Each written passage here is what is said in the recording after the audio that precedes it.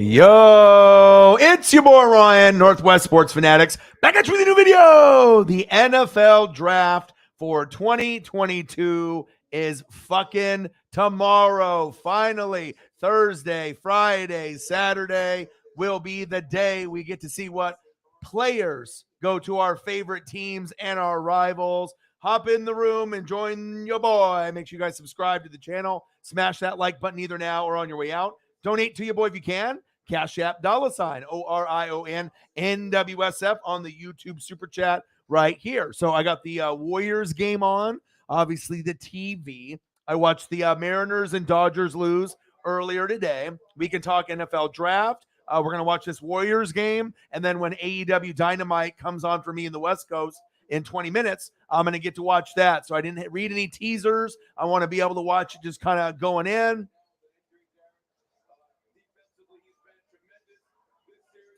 The NWSF chain has to come out, and a lot of people do mock drafts, and sometimes they play around with it and have a comedy time, kind of like Grossi. And then there get other channels that really go like hardcore mock draft. Like sometimes you'll get like the comedy side where you're just doing stuff for fun, and then you're also doing ones that you feel that are serious on your own channel, like Grossi, or you got hundreds of other people that do these mock drafts, right? Nobody's mock draft is going to be anywhere near close to being accurate this year specifically. Trades, names on the outside like Debo, and then no really guarantee at number one. So you never really know how the trickle-down effect is going to happen. Normally, I'll do some type of mock draft or we'll go after it. We'll go over some players and opinions. You guys can ask me questions, but I'm going to have obviously a show. Grossi's having a show. A lot of the big YouTubers are doing their thing, and you can obviously go to wherever you feel the coverage is going to be best. I'm going to give you obviously the HD pictures. We're going to see if we can get any GIFs or highlights that I can get to pop up. Everything on the ticker down below will be updated. And as we go through the draft picks and see what's going on the TV side, you're going to get the visual side here. And I'll try to throw up some photos and make it nice, obviously, as we're moving forward. And I don't know, I would say the stability of some positions. And we don't really know the stability of the picks at the top, because this might be the first year where you're like, there's not a clear quarterback. And they already have Trevor Lawrence. They were already the worst team last year. So do they do this whole Trayvon Walker thing where it's all hype in the combine? Do you do that at number one when your Jags team already has the 2 first picks? You don't do that. If he goes number one, that's a huge mistake. He might end up being pretty good, but the safe pick would be to go to like Aiden Hutchinson. He's going to be good. There hasn't been another top 5 player from Michigan since Charles Woodson was drafted 4th. So you're going to get a top 5 player. He's going to produce. Either go that route or go Evan Neal and go for like a really, really good offensive lineman from Bama that that can be a stud plug-in guy and maybe end up a Hall of Famer or a solid starter. With the Thibodeau going number one, I don't see it happening, but I think he's getting kind of shit on. I think he's going to be better than people think. The only thing that Thibodeau will be criticized for is maybe his injuries because he plays so hard. But other than that, all this other bullshit about, endorsement deals or takes plays off, it's a bunch of shit. I've watched him play in person. I've watched him play, obviously, very, very closely and monitoring him as one of the biggest Ducks fans on planet Earth. I think he's going to be as good as Hutchinson. He might be better. I think they're both going to be phenomenal edge guys. And then you got guys like Sauce Gardner, which isn't going to go probably 1, 2, or 3, but don't be surprised if Sauce doesn't go off the board at 4 or 5. People are going to be trading up for QBs.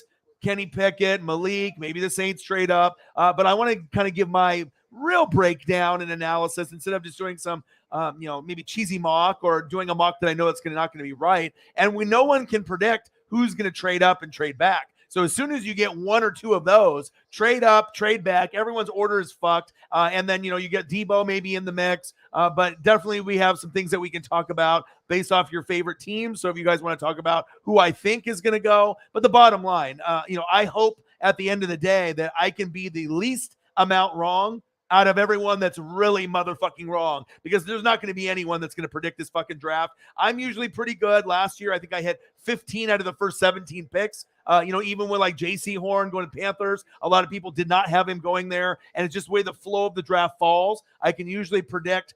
I try to put myself in the GM shoes, and sometimes, you get it right. Sometimes you don't. Like with the Bengals, I thought Penei Sewell could maybe go. and that was obvious. Burrow needs O-line, but they went Chase on he's a top 5 receiver. He might be the number 1 receiver this year. So it showed you they made it all the way to the Super Bowl. You got, a top 6 quarterback in Burrow, a top 5 wide receiver already, Jamar Chase, who is going to contend with Justin Jefferson of being the best 2 young wide receivers, competing with Tyreek, who might slide down and they slide up. And you're going to be competing with Devontae Adams, with Carr, and Cooper Kupp and Stafford. Those will be probably the top 4, top 5.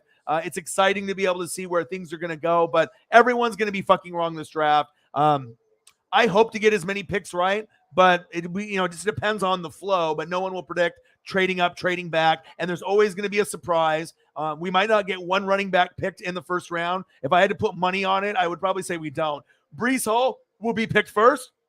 If the Bills pass and then the Bucks pass, no one's grabbing him. And the funny thing is, if you do draft Breece Hall, you might win the Super Bowl. If the Bills draft him, that could be the winning piece. If the Bucks draft him, that could be our winning piece. So I'm very kind of interested to see if the Bills pull the trigger and go a little early, for this guy or not. But we'll have to wait and see.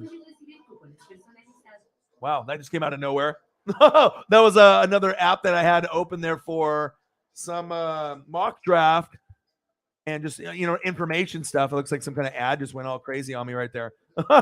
But yeah, back to what I was saying, just with the drafting. I mean, I don't think anyone's going to be right. I want to be, probably, I'm trying to hope to be a little less wrong than everyone else. And I usually feel I have a pretty good gauge on what, teams need. But a lot of times in the first round, you might wait till the second or third round to get that need. You might have top 3 needs, let's say like DN, linebacker, safety. Well, you might end up going linebacker first and then DN in the second round. So it really just depends on who's there. If someone slides, like for example, Nakobe Dean, if this guy slides as the best linebacker in the draft and he gets picked way past 15, someone on a good team is going to get the best linebacker in the draft, like a Micah Parsons. So that's something to keep an eye on. Could really change a team, overnight. And then the other one I would say that you would really, really want to take a look at is Jordan Davis. Jordan Davis is like the next Aaron Donald, Warren Sapp-ish type of talent. Will he end up producing like those guys? We don't know, but he'll probably get drafted 14 to 20.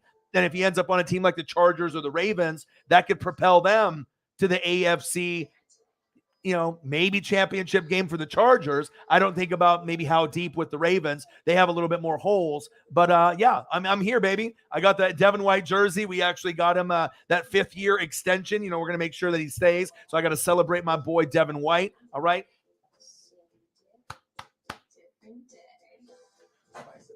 All right, best linebacker in the game, not named Darius Leonard. And even though I'm a Bucs fan and I love Devin White, I mean, I can give Darius Leonard credit. If you want to put him 1 and Devin White 2, that's fine. Maybe Micah Parsons 3 after what he did his rookie season. And then probably Fred Warner, then Bobby Wagner and a few other guys. But I'll have to slide Wagner back. And I think if I had to choose between Fred Warner, even though I'm a Niner guy, or Micah Parsons, I think it's kind of clear. I think Micah is kind of showing that he has potential to be the best in the NFL, even though he's on the Cowboys. If Dan Quinn leaves, maybe he's not as good. But to me, talent-wise, he can be right there with Devin White and Darius Leonard, and that should be a compliment, obviously, for the Cowboys and their D and everything that they got. But, yeah, your boy is here. I'm going to be grinding it out, so we'll be talking football. Anything that you guys want to bring up, I'll go over all the picks in the first round, starting from Jacksonville all the way down to Detroit at 32. We're going to watch this game, so anything happens in the Warriors, boom, shakalaka. If there's some baseball shit you want to talk about, boom, we can talk about that. And I'm going to be watching AEW in about 10 minutes for 2 hours. So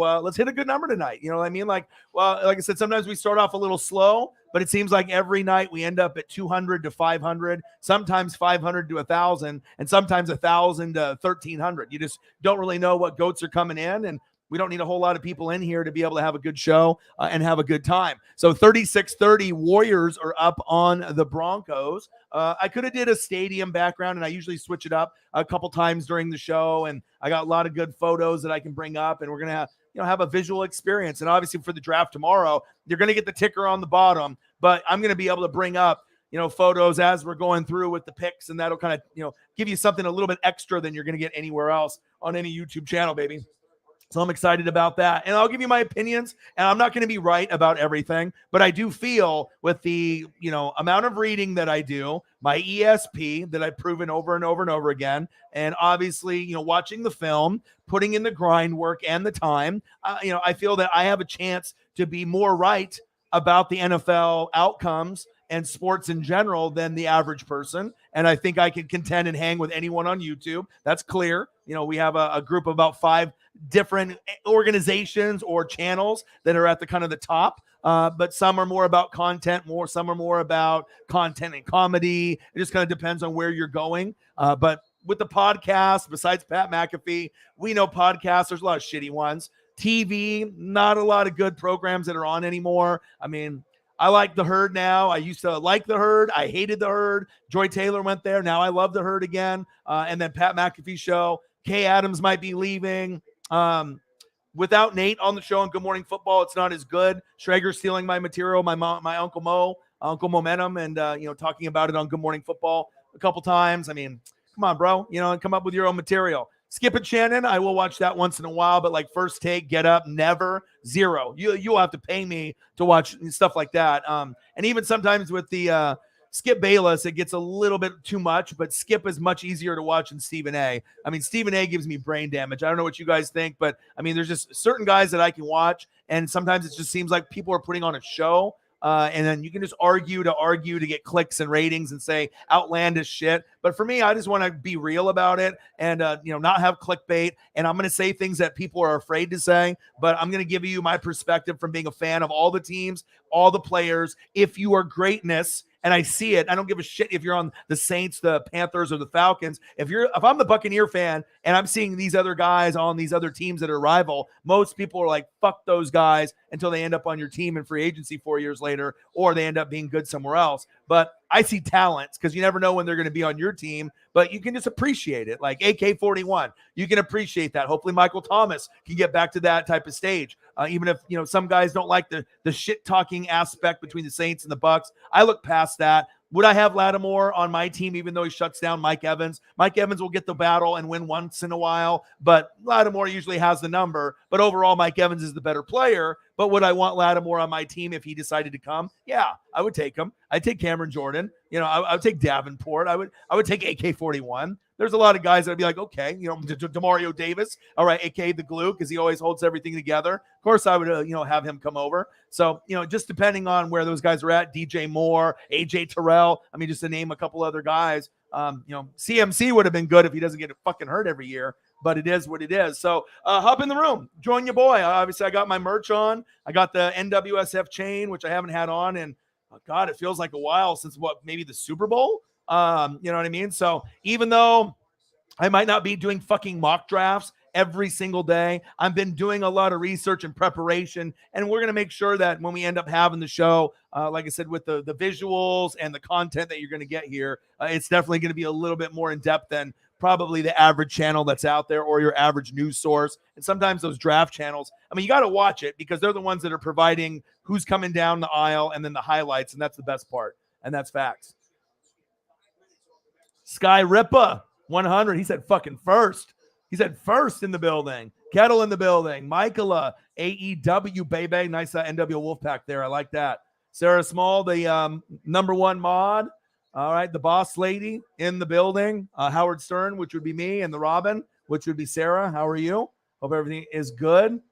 Obviously, I know a lot of people were hopping into the Grossi little mock draft, the pretend one that he was doing for shits and gigs. And it's funny sometimes when they do that for like clickbait or burn on him, or when he does it, and then you get people thinking this shit is serious. Like he actually thinks that it's going to go this way. And you can if you actually just pay attention and look at the mock, you can definitely tell it's like a comedy skit. It's not like for real, but every once in a while you get those people that just take a glance at it and then they start bitching at him and tagging him in the comment section, which is kind of funny. Cloud Pokey on TikTok. He said he fucking puts 5, or she puts 5. Hey, let's go. Sky Repa. And obviously people know there's a lot of people out there that do channels, but I feel as far as information, opinions, and predictions, ESP, I'm at the top of the list. You know what I mean? There's going to be a lot of other people that make great content, have great thumbnails. They have, amazing guests that they have on there. But if you want something that's going to be a little bit different, and I break down the picks, I break down the players, and I probably do a little bit more than most people do, but you have to. You have to, baby. Toby in the building. Good to see you. Jags are getting Walker or Hutchinson.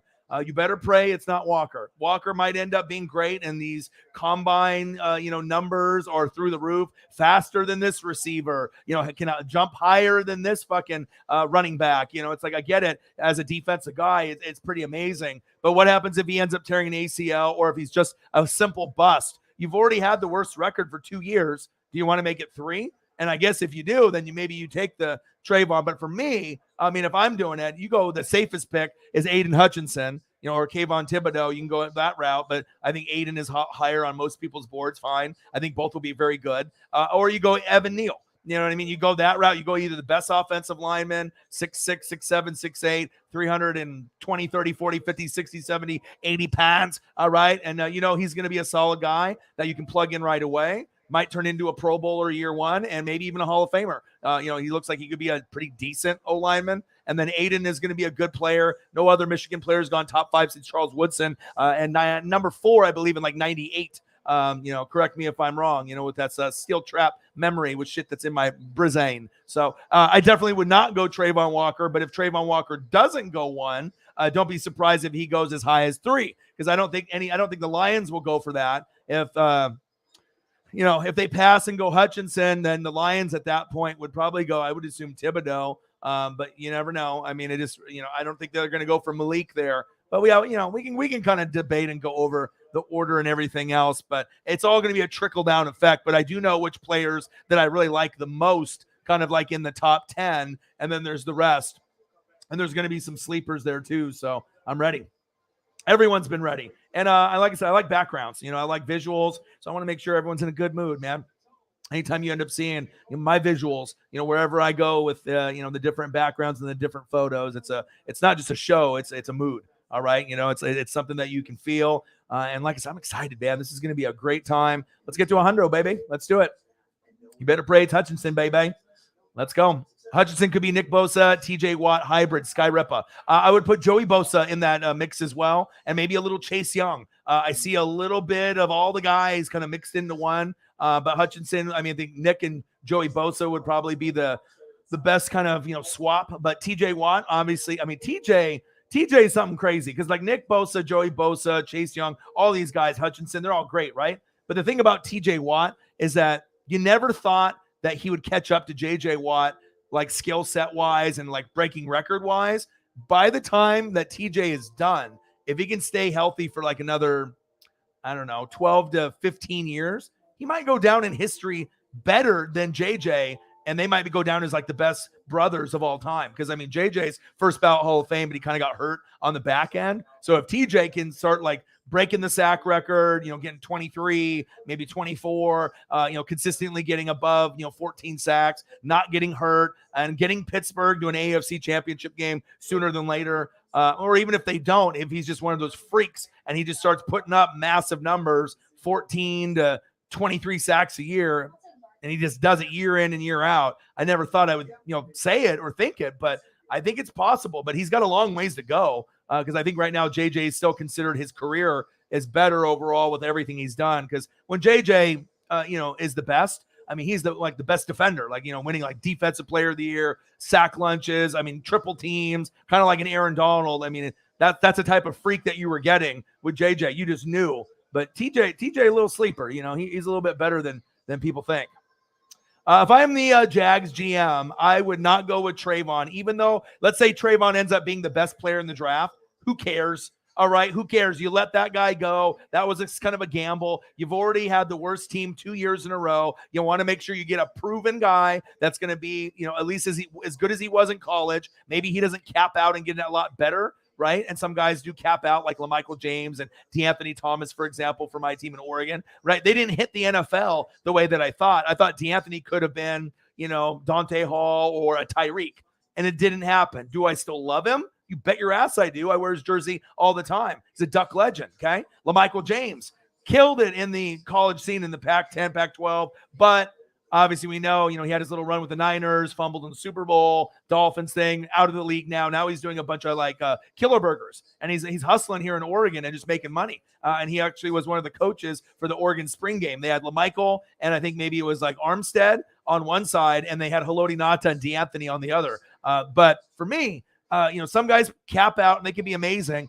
but I do believe that Aiden Hutchinson and Thibodeau will be good. I think that they are going to be standout players, and it depends. I mean, you can always use a great offensive lineman, you know what I mean? So it really depends on what do you want. Do you want Trevor Lawrence to be able to take the next step? Then you go Evan Neal. If you're waiting for Trevor to keep going for a couple more years and you're okay with him struggling for another year or two, then maybe you go on the defensive side and you get that stud Aiden Hutchinson. But those would be the two that I would go. I would go probably go Evan Neal 1, but I know that that's me. That's, because I'm different. I like defense. I like O-line. You win Super Bowls and get to AFC, NFC championship game by O-line, D-line, defense, and coaching.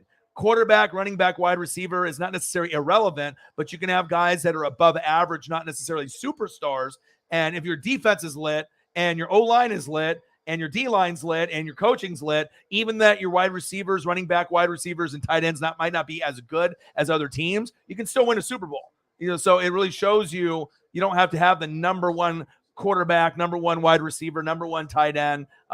That's not necessary. But the defense has to be there, and O-line has to be there to be able to move the chains and to have the battle in the trenches. So this is me. So realistically, the Jags will fuck up and they'll pick more than likely Trayvon Walker. Aiden will go 2 to the Lions, but it would be for me, Aiden Hutchinson maybe first and then Neal second.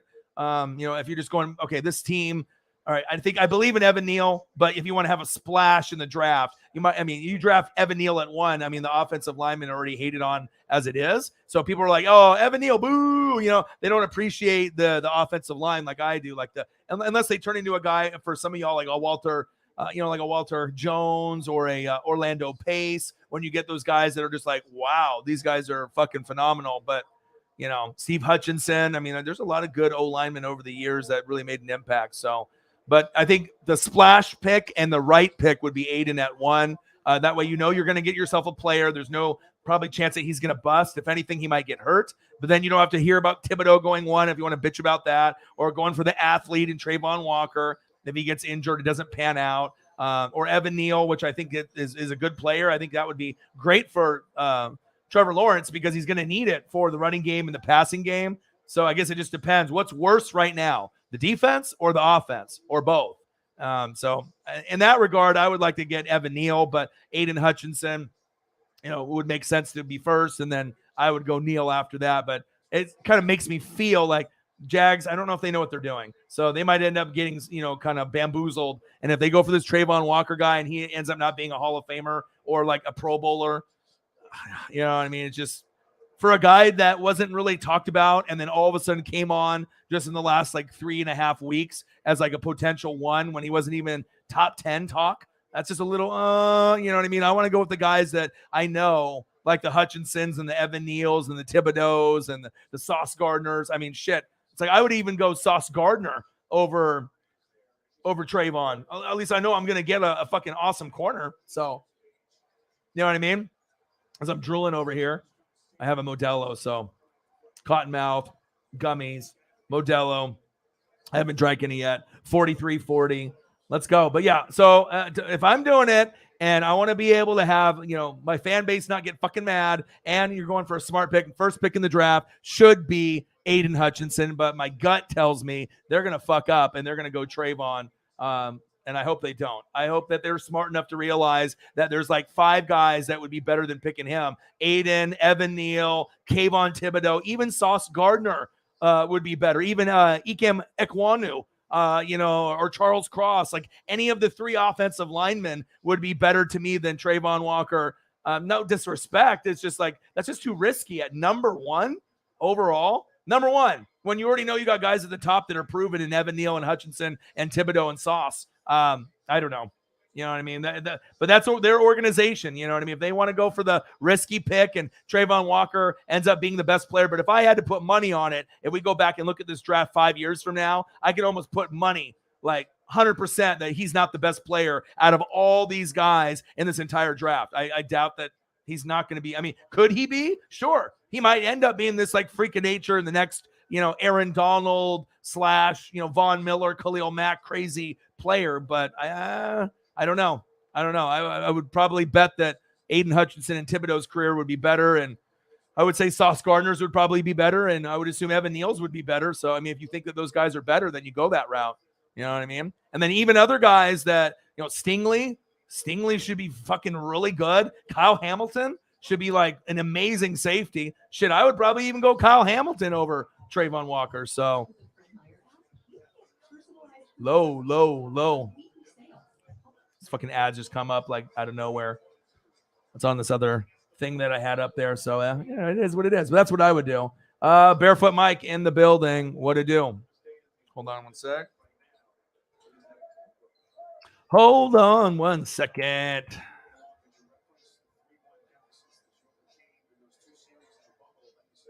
Yeah, but I mean, the quarterbacks, we might have 3, could be 4. There's going to be a lot of stuff moving up, moving down. I like Ritter a lot. I know people, I have my type. I look for talent. That's where the ESP comes in. I try to look at football a little bit different than every other channel or every other human that's out there. Everyone else looks at it quarterback, running back, wide receiver, tight end. I'm looking at defense first, O-line, and watching the game that way. And then you see the game a little bit differently. But the talent, quarterback this season is not very good. I think that Kenny Pickett and Malik could be franchise QB, but I think Desmond Ritter could also be. I don't know about Howell and a few of the others. I mean, it's possible, but I'm not really high on a lot of the guys. And even you saw what happened last year. I mean, there was all the hype in the world for those 5 quarterbacks: Trevor Lawrence, Zach Wilson, Justin Fields, Mac Jones, and Trey Lance. And I mean, you didn't really get a whole lot. I mean, a lot of struggles from the bad teams. So Small says Hutchinson or Neal.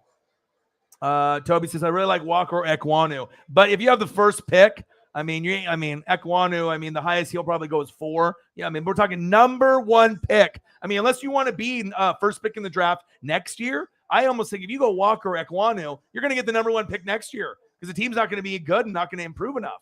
I think Ekwonu could be okay, but I don't know between Ekwonu, Charles Cross, and Neal. I'm going Neal. Why wouldn't you go for the guy that's from Bama that's like 6'6", 6'7", 6'8", 340, 350, 380? You know what I mean? So everyone's got their opinions, but I watch a lot of film more than the average person.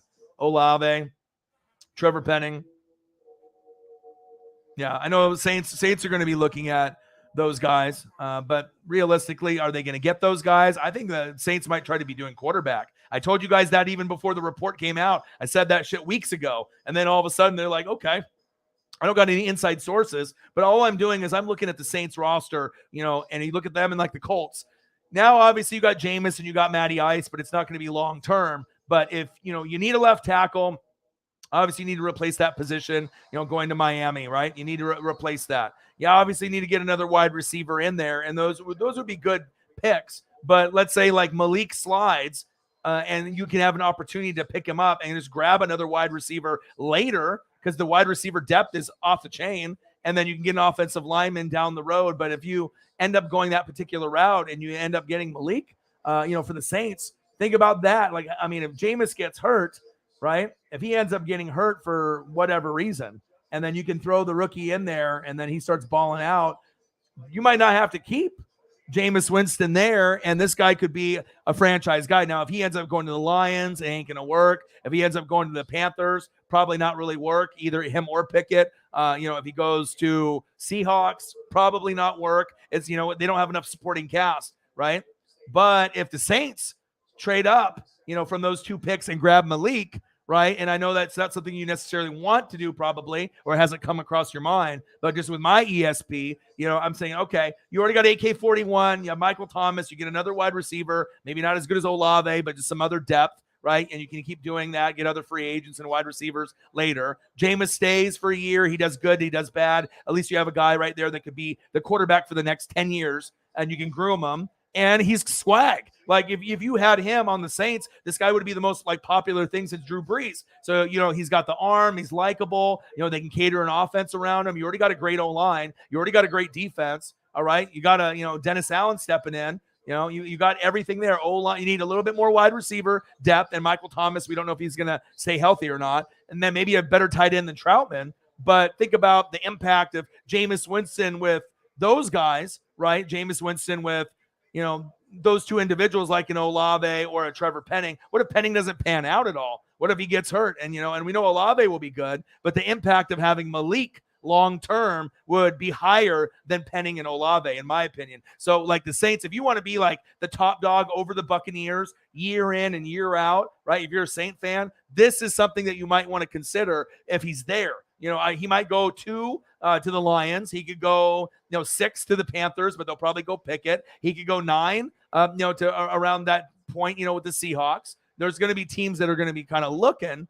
But like I said, I think the impact of him on the Saints would be the most impactful. And then who knows what we get at quarterback for Tampa Bay post Brady this year. We win the Super Bowl. We don't win the Super Bowl. But if you're any team in the NFL and you want to get the most out of your player, this guy goes to the Saints, you might end up beating the Buccaneers regular season record. Like with Jameis and this guy, it's possible they get 12 wins. The Bucs get 11. Like, you know what I mean? There's possibilities there. They're well coached, even though that we know Breeze is no longer there. Sean Payton's no longer there. But the running game, as long as AK-41's not punching people in the head in the elevator and curb stopping them with his friends, right? Know your role and shut your mouth. Don't put yourself in positions to get injured, right? Or to go to jail, all right, as my favorite running back in the league. Offensive line, Ryan Ramczyk and all the studs. All right, so you're good there. Figure out the left tackle, but you can figure that out. Just get the wide receivers and get the tight end kind of firmed up a little bit. Do that in the draft, right, after this. And then maybe the defense, you got Demario Davis, you got Cameron Jordan, you got Lattimore. Davenport might have a breakout year. That's what Calvin Griffin says. So for me, if you're I'm not like everyone else, right? Goes to the Lions, not going to work. Just go to the Panthers. It'll take time. Go to the Seahawks. They'll love you like Russell Wilson out there. They're going to buy your fucking jersey. But if you don't, build up the O-line and the defense, it's not going to go anywhere. You're just going to finish in 3rd and 4th every year, in the NFC West. But there's a lot of people there. If you're looking, you got Stafford, you got Trey Lance more than likely, or Jimmy, Kyler's still there. And then you'll have Malik. But definitely the Saints would be the smart team that if they were going to sacrifice those 2 picks and just get another wide receiver later, and then there's depth, you get this guy, you trade up to, I don't know where you would trade up to, somewhere between 8 and 12 based on the picks that you have there. If you can trade up a little bit and you get this guy, it could make a big, big difference, for the Saints, every year after Brady's gone, of just like dominating the division, just depending on who we get. So the impact is there, but like I said, you see how if he goes to the Saints, he could be a stud right away. If you end up going to the Lions, you go to the Panthers, you go to the Seahawks, the career is not going to be the same. But I'm not sure if the Saints love him enough to do that. And also maybe look for a guy like maybe Ritter. If Pickett's gone at 6 to the Panthers, Seahawks get Malik, maybe the Saints are like, all right, we know that these other guys are there, but if Ritter, a 4-year starter, they feel it could be the guy, the next Drew Brees type of guy, then they grab him, maybe 10 or 15 picks, maybe a little early, but he's still probably going to go in the 1st round, early 2nd round, and you already have the talent surrounding him. I mean, Ritter could definitely compete with Jameis, and maybe Ritter could beat him out. Maybe not right this year going into the season, but if he gets hurt and they see what Ritter does, and if Ritter shines, Jameis ain't going to get that job back. So, you just have to kind of see. But I think that if I was going to trade up, I don't think I would trade up for Ritter. I would only do it for Malik. But I don't know how high I would have to go to get him. But I just think Malik and the Saints, just him being a brother and having the swag, and he's from Liberty and did the Auburn thing. I just think that his body and his image and just his swag, I think it's almost like a match made in heaven for the Saints. I don't know if they see it, but I do. I see it, and I could definitely see them. I don't want them torturing my Buccaneers, but I'm kind of giving the blueprint here. But if the Saints want to end up being really, really good, they can go for those other positions, that need to be filled, right? And you ended up getting guys like, Paulson Adebo and Peyton Turner, when there was a lot of players where you could have got Terrence Marshall Jr. and Asante Samuel Jr. So you can get guys that pan out that are system guys, right?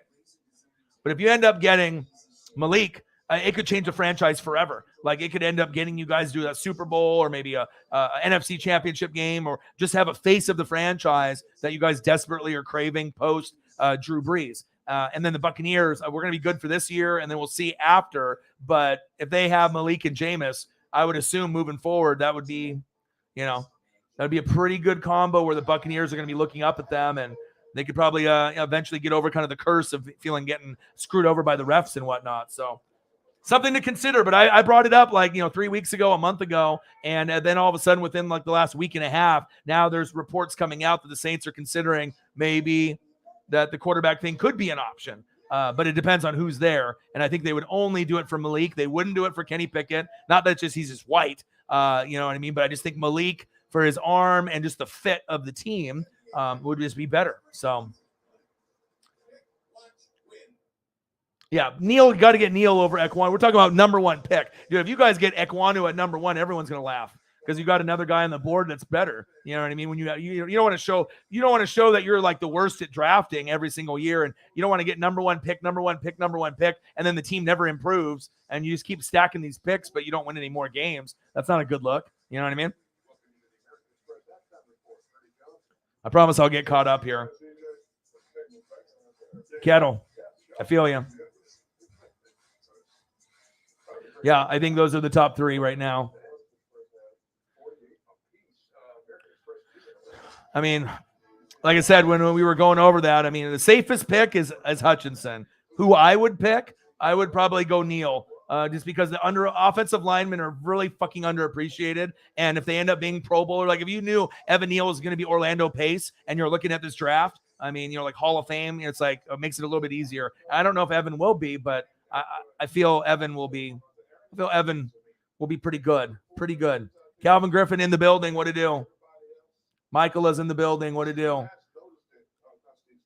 Sick of seeing mocks. Me too. That's why I didn't do one this year. I mean, a lot of people do them and good for them, but it's just it's just for entertainment. It's not going to be right. I mean, even me, I feel like I'm one of the smartest minds in the NFL world, and I got some of the smartest fans in the NFL world here, right? Well, we got opinions. We're not going to always be right, but I feel that with the amount of time that I put in off screen and my ESP, I mean, there's a reason why I haven't got a Super Bowl winner wrong in 21 years. That's probably better than anyone else on YouTube or Twitch or on TV. So, and I can get NBA championships, MLB pennants, and college football. I mean, you're not going to be right all the time, but sometimes you just have a hunch or, patterns repeat themselves. But yeah, absolutely, man. I'm ready to see the highlights though, but I don't really look at a whole lot of mocks. I'm usually just doing my thing. So yeah, Matty Ice. I didn't watch the whole thing, but I got to. All right. I totally missed the beginning of AEW.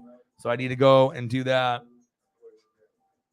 But I have it on the DVR, so I'm going to go back and watch it for the first bit there, and we'll keep going, and then I'll go back to this. I got the Flash. All right, because you know how much I love AEW. AEW is just like Oregon Duck football to me, or NFL football. So I'm 17 minutes behind, but I'll get there. Calvin, at this point, no Lattimore is the better player, but I got mad respect for Evans and would take him over 95% of the receivers in the league. Facts. And I would take Lattimore on my team over a majority of the corners that were in the league too. Just because they talk shit to each other, we can respect it. Okay, if Mike Evans, for whatever reason, ended up and he's with Malik and Michael Thomas, you're telling me as a Saints fan that maybe some people wouldn't buy that jersey, that wouldn't root for Mike Evans, for dominating on that side of the ball for that team. I mean, Evans is really good, and I was a fan of him at A&M with Johnny. Obviously Johnny Football, Johnny Manziel, but yeah, facts, man. And I got a lot of respect for Lattimore, but let's be honest, Calvin, most Saints fans and Bucks fans are just fuck you, right? My guy's the best. Fuck this guy. He ain't shit, because you don't think maybe how great the other person is, or you don't want to admit it, or if that person might end up on your team down the road, even though that seems kind of unlikely. But I think Evans is, he's Hall of Fame. I got Godwin there too, but I like Lattimore. I don't think Lattimore's top 5 corner, but I definitely think he's top 10. All right, starting the show off with CM Punk. Let's go. And I haven't got a chance to see this yet, so I'm lit right now. I'm ready. I got to start drinking this fucking beer. All right. You want fucking the knowledge and the straight opinions? You know it's here, baby. You know it's here. We're going to have fun tomorrow. And I know there's going to be other channels that will have more people in there, but I think you're going to have just as much fun here than a lot of the other channels as well. I'll probably hop in Grossi's stream. I'll show him some love. Maybe I'll even shoot him a donation when I'm streaming just to say what's up, and, keep grinding and keep going and keep doing your thing. And we'll be collabing this upcoming football this fall when the Packers go to the Bucks in Tampa Bay, and that might be the best stream of the year. I would bet on it being probably one of the most popular best streams of the year. That's facts. And he doesn't need me whatsoever. But man, getting my name out there and being able to show what I can do in front of a bigger audience, and being the Bucks guy on YouTube, besides all the other NFL teams and college football and wrestling. Yeah. Oh, FTR. I love FTR. And I'm glad they're not shaving backs on WWE anymore. They're actually champs, and I love it. If you guys get Walker and he proves the doubters wrong, oh, it's awesome. But it's really risky for a team that hasn't really been hitting on the draft every single year, you know what I mean, and haven't really been getting better, haven't been making good choices, really with everything. I mean, I think Trevor Lawrence was the right choice, but I mean, AEW is for the Khan family. They're killing it. But with the Jags, they're not. It's like you're on two opposite ends of the spectrum. You got the best wrestling program on TV, and you got one of the worst football teams, but the Jags can get better. But it shows you when you were good, you had the Blake Bortles, you had the Fournette, right? You had the Calais Campbell in the prime. You had AJ Bouye. You had Jalen Ramsey. You got to start getting back to that. You know what I mean? That's what I'm thinking, man. I'm thinking all combine hype too. He said defensive rookie of the year won't come from the D-line position. Hint, hint. I mean, you never know where it could be. It could be a Nakobe Dean, the best linebacker, from Georgia. It could be Sauce Gardner. It could end up being Derek Stingley Jr., which I doubt, though, but it could. It could be Kyle Hamilton at safety, even though safeties don't really win that award. But I would assume, could be Kayvon Thibodeau, Aiden Hutchinson. I think Sauce is going to be really saucy too, man. Like really saucy. And Jordan Davis, I like. That could be like, if he ends up being like the Aaron Donald or Warren Sapp, watch out. My goodness.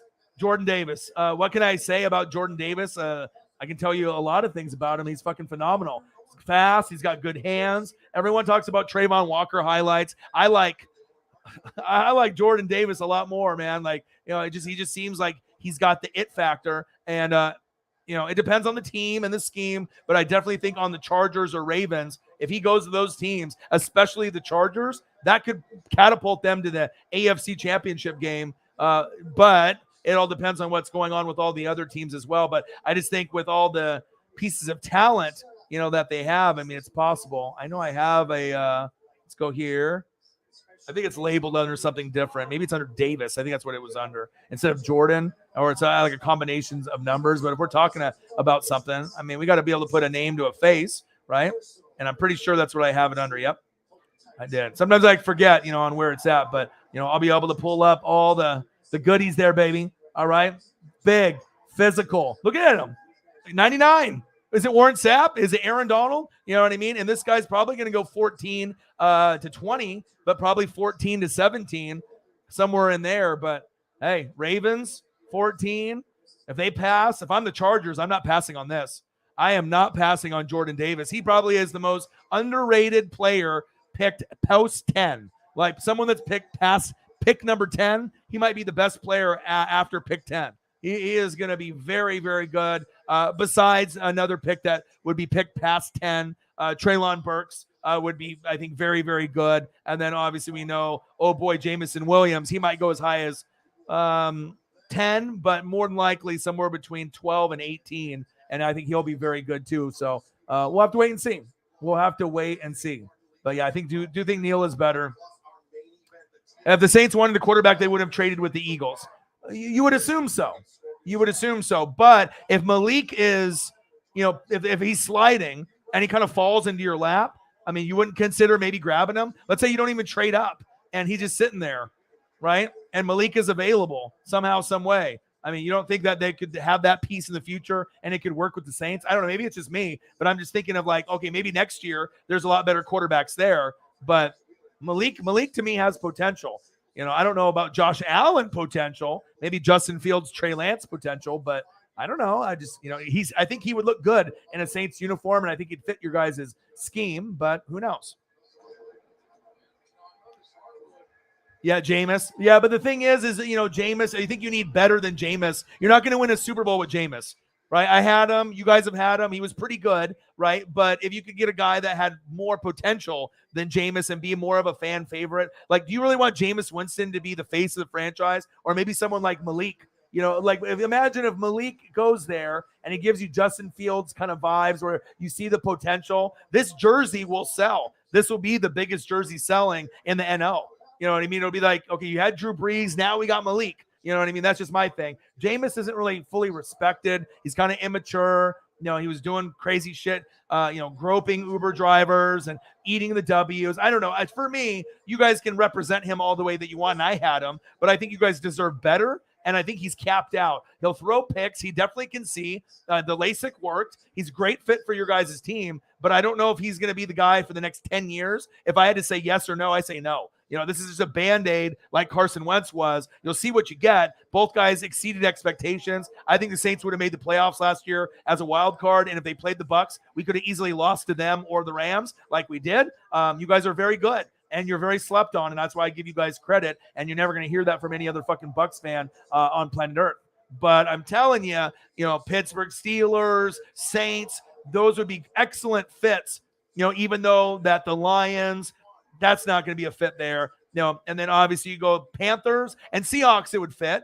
That would be the face of the franchise, but they don't have enough weapons around them to get good right away. The Panthers are better than the Seahawks. But if you get Malik to go to the Panthers, are you going to be better than the Saints and the Bucs right away? No, you're not. If you get this guy on the Panthers, you're not going to be better. You ain't going to be better than the Bucs or the Saints, not right away. So maybe after Tom leaves, and who else that you guys get. So right. But if you guys would have got Asante Samuel Jr. and like Terrence Marshall, Jr., from LSU and Asante Samuel Jr., and you did address those, I mean, those would have been a little bit better than Peyton Turner and Paulson Adebo. Paulson Adebo looks like he could be pretty good, but I'm just saying that there was other guys that could have been maybe a little bit more impactful for you guys. I mean, just based on what I see.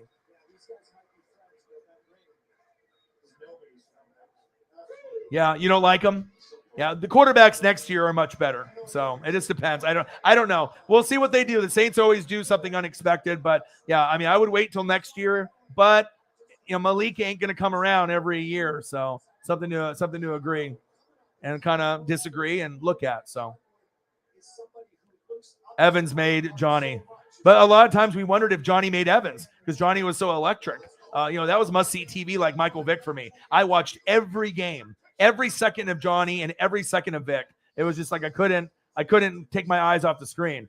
James just subscribed. Appreciate that, brother. Like I said, we'll get to a good number. And I go over, like I said, NFL, college football. We'll do NBA, March Madness, MLB, AEW, WWE. We'll do a little bit of everything here. So, yeah, we'll have to see how it goes, baby. NWSF Chain Gang in the building. I think we need 100 and some change to hit 20K. I can always put that, I guess, on the channel because, I mean, we need to – I don't know when we're going to get there. We've hit 20,000 twice. We've gone up. We've gone down. Some of the Grossi Posse took some of their subs away, after I had the raid happen when we had like 400 people from them. But once we collab and they see me with him, then they'll probably bring their sub right back. So it's fine. So I think I need 126. I think that's what we need. So we might as well just put it on there. And, at some point or another, I know we'll get there. But at least we can have a ticker or whatever, like a countdown. All right, 126 subs to. My mother gave me this ring when I was going through a really hard time in my life. And when she's going through a hard time, she has to pass on this ring. All right.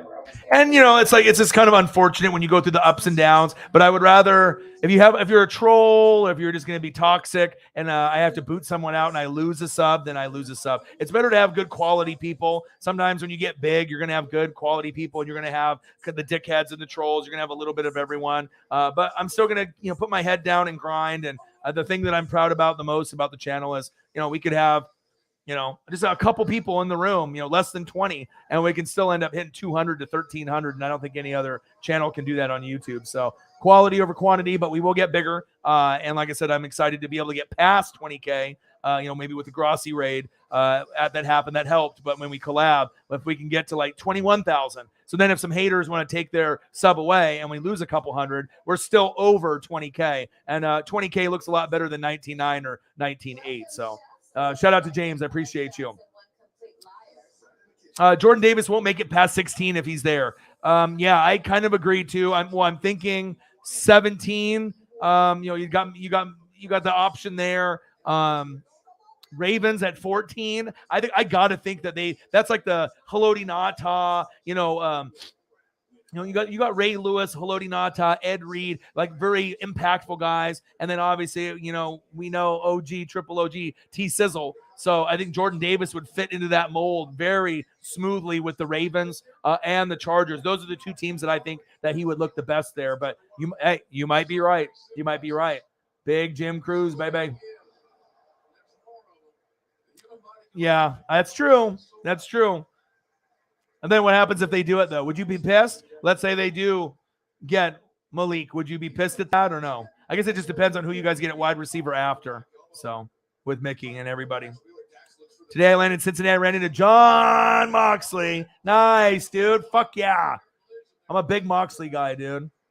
I think I even got a photo that we can bring up of my boy Mox, dude. I love Mox. Mox is one of my favorites of all time, dude.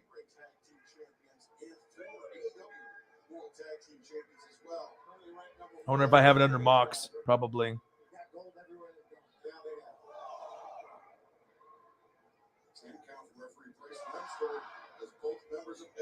Where are you at here, John? Let's take a look.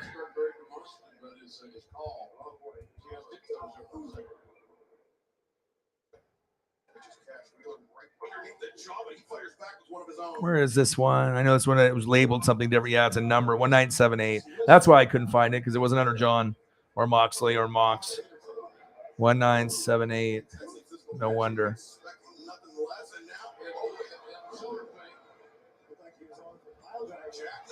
Oh, Jackknife.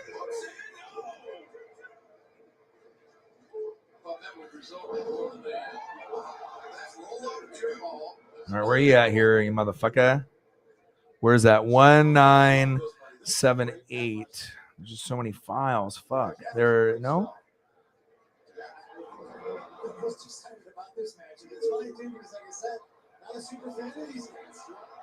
Oh, shit. 2. There it is. It's crazy how the files are layered because it'll go like 1, 2, 3, 4, 5, 6, 7, and then it just starts over with the files there. But yeah, I love me some Mox. That's fucking sweet, dude. I gotta start this over. I gotta watch this FTR, dude, because I can't. I got to it a little bit late, and I don't like not like seeing what's going on. And then I'll get the Warriors game on here. I'll put that on here on the other. So one sec. Kraken is on. I gotta put the Warriors game on. All right, go here, close this out, and then close this out, and then boom. All right, Warriors, 55-50 with like a 30-second delay. Big Jim Cruz, my boy, man. Big wrestling fan. That's fucking sweet, dude. What up, man? Draft day tomorrow. Draft day tomorrow, baby. I can't wait. I can't wait, baby. That's going to be sick. Eagles trying to go to 3-4 this year. It'll be interesting. Yeah, let's get to 100 in donos, baby. Like I said, all it takes is that first one to be able to get there. And then hopefully once we get there, then that's all about getting to that like first hundo. And once we get to that first like 50 or hundo, then we start to kind of take off after that. So Corral, yeah, that would not be good. Yeah.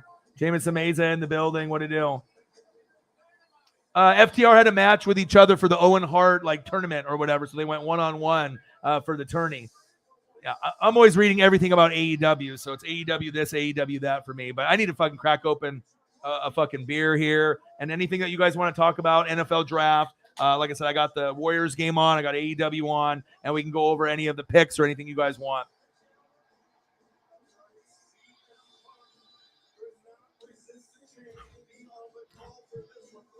The personality.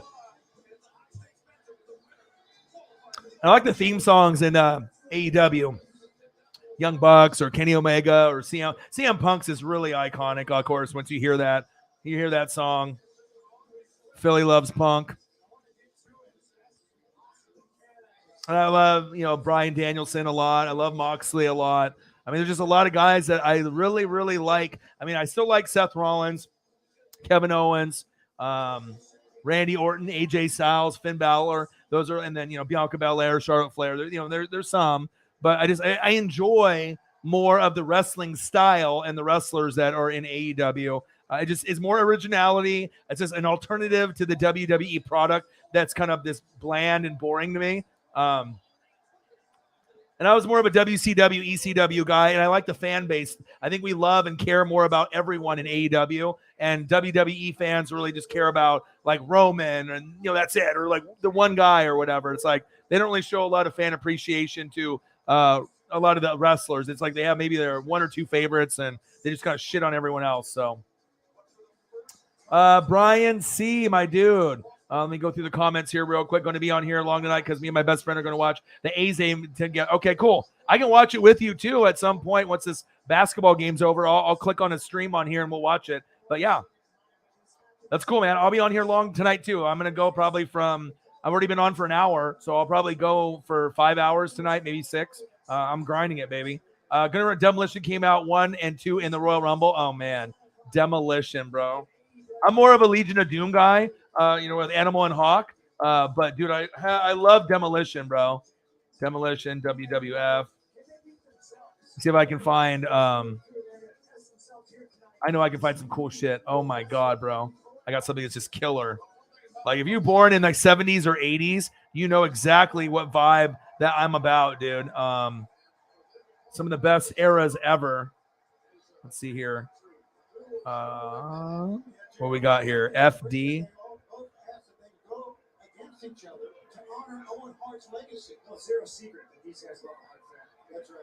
Check this out, bro. Anyone that's a fan of Legion of Doom or Demolition or the Bushwhackers or any of the tag teams that were out back in the day in like the 80s or 90s will have appreciation for this. Dude, look at this. Look at this, bro. Just to see, when they had Axe, Smash, and obviously they had added Crush. They had 3 of them. Let me see if I can find a photo with all 3. But that was the first one. Oh my god, I'm having like such flashback vibes right now, just fucking looking at this shit, dude. I'm just like, oh my god, I'm just back to being in like 1988 or 1990. I'm just like tripping right now with the let me see, I got Demolition, I gotta do all 3. Axe, Smash, Crush. Hi, my name's Axe. Hi, my name's Smash. Hi, my name's Crush. Pretty fucking cool, dude.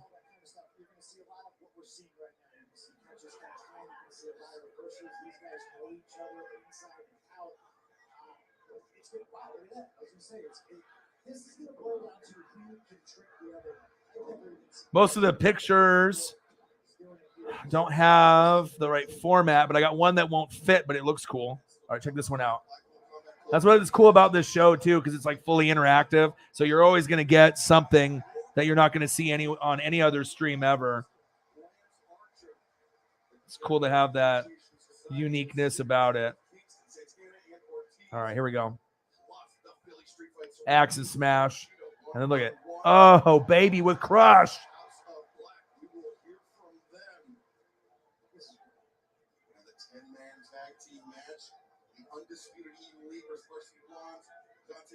Now, the key is, can you remember what the names of each guy is? Left to right. Yeah, remember, I had Axe, Smash, and Crush. Crush in the middle, I believe. Who's Axe and who's Smash? Only hardcore fans will know that shit. That's fucking so cool, dude. Oh, man, I'm just back to being a kid again when I see shit like that. That's straight money, dude. All right, FTR going after it in the ring in this Own Heart tournament, which is awesome. Oh, man. Yeah, baby. What team do you like? I'm a Buccaneer fan since 95. So, like I said, there's I do Bucks, Grossi's Packers, Perna Broncos, Scooter Magruder, Cowboys. 5 Point Vids is Giants, and a Urinating Tree is Steelers, and you got the guys on Sports Fury that do the Bears and the Cowboys. So everyone's like a little bit different. There's kind of fans of teams that are all over, but I'm not a bandwagon guy. Like I said, I've been through and through. Derek Brooks is my favorite player, and I've been watching since 95 and a part of the Florida Gator experience with like Ike Hilliard, Jaquez Green, Rydell Anthony from the 90s with Danny Werfel was a part of me being a Buck fan, but also Warren Sapp and Derek Brooks. That was pretty big. Mr. Fuji. Belair is a goat. She's awesome. She's awesome. Mr. I can bring up a Mr. I'll bring up a Mr. Fuji for you. Let me see if I can find one. Maybe I can find one with them. Mr. Fuji was a shit, bro. He's not going to be in every photo, though.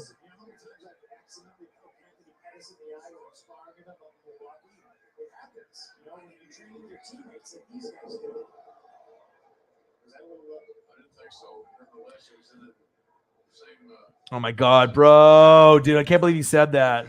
Oh my God, bro, look at this shit, dude. Whenever I see stuff like wrestling stuff, I mean, that's my life, dude. So it's like, I get.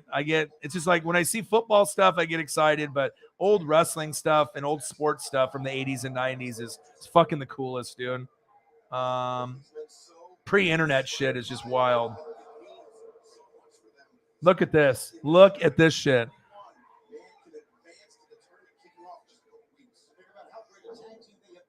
Oh, baby.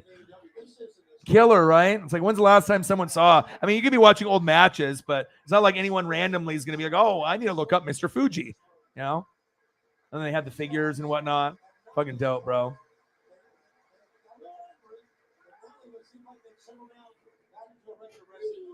Top 20 picks, probably 2.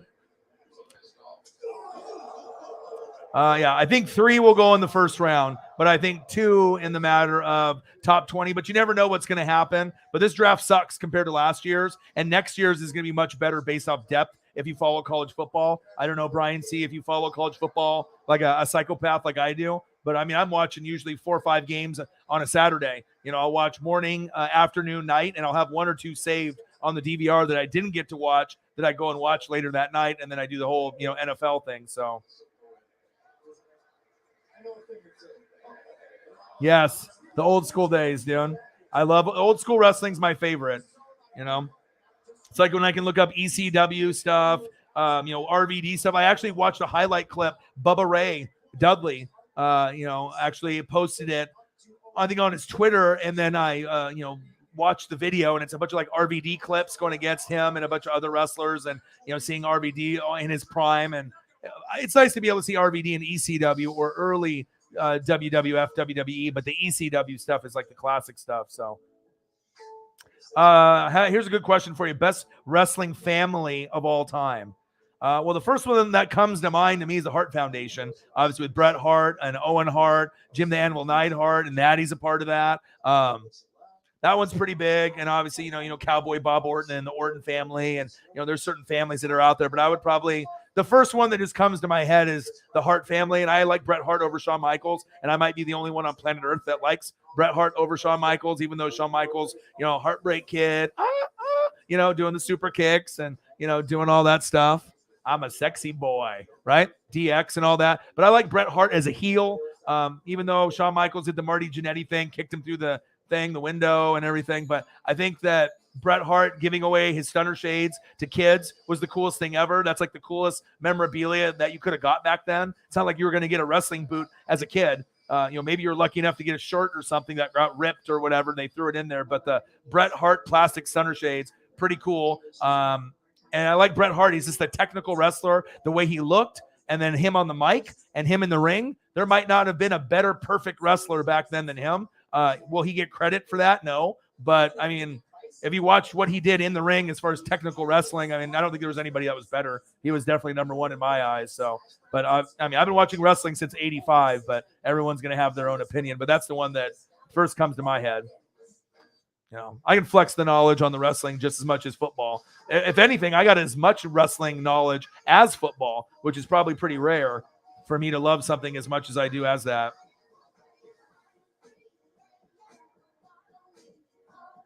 Oh, awesome. Yes, sir.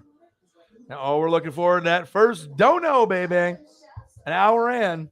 We'll get there. Usually we'll get some kind of dono coming in at some point within 30 minutes to an hour and a half. But, hey, it seems like it's just been a little bit slower post-NFL season. Sometimes it takes a little bit longer. I know we were at $16 after 3 hours a couple nights ago, but then we ended up hitting like almost $400 or $500, because I grind and I'll go for another 2 or 3 hours after that. So, hey, we'll just wait for the proper goats to come in and flex. And once they end up doing that first one, and once we get a few, then I know we'll go on a little dono train and we'll be good to go. That's facts.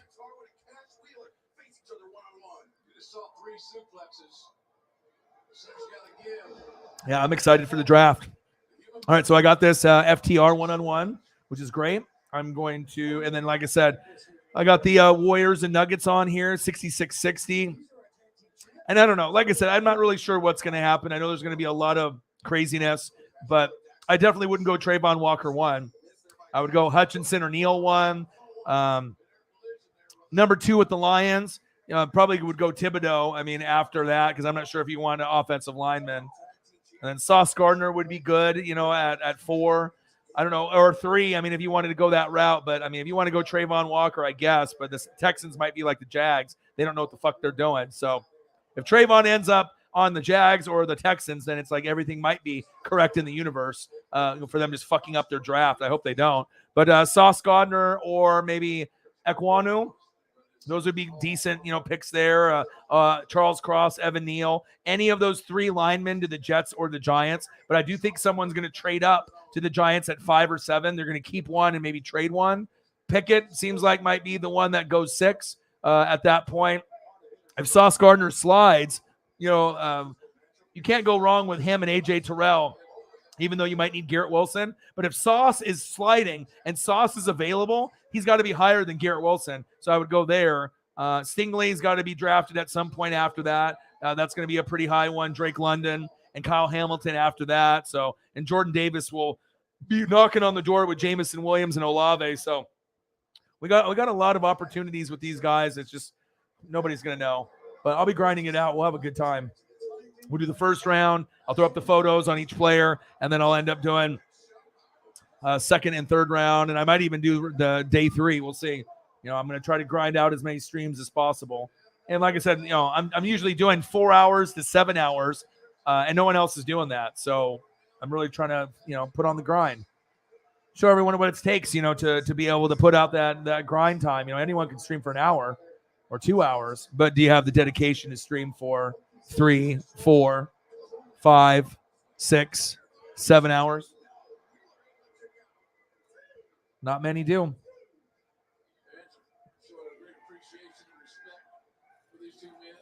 Cheers. Try to start eating healthy today. I'm not going to drink as much, and I'm trying to do more like the salads and the fruits and the veggies. I'm trying to cut out fast food. Trying to cut out like hamburgers and trying to do a little bit better. Like maybe try to eat that stuff like once a week instead of eating it like fucking every day. So walking more, trying to, maybe do 2 to 3 walks instead of 1 walk with Paisley. So I'm walking for like an hour instead of like 25 minutes. So it feels good. I'm just going to try to go on my journey to see if I can lose some weight before summer comes around. Too hot and whatever and too heavy. Ooh, 2. This AEW is pretty fucking good. But I hope everyone is having a fantastic day. Love you guys, and I appreciate you guys very, very much. NFL draft is tomorrow. We are watching the Warriors and the Nuggets. And then I got AEW here on the West Coast that started at 8, but I had to start it over just because I got into it a little bit late and I want to watch it. So just like NWO for life. All right? AEW is for life because it's just too sweet. Love it. I'm waiting for this guy to come back too. I did see the AEW video game character select screen on their game. Looked pretty sick. They showed Kenny Omega and CM Punk against each other in the little screenshot that I saw. So that was kind of cool. Yeah, RVD might be one of my favorites of all time. I mean, him in his prime in ECW, he was the most athletic wrestler I've ever seen in my entire life, except for maybe like, Sabu had a lot of craziness and athleticism in him too, but it was almost like reckless athleticism with Sabu. Kind of recklessness, with him, but RVD, it just was insane. Let's throw up an RVD photo. Let's do it. I mean, I need to show the love of the guys that I have. I mean, anyone can say Rock and Stone Cold and those guys, but I mean, RVD and ECW was truly one of a kind. Mr. Monday Night, Rob Van Dam.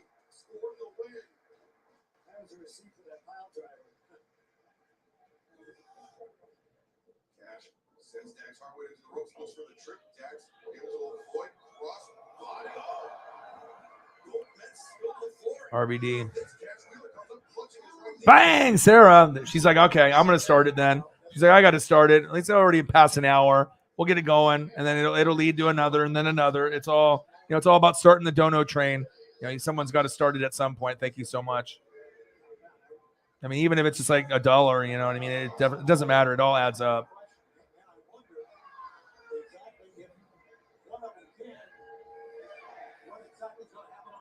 RVD on ECW. When he was on WWF, WWE, he was already getting kind of old, but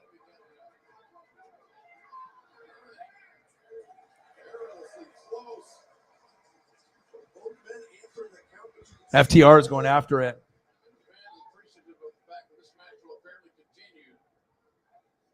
Look at Dax. Dax is looking at Cash's leg now.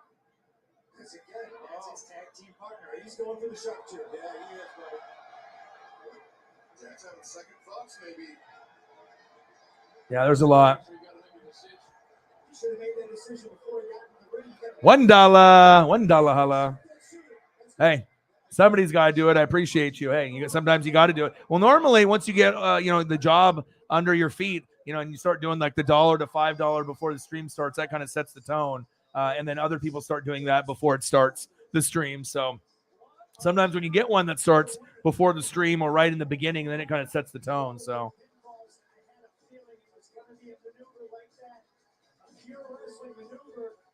Rob Van Dam, baby. RVD, baby. Mr. PPV, RVD. That's good stuff.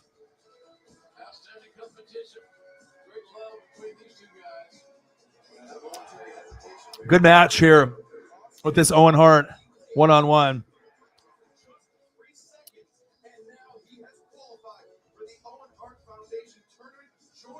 And obviously they're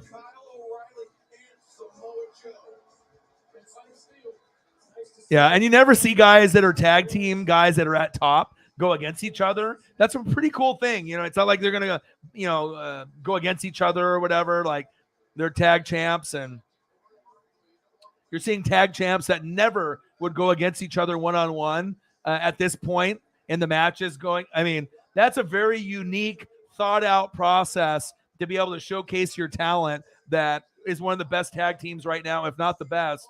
And then they're going one-on-one. So it's like a little showcase for the fans. You don't get that kind of concept in WWE. That's facts. So appreciate that.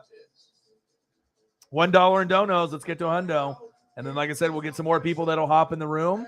And like I said, we'll go over NFL. We'll go over the, fucking draft, AEW, the basketball game. Just keep grinding it out. And like I said, we've only been on for an hour and 12 minutes. So if anybody that's out there, wants to discuss anything, you can just drop it in the chat. I'll throw up some photos. You can ask some opinions. But tomorrow's show will be fun. And then I'll probably hop into Grossi's, shoot him a little dono, say, good luck. And hopefully they don't do the whole Jordan Love thing again. And we'll have a good time, man. We will have a good time. Let's get it, baby. Yes, Dax and Cash was sick. That was awesome. Ladies and gentlemen, I've never been in a locker room that is full of more talent than here in AEW. Exactly. AEW is the talent is for real. The women's division needs to get better, but of course it's better. Like Becky Lynch had an interview and says they're so much better. Well, they've been growing it for 25 years. AEW just, existed 3 years ago. So you're not going to get the same type of female wrestlers when you've already been building it for so long. There's not as many female wrestlers in the biz than the men. We need to get a couple of those free agents to come over. Get like a Sasha Banks to lead the charge. And if one goat goes over to AEW, others will follow. That's facts on the female side. And this is not to disparage anybody I've shared a ring with here at AEW, except for maybe Eddie Kingston. But from Did you enjoy the interview? I didn't get a chance to watch it all the way through. How good was it on a scale of like 1 to 10? Was it really good? But we'll hopefully I know Holly was in Grossi's stream before, and I know he's doing his crazy mock. I don't know if he's doing all 7 rounds or if he's doing that. But hopefully, it's like he ended. Did he end the stream? So yeah, so maybe we'll get Holly. He did 3 hours and 17 minutes, but hopefully we'll have Holly and Cyber and some of the other goats, Chief, and a few others. And because anytime you get more people in the room, then you're going to obviously have more conversation and things to go over. But sometimes we'll just chill. I don't mind watching baseball or football or basketball, waiting for some of the goats to come in. I mean, we're just chilling. It's not like we're calling a game right now. So, Air in the building. What do you do? How are you, brother? What's good?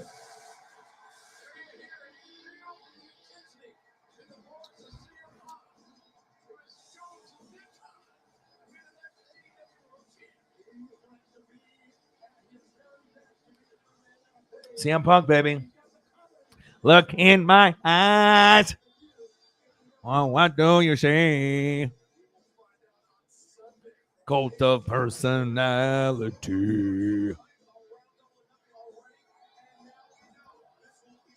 Yeah, it's like as soon as you hear the CM Punk song, it's like it's like it gets you going, man.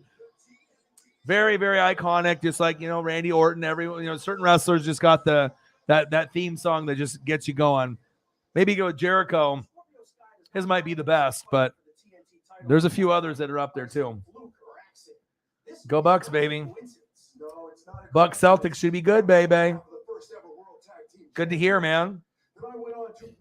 Dodgers lost. Mariners lost. So I'm not too thrilled about that today.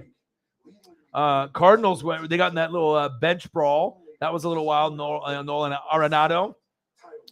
And then a few of the other guys there as well, kind of getting into the mix of things and whatnot. So,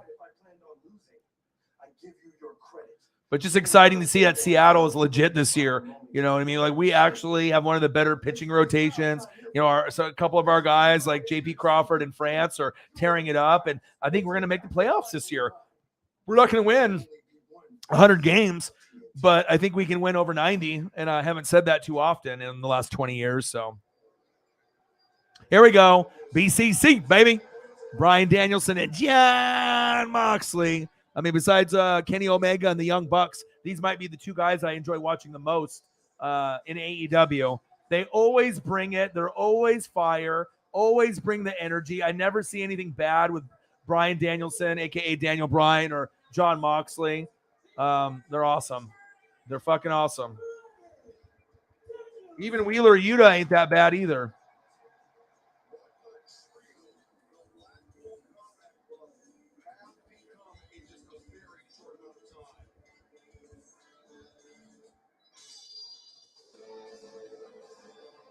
Blackpool Combat Club, baby.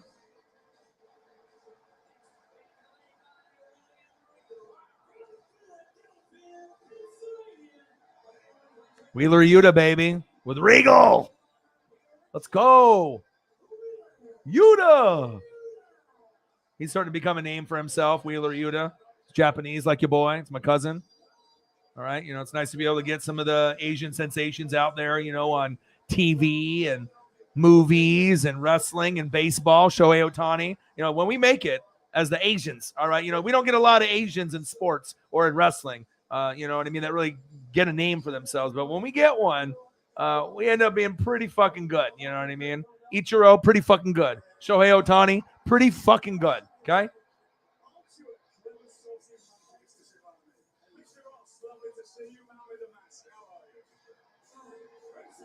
Cincinnati, Ohio. Jon Moxley. Woo! Let's go, Wild Thing. You make my heart sing.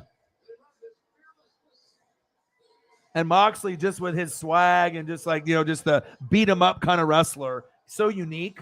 You know what I mean? Like, I like Moxley more than Seth, and I like Moxley more than Roman. I just like what he's about, man. I like what he represents, just that kind of wild style, and kind of like a Darby Allin. If Darby Allin was a little bit bigger, you know what I mean? Darby just don't give no fucks. Moxley's more of a brawler, but he'll throw his body around like Darby, and I like that shit. Bryan Danielson's just got the skill set. He can do the submissions, and he go hardcore too. And they can play heel or face. I love it. Here we go, baby. Let's go. $1 in donos, baby. We'll get there. Air's doing fucking fantastic. Let's go, baby. You did? You did? Okay, let me see it. Okay, and I know that Johnny Thumbnails went to the Chicago Blackhawks game today. I asked him to make me a thumbnail. For the draft for tomorrow. And he said he was going to the game tonight, but he'll make one to me for tomorrow morning. Wow. Woo! Woo-hoo-hoo! The flip and the double play. Oh, my God, bro. Jesus. That was nuts, dude. Go Bucks. Bang! $5. There we go. Now we're at $6. Holla. Thank you, bro. Bucks and 5. Who against Boston? I don't know about that. That series will go 7, bro. Does that series only go in 5? Best out of 5? You have to win 3 times? Or does this round go to 7 games?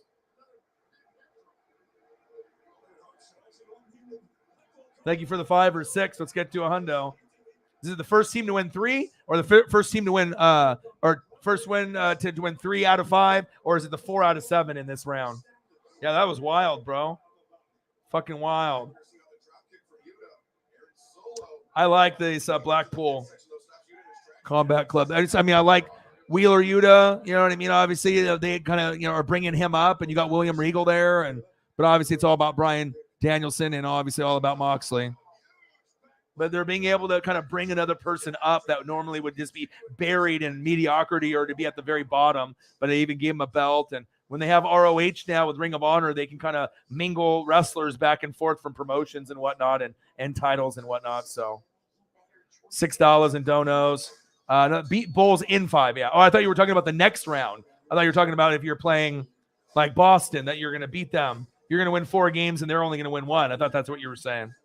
So I was like, oh, I don't know about that, dude. Their defense is really good. I mean, even if Middleton came back, I don't think you're going to do the same thing to the Bulls and win 4-1. It's going to be fun, man. These playoffs are really starting to kind of heat up. But I'm watching. I got AEW on, and I got the Warriors and the Nuggets on. I watched the Dodgers and my Mariners lose. But hey, we still got good teams. Sometimes you can't win them all. And I saw the bench clearing brawl with the Cardinals and the Mets, and yeah, man, life is good. Just trying to eat a little bit better. Still going to be drinking beer. I'll still be taking gummies, but I'm trying to cut out eating hamburgers and pizza and Taco Bell and eating all the stuff that really tastes good every day. I got to cut that out. Even though I'm walking, I got to walk more, drink more water, and I'm going to try to eat more fruits, veggies, salads, even though maybe I would want something like a hamburger, that would bacon, double juicy hamburger would be so much better than eating a salad. But I mean, if I want to lose weight, I got diabetes in my family. My dad's got it. My dad's mom died from it. People have died in my family from it. So if I keep ignoring my body, and it's not really, I feel like I'm fat. I just feel like I'm a little overweight in my gut just because of the amount of beer that I'm consuming and just the fatty foods that I'm eating. But if I exercise a little more, drink a little bit more water, and then maybe eat the fucked up foods like once a week instead of 7 days a week, maybe that can help me lose like 10, 15 pounds. And I can go from an extra large to an extra large, because usually extra large is, the one, but now I'm kind of going to more of my, cut off shirts and stuff is extra large. I like to go back to being an extra large. So I want to try to drop about 10 or 15 in the gut if I can. But I'm still going to sip on a beer like here and there. Appreciate you, brother. We're at $6 holla, baby. $6 holla. Let's get to a hundo. Let's do it. Champs highlights in the building. I am a Tampa Bay Buccaneer fan since 1995. So I cover all 32 teams here. We do college football, AEW, WWE, NBA, MLB, and NASCAR. I do a little bit of everything. But what people really know me about is this not being biased, calling it right down the middle. And I cover more into every single team, I think, than most channels, because most people just do their own team. But I feel I have the most in-depth, non-biased information than most people that are out there. That's facts. So it looks like based off your little thumb there, you're a Falcon fan. Champs. Yeah, it'll be interesting to see what route that they go. I mean, AJ Terrell is already a top 5 corner in my book. I'm not biased. I see talent when I see it. Mariota is from my Oregon Ducks. I'm an Oregon Duck fan. I live here in Oregon, so I'm very familiar with Mariota. I think he's got potential, but he just gets hurt. So it's not like he's going to be the long-term solution for you guys. You'll be looking at a quarterback in the next year or two. But we'll see what he does. Kyle Pitts should be a top 5 tight end. Excited to see what he can do, but still got a long ways to go with you guys and the Panthers. But after Tom Brady leaves for me this season, then, Saints will run the division more than likely, and then the other 3 teams got to play a little bit of catch up. So, ooh, Brian Danielson, baby. So I got, Suicida. So I'm watching AEW Dynamite, and then I got the basketball game on. I got baseball on, and then we're talking draft, a little bit of everything. Let's go. There we go. Big drop kick. Cool angle right there. A little kip up. Brian Danielson, I see you. It's Wednesday night, baby. So we got Bucks 116, Bulls 100. They win the series 4-1, and then we got Warriors down to the Nuggets 83-79 in the fourth. And the Nuggets have been ahead almost the whole game. So it looks like they're trying to make it to go 3-2. The Warriors need to end this tonight, but we'll see if the refs kind of cater to Denver to maybe drag it out a little bit. No, but this is what I'm trying to cut out. It's like, I know I have the food porn picks and we do NFL players. This will be coming back pretty soon. So that's trouble for me. The Mexican pizza, you know what I mean? And then getting into pepperoni pizza, or maybe getting into ribs, or, oh man, now I'm making myself hungry, baby. Now I'm making myself hungry. But hey, NFL draft is here. I'll still be doing a little bit of the beers. We know Wendy's strawberry lemonade is off the chain. Tommy wants wingy. The goats will be in the room probably pretty shortly. Stunners for all my haters. And yeah, I'm ready for the draft tomorrow, baby. The best fans on planet Earth. You guys, the Fanatic family. Appreciate you guys. Still, I can't believe that I got the Julio Rodriguez foul ball. I mean, the Duffel Bag Boys win Seattle every time. And then in the 9th inning, Julio Rodriguez foul ball. It must be that Supreme headband must have been the good luck, baby. Let's go. ESP all day, every day, baby. Let's go.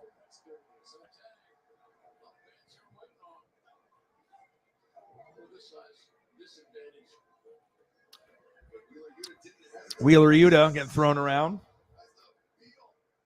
Hope everyone's having a fantastic day. Draft is tomorrow.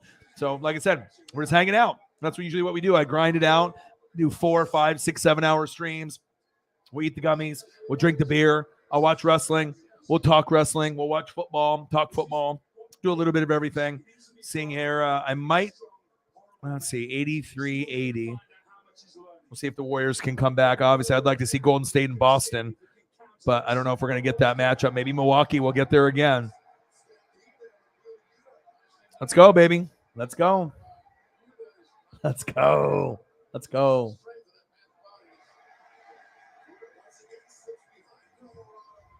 Where will Debo land? That's the question, baby. And we'll see if we get Holly Hundo or Cyber in the building. And we can get it popping off. And once we get it popping off, then we'll be good to go. Oh, shit. Moxley, baby. Let's go. All 3 of them got submissions in the ring. 1, 2, 3. Let's go. Dude, get the fuck out of here. That was sick. Let's go, dude. When's the last time you've seen a 3-on-3 and one guy ends up doing a pin and the other 2 are doing submissions? Fuck out of here. This is sweet. You don't get shit like this in WWE. You don't get fucking Dax, going against his buddy Cash, okay, for FTR 1-on-1 when they're the tag champs in the Owen Hart. It's just cool, man, to showcase the talent of the guys they have. The guys are so much more over in AEW because the fan base is better. I want to get to a point where we go back to wrestling where everyone has a sign, but that's not going to happen. We're not going back to the DX days, even though this is the anniversary of the Army DX dressing up and obviously trying to invade WCW and the NWO. I actually watched the clip earlier today on Twitter. I'll bring up a picture since we're talking about it. Degeneration X. Sweet song, though. And I like a lot of the members.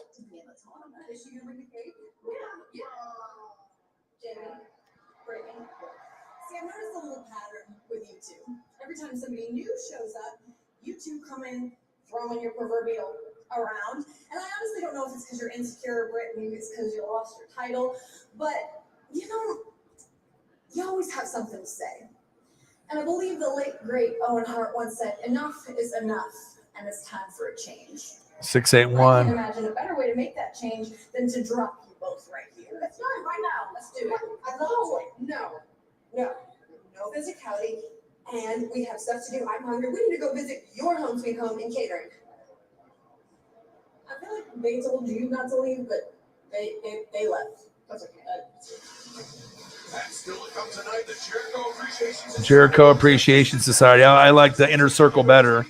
But, you know, I guess when they have feuds and Sammy Guevara going with Ty Conti, and then, you know, they're doing their different things here. But I think they should have kept that faction together.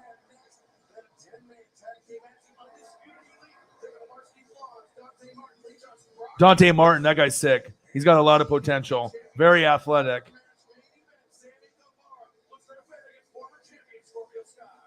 Scorpio Sky and Sammy with a rematch. Where the fuck is this file at? 681, motherfucker. Where is this shit? Where are you, dude?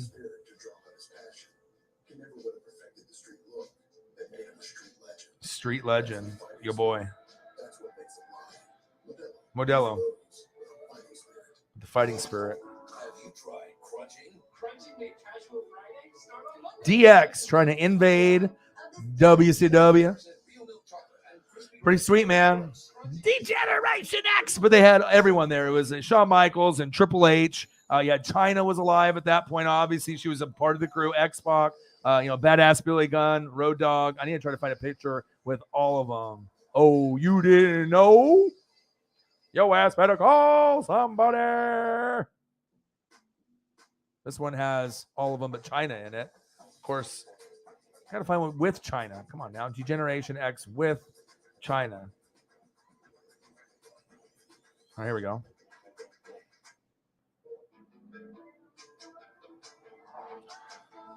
Uh, 117. Okay. It's kind of crazy how you can look at a picture and it brings you back to like your childhood. You know, like wrestling figures with the wrestling ring, with the going to Blockbuster Video or watching Raw or Nitro. It's just crazy what a simple song or picture or visual can do. And I'm just right back to being like 10 years old or 15 years old all over again. It's just wild. You know, you can talk about the wrestlers and the basketball players and the Bo Jacksons and the Joe Montanas and whatnot, but I mean, you're never going to get wrestling like that ever again. You know, with DX, NWO, I mean, that was at its high point. You'll never, ever, ever going to replicate that. DX and the NWO. Because they're just too sweet. My God. Good times. Good times, man.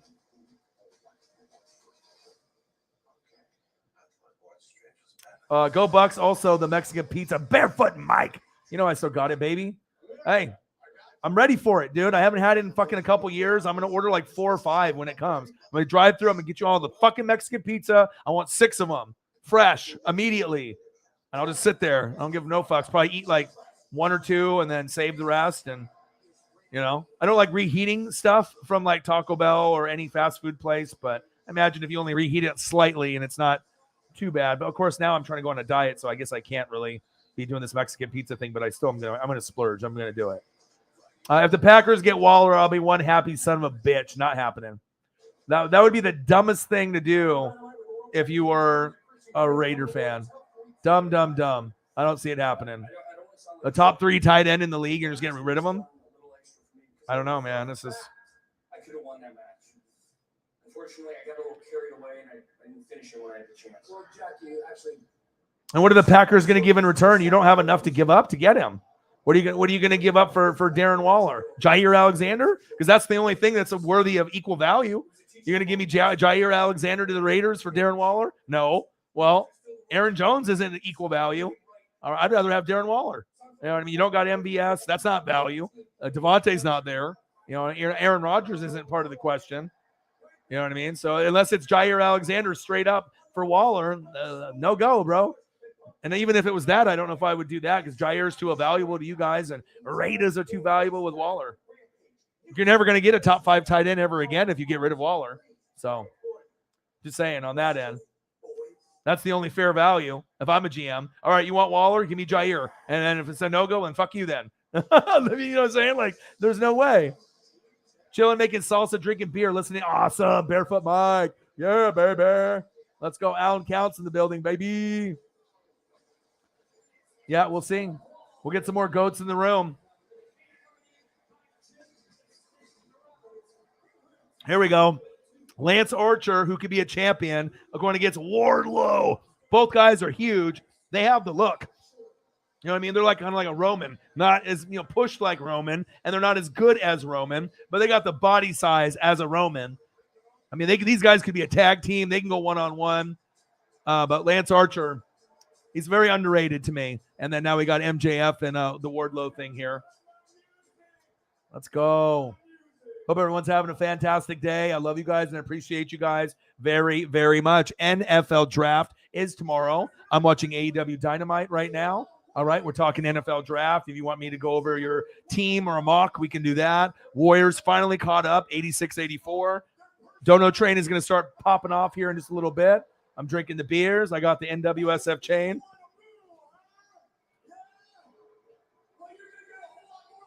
A lot of people got, stuff that's branded to them, T-shirts, hats, socks, hoodies. But who's got a chain? You know what I mean? There's a lot of stuff out there that you can get, you know what I mean? But a chain, a heavy-duty chain too. This one is like Flavor Flav style. Come on now. That's where it's at. People are like, whoa, what is that? That's NWSF, baby. Let's go. And the guy that made it for me is the owner of Collegiate Art Designs that does all the Oregon Duck chains, who's officially licensed by the NCAA. So he does all the Oregon Duck stuff. So it was just kind of funny. They had pictures of me in the front row at Ducks games with the Duck gloves and the Duck chains, and they were promoting me on their website, and I didn't even know it. And then he actually found me doing an Oregon Duck live play-by-play and reaction and hopped in. He's like, bro, I have you on my stuff. I'm like, what are you talking about? And then I went there and I was like, oh man, you gotta make me a YouTube chain and stuff. And yeah, he did a great job. Wardlow! And I got all the Duck chains, yellow, green, black, white, chrome, pink, custom, neon green when they ended up wearing those jerseys with the LaMichael James. And when they went against Cam Newton in Auburn there in 2010, I got a custom O chain, a 1-of-1 that he gave me as a personal gift. That's not yellow. It's kind of like highlighter yellow-green combo. He used a special kind of paint for it. Never worn it before. Still in the closet, but at some point I might end up doing that. Whoa. But shout out to everybody in the room. I appreciate you guys. NFL Draft for 2022 is going to be tomorrow. Beers. All right, gummies. This is the face that we're going to make after the first pick maybe. Trading up, trading down. It's going to be fucking wild. If they go Trayvon Walker, we're going to say, Jaguars, what'd you do? And they'll be like, I don't know. That's why we got the first pick in the draft last 2 years. But we're going to have a great time, man. The goats will be in the building. We're going to have a fantastic time. I'm not going to try to eat horribly. We'll see what happens. But I'm excited for tomorrow. And tonight I'm watching AEW Dynamite. I got the basketball game on. I'm going to be streaming for another probably 3 hours. So we'll be going for probably 5 hours tonight because your boy's hustling and grinding. So anything that you guys want to talk about, quarterbacks, wide receivers in the draft, whatever you want to bring up, you can. Obviously, I went through a lot of stuff in my Twitter feed, and it was nice to see the DX memory come up there as well. And I'm excited to see what trades we get and what madness we get. I feel this is going to be the most entertaining draft in a long time because no one knows what the fuck's going to happen. That's facts.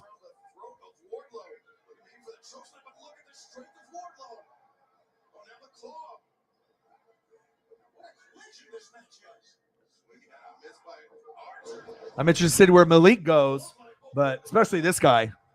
This guy could be in the next, Jamar Chase, right? Could be the next Jamar Chase or Justin Jefferson-ish kind of player. Maybe not as good as those two, but could be very, very good.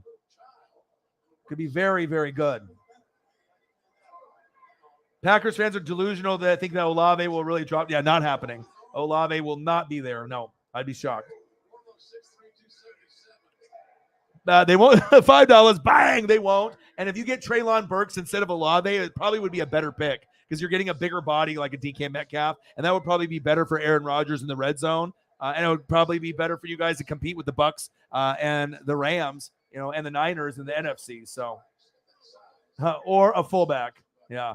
Well, it can't get much worse than the Jordan Love pick when you could have had a wide receiver there. So, or some more defense or O-line, anything but Jordan Love at that point. I mean, anything would have been better than that, even a kicker. Because if the kicker ended up being like Cincinnati's kicker or like Butker from the Chiefs, you're like, why did we draft a kicker here, right? But then if the kicker ends up being like the best in the league, if you draft him, you're not going to get a kicker in the first round, right? Or you do the stupid thing like the Roberto Aguayo thing that the Bucks did. We thought that maybe he was going to be like the next big thing, but usually kickers are free agents or they're guys that get picked in like the 4th to 7th round.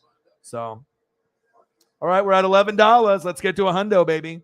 We've been in this situation before, streaming for, usually about an hour, 2 hours, 3 hours. And then once we get to a hundo, then everything kind of takes off. So we'll get there, baby.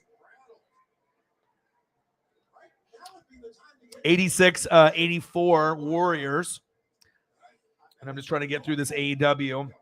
And I'm not watching it. I had it recorded. So I was about 17 minutes late getting in. And I like, oh, shit. I love AEW, so I just can't not watch it. It's my favorite thing besides football. So, oh, shit. Lance Archer picking up Wardlow like a sack of potatoes. This is a very even matchup right here. D-Generation X. I love DX, but I was more NWO, but I have a lot of respect for them. They had a lot of funny skits and shit that they did. And they had a great faction, man. I got figures of Road Dogg and Badass Billy Gunn, and then oh, you didn't know? That shit was epic.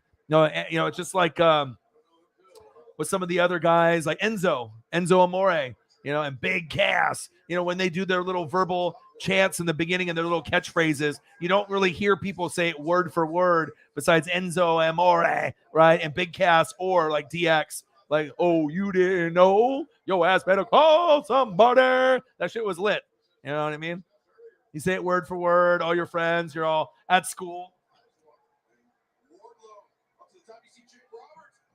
They're like, go to the principal's office, Orion. Don't be doing that. The sucking shit was so big back in the day.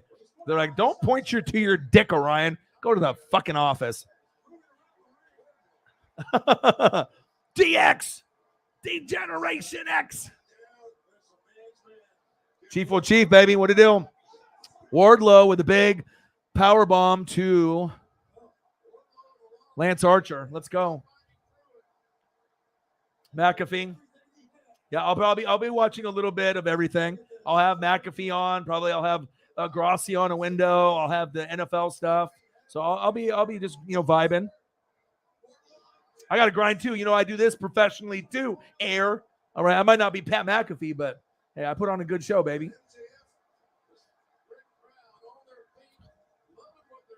I'm good enough for sponsorship, baby. I can do network. I can do podcasts. I like YouTube though. I don't want to sell out. You know what I mean? Like Grossi, I don't think we just want to be independent. We want to be our own bosses. Big power bomb right there. Less than 24 hours, baby. Ooh. 2. Wardlow with the win. Wardlow.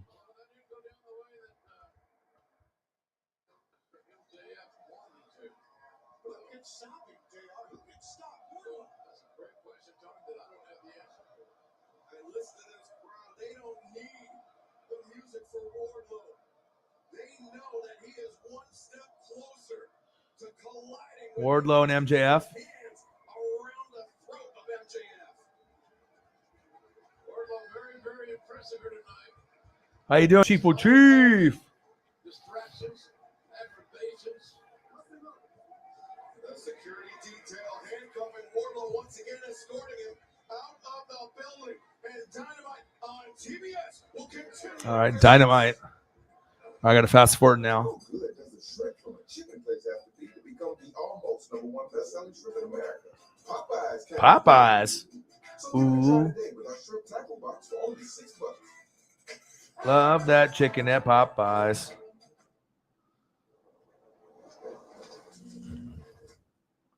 All right, Wardlow. I see you, son of a bitch. You ripped. You on those roids, boy. I see you. I think everyone's ready for the draft, baby. It's a good time. Hour and 44 minutes in. We're going to go for probably about 5 tonight, maybe 6. We'll see what's going on. So anything that you guys want to talk about, NFL, the draft, college football, wrestling, I'm going to be here for a while. Oh, here we go. We got Jericho. This is my favorite. This is the best theme song in wrestling, period.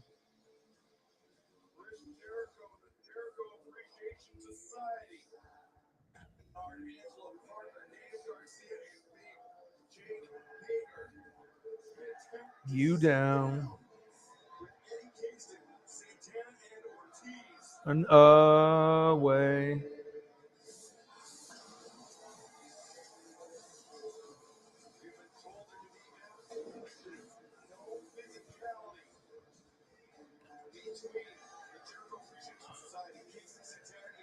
Judas in my mind, brother. What you guys know about that? No one gets the crowd like Jericho.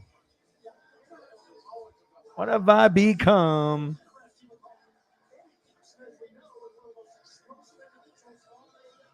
I'm all the way. With the Judas in my mind. For me. Get of my life. My life. I'll become it. Become it. Judas in my mind.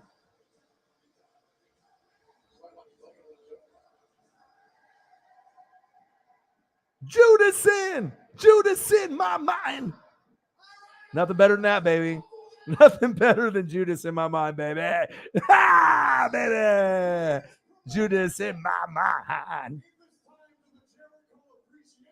The Jerichoholics. Y2J. He's one of my top 5.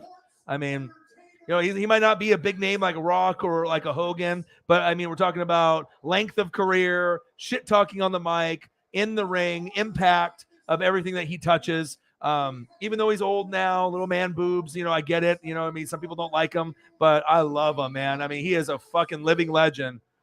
He is a living fucking legend. I'm a big Jericho guy. ECW, WCW, WWF, WWE, AEW. I mean, he's been in everything. The Lion Tamer, baby.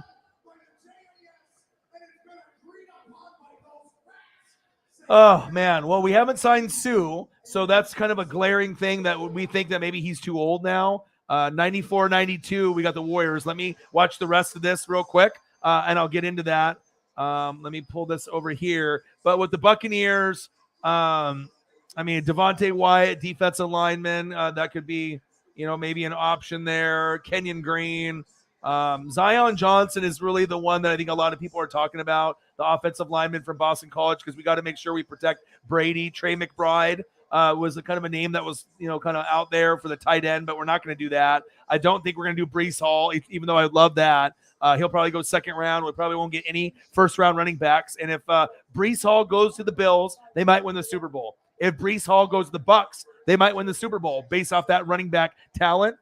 Andrew Booth Jr., if he's still there on the board at corner, would be good. But I think I would like to have offensive linemen. So if Zion Johnson is there, but the one that would get me the most excited, where I would just like jump out the window, would be the Breece Hall. Because even though you know, we have other positions, if you get Breece Hall and he ends up being that 3-down back, that like a Josh Jacobs, a Nick Chubb, and then after Fournette goes, I won't need him, and I can just keep building around that guy. That might be the difference, you know, between having like a Mike Allstott type of player, you know, a Warwick Dunn kind of player, Doug Martin. Well, he was supposed to be that guy for us, but Breece Hall would get me out of the seat and be like, I'd lose my mind. I'd be like, yes, we maybe drafted him 5 picks too high, but it's better than the Bills getting him. And because I really think that the Bills are like a running back away from winning the Super Bowl. So if they get a running back and they get the best one and they decide to pull the trigger at 25 and get Breece Hall, even though they can maybe get him in the second round, maybe not, Kenneth Walker, the third, you know, there's a few others that are going to go in the second round, but I don't know. That one would get me excited. But I need offensive line and I need defensive line. That's a little bit more important than running back, but and we need Gronk to come back, so we'll get that spot. But if they want to go Trey McBride out from Colorado State to take over, if Gronk doesn't come back, that would be a good fit. But I don't think I would want to get a tight end at 27. I don't think he's that good. You know what I mean? So, you feel me? Hold up.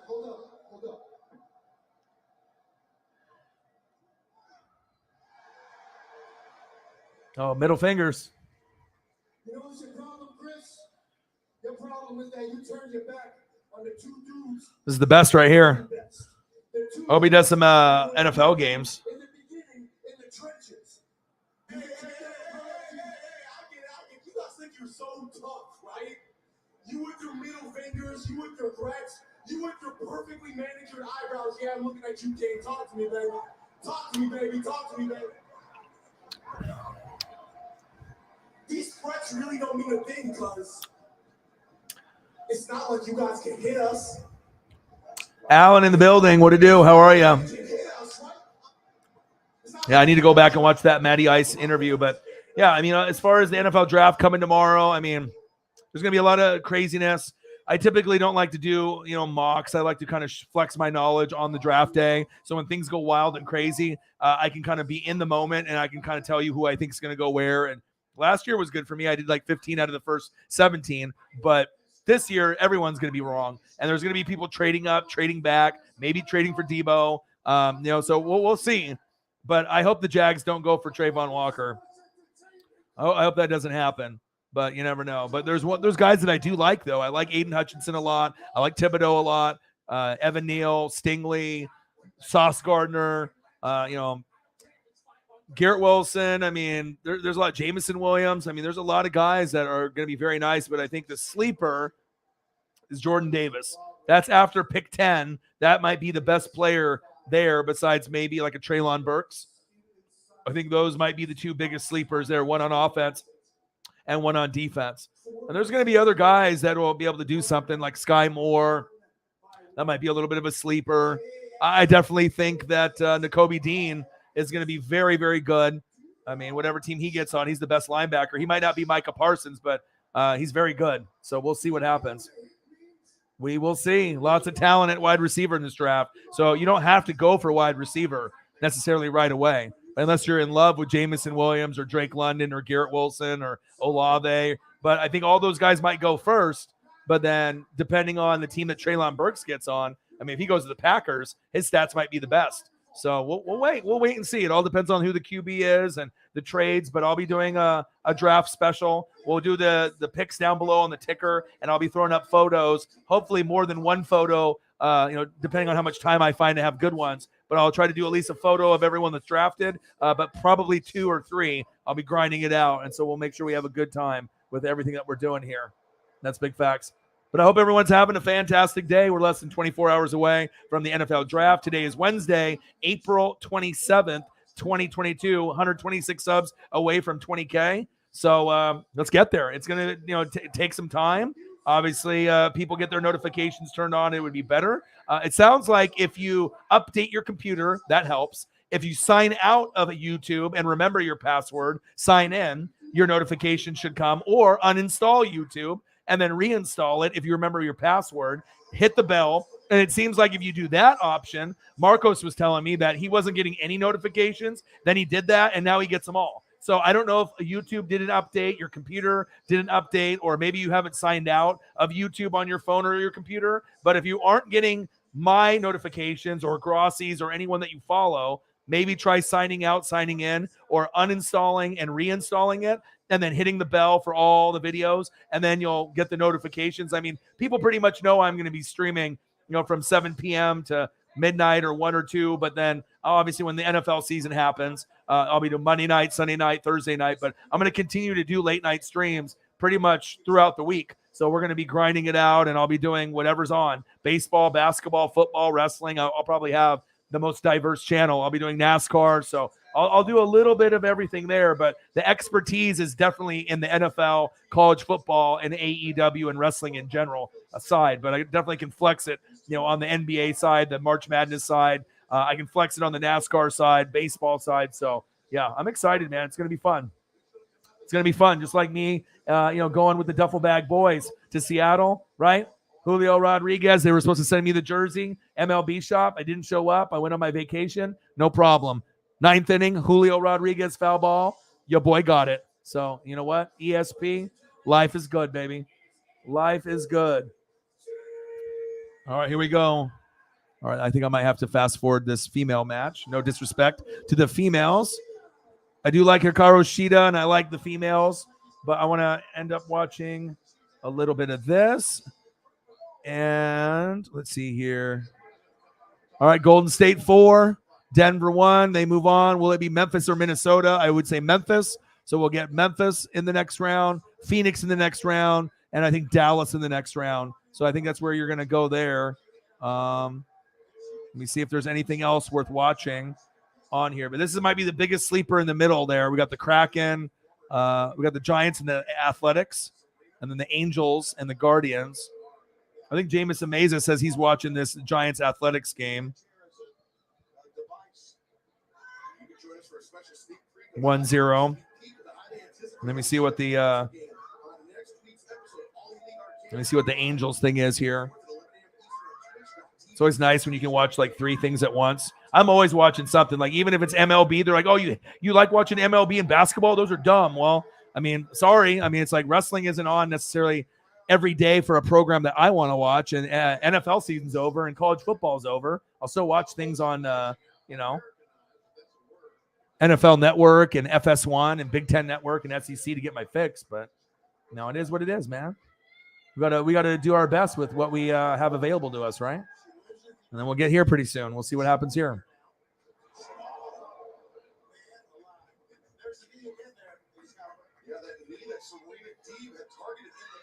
Yep, it's gonna be fun, man.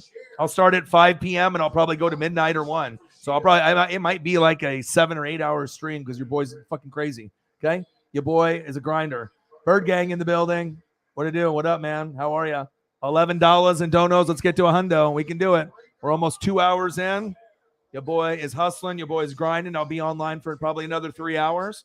And, we've been starting a little slow lately post NFL season ending. But even when we start a little slow in the dono train, when there's always someone to step up and get us to a hundo or get us to a good number. And then we kind of take off from there. So I'm not too worried about it. I'm pretty confident we'll end up getting to, 50 and then we'll get to 100. Because, we haven't hit anything less than 200 since January. So, and that's when I started doing this pretty much full time, January, February. So anywhere from 200 to 1,320 in a night. So we'll get there, baby. We will get there. Improving the trenches for Tampa will have them even more scary. Yep. And obviously with, Ndamukong Suh, that needs to be filled. Like if Jordan Davis somehow fell to us, that would be, oh my God. If we got Jordan Davis, that would be the one I'd probably be the most thrilled about besides Breece Hall. I'll throw up a Breece Hall, but Breece Hall, Iowa State, that's running back. Seems like he'll probably be a early second rounder. But if anyone's going to pick them, it'll be the Bills and the Buccaneers in the first round. We both need a first round back. That type of talent. But there's just so many other positions the Bills and Bucks need. But I'm telling you right now, if the Bills or the Bucks get Breece Hall, that might be the difference of winning the Super Bowl or getting there or getting to the AFC, NFC championship game. I truly believe that this guy could possibly be that game changer. It just depends on if anyone is willing enough to pull the trigger. And I don't know if the Bills and the Bucks are willing to do that. So, where did I pull that Breece Hall? There it is. Where you at, baby? Where you at, baby? There you are. Yeah, but this one would get me the most excited. These two guys right here. There's no way this should. The Breece Hall could happen, but they're going to probably pass on him and he'll go second round. But if he goes to the Bills, I know that there's Chiefs and there's Bengals and there's Broncos with Russell Wilson. I think right now Broncos to me and Bills first, then Broncos got to be the front runners, and then Rams, Bucks. But you get this guy, and he ends up being 1,000 to 1,500 yards and 8 to 14 touchdowns rookie year. The Bills or the Bucks, whoever has them, that might be the Super Bowl champion at the end of the day. I think that's what kind of impact this guy could have for the team. But I'd be happy with this. But realistically, I probably won't get either one of those guys. Ryan, the Canadian. So I hope, really hope that someone wants to trade for the 6th pick from the Panthers. We need more draft picks. There's a chance, but I'm pretty sure you guys were going to go QB. It seems like Malik or Pickett. I would seem Pickett's the front runner. I'm not sure if you're going to trade back, but I know people are going to be looking at the Giants heavily, and they're going to be looking at trading at 5 and trading also at 7. So I think being at 6, there is a chance that someone will trade up. But I think that if Pickett's there, Malik is there, and the Lions don't pick either one, and you want that quarterback and you're sold on that over a guy like Sauce Gardner if he's there, or whatever else player is sitting there, you might pull the trigger for that guy instead of like a Stingley or a Sauce Gardner. I mean, you got J.C. Horn last year. I like the pick. It just he got hurt. He would have been like Patrick Surtain. Okay, the team's got a lot of potential, but the quarterback class next year is better. So I don't know if they'll trade back. I mean, if they're just not sold on Pickett, but something tells me about this organization with the Panthers. I'm a Bucs fan, but I'm not biased. It just seems like Malik or Pickett will be the guy at 6. It just seems like that might be the direction that they go. But we'll see. That's what makes a draft awesome. Everyone's going to be wrong. Everyone will be wrong. I just hope to be, less wrong than everyone else. You feel me?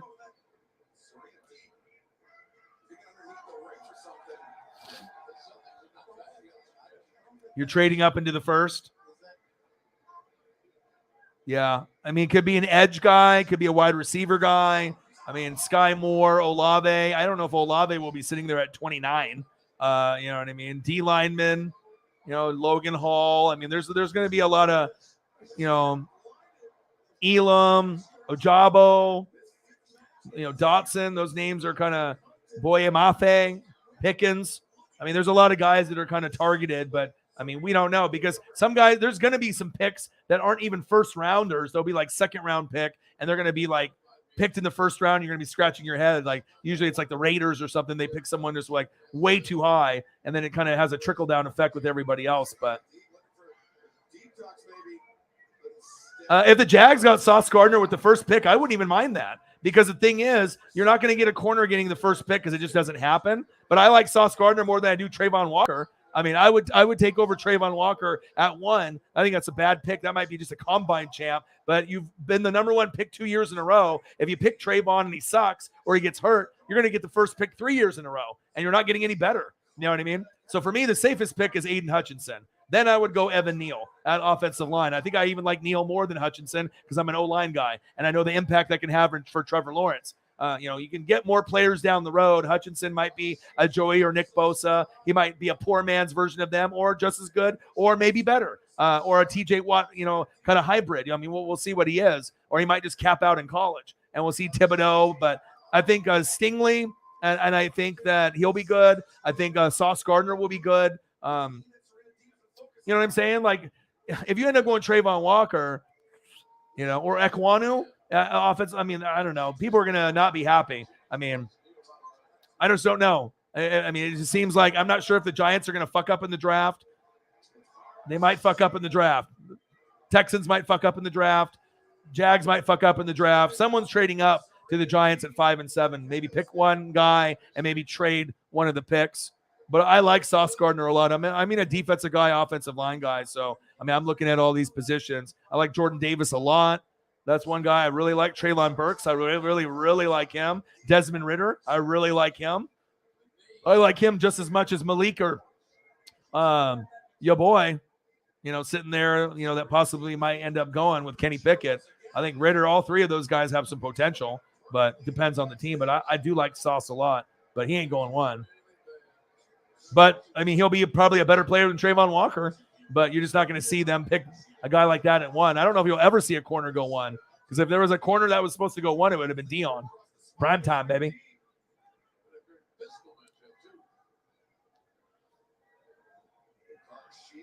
Yeah, he's going to be good. If the Chiefs get that, he's not going to last that long, though. Jameson Williams will be picked somewhere between 10 and probably 16. There's no way he's the best wide receiver in the draft.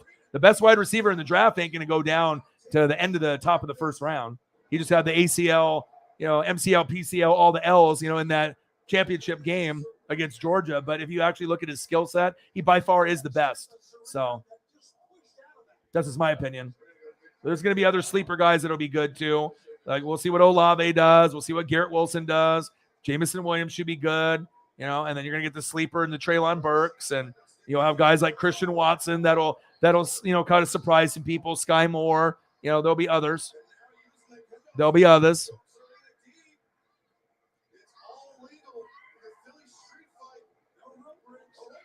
Yeah, if I had to assume who's going to be slipping a little bit more than others, I would assume Kayvon has a chance to slip, and that's on them if they want to go that route. I mean, Kyle Hamilton might slip a little bit, possibly. I mean, if Malik goes past the Seahawks, that might go to the Saints, and if the Saints get Malik, that might be a dream come true. Nakobe Dean might slip a little bit, and he's the best linebacker in the draft.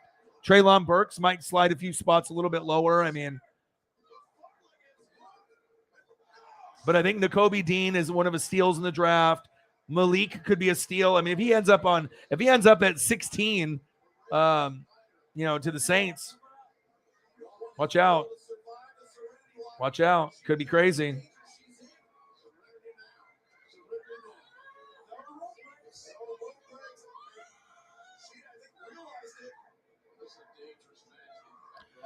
All right, Angels 9, Guardians 4. I thought Otani's not pitching, so I'm not going to watch that. And then I don't know if Jamison Mays is still in the room or not. He's watching the Giants and the Athletics, so I'll probably put that on here. Just have that on the computer. Oh no, is it over?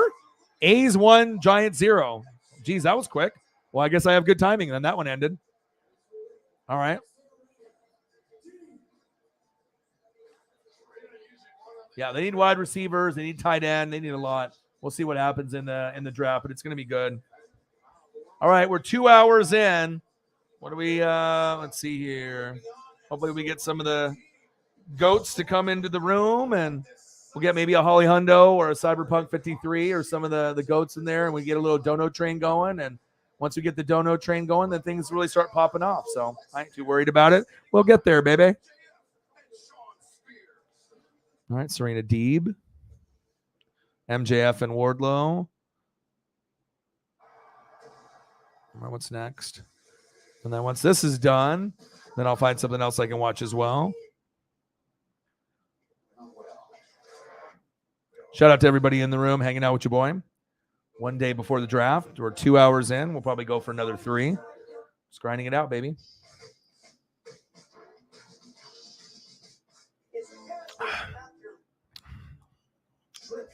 I know there's got to be other shit that I want to watch, but I got to get this AEW done first.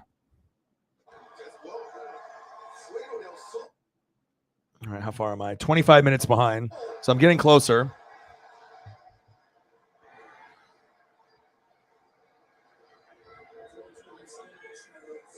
There we go, baby. Bang! Chief Chief. Thank you, brother. Sometimes you just need the goats to come up and step up and make it happen, baby. Thank you so much, dude. Appreciate you. You're the man, baby.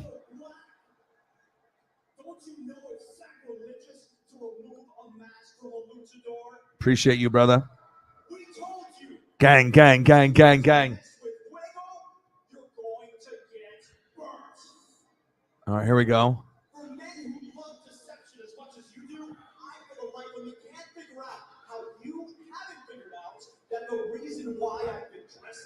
Penta.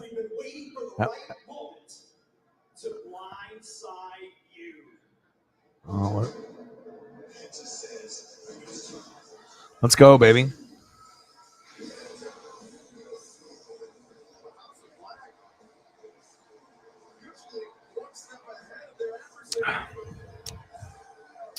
Lucha Bros. Love the Lucha Bros. One of them got injured. Let's go. We got the bastard Pac. All right, what about the third, baby? Is he back from injury? Chief will chief, baby, with the tenor.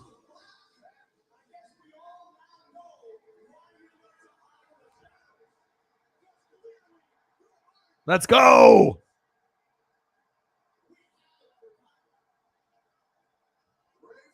Ray Phoenix. Ray Phoenix is back. Yes.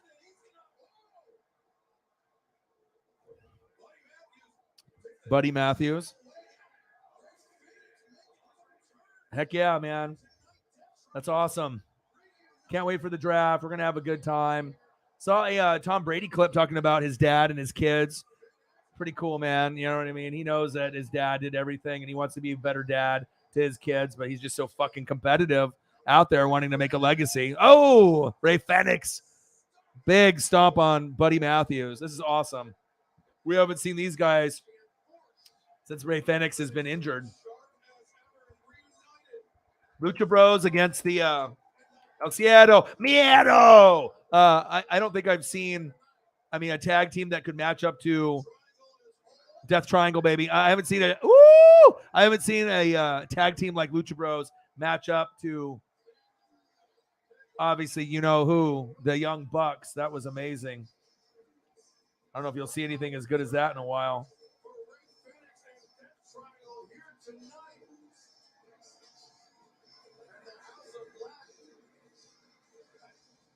Trying to think if it was this event here. Time flies. WP 614. I like high flying wrestling. I like lucha libre style. There's that fast action pace, that kind of Hardy Boy style, just fast. Lucha Bros. WP 614.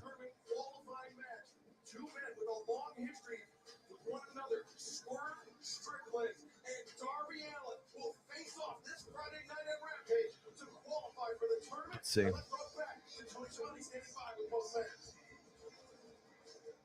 Friday on Rampage, another qualifier in the Owen Hart Foundation tournament. Two men who are friends. All right, WP 614. Only one man can move on. Oh, Tony, first of all, friends is a little bit of a strong term you want to refer to me and Darby. Is that, I would consider us like rivals that just beat the hell out of each other for years in the past. But it's a new day. Look at you. You grown up. I'm so proud of you, Darby. Man, but I'm really looking forward to turning Rampage once again into That's fire. House. Swerve's house. Whose house? Swerve's house. Swerve. You can't just keep coming to the companies claiming it's your house. I hate to break it to you. $21 in donos. Let's get to a hundo. We can do it, baby. We can do it. Darby. I love Darby. Darby's reckless. I'm going to show you exactly why. All right, what's next here? I think this one's almost. All right, now we got Adam Cole and the Red Dragon. All right, here we go. This is going to be dope. Fuck yeah.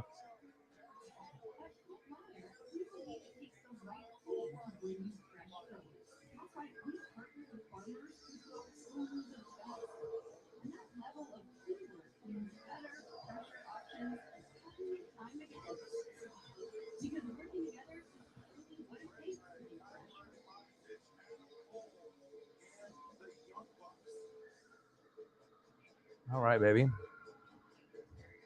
So many late players in the draft I like this year. Brian Cook, Calvin Austin. Yeah, it just depends on how familiar you are with the people that are in the draft and everything that's going on. Bird Gang, yeah. There's going to be a lot of late picks I'm excited for. Second and third round, rounds 4 through 7. Adam Cole, baby, let's go. Ooh, I like that shirt that he's wearing. That's dope. That must be new. As I screamed Adam Cole, baby, in everyone's ear. Oh, here we go. Young Bucks. My favorite tag team with my favorite wrestler, who's not back yet, but I hope he's going to be back very, very soon. Kenny Omega. Love me some Young Bucks, baby. Nick and Matt Jackson, baby. Young Bucks.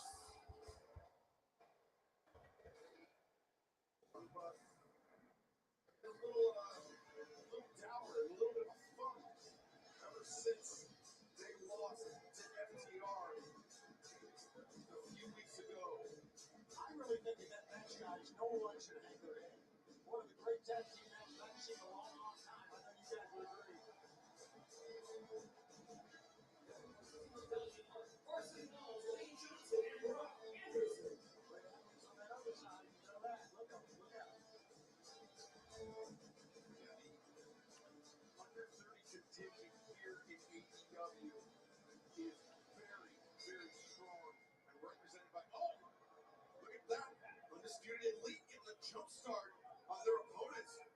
Dante Martin. Who, Dante Martin? Isolated in the corner. A game of isolation here is extremely effective because This, what I'm bringing up on the screen, this might end up being like the most 5-star tag match of all time. I did a reaction video to this, and then AEW gave me a copyright strike after like a year later. And it had like 10,000 views or something like that. But this might have been the best tag team match of all time out of any federation. And the kind of the beginning stages of AEW too, which is wild. Some of you guys remember this match. Some of you remember, some of you don't. But this one right here, the Young Bucks versus Omega and Hangman, that shit was insane. even an 8-man, a trios match, you gotta really change the way you wrestle. You can't look around because there's too many bodies. Always identify who's legal. That's the main thing. Who's legal on the other side that I gotta deal with. Bobby Fish, the Exploder. Drop kick. A springboard drop kick by Dante Martin. Dante Martin kid is so talented. Oh, this is cool. Bright future. Look at this photo. Them dressed up as Street Fighter characters.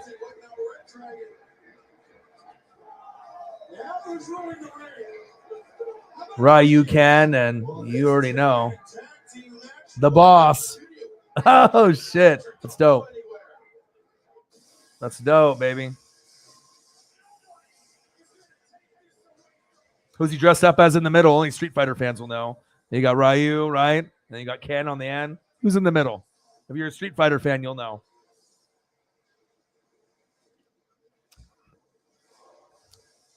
$21 in donos, baby. Let's get it.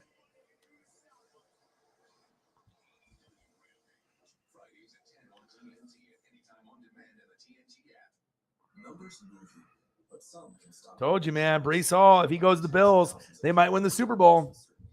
They might win the Super Bowl. I'm telling you, they are right on the cusp. You know, no more Tyreek Hill. Obviously, we know that Honey Badger more than likely isn't coming back. So the Bills are right on the cusp. The Broncos might be their biggest threat for what I'm kind of seeing right now. Broncos with Russ should be very, very good. And if they're not in the Super Bowl, on the AFC side, I have to feel with the Buffalo Bills, if they get Brees Hall, that might be the last piece that they need.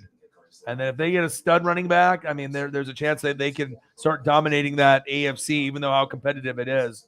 But I don't know if they'll have the balls to do it. But if I was them, I would do it because, like I said, you've been falling short. AFC Championship game, can't get past the Chiefs, right? But if you get this guy, as long as he doesn't get hurt, this might be the opportunity to actually get past Kansas City and you can compete. But are they smart enough to draft to get past this team? I don't know if the Buffalo Bills are, but if they get him, could be money. And whoever's got him, I would love to see a Buccaneers-Bills Super Bowl or a Buccaneers-Broncos Super Bowl. Those are my top two choices. Obviously, me being a Buc fan, I'm going to be in on the NFC side, and then Bills or Broncos on the other side. No disrespect to the Bengals or Chiefs, but you already went last year, and Rams went last year. Usually it's another new team. Brady will be hungry, but there's no guarantee that I get there, but that's just what I'm hoping for. So, yeah, Eagles, it'll be crazy, man. I'm really interested to see what happens there as well. McDuffie is from UW. I mean, there's a possibility that, it could happen. I don't know, though. I mean, Jordan Davis would be better. Jordan Davis would be better. Maybe a Devin Lloyd.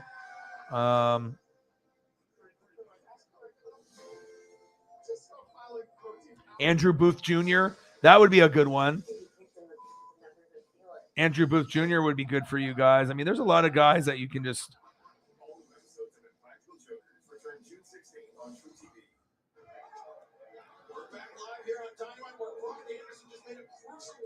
Yeah, Jordan Davis would make a lot of sense, though.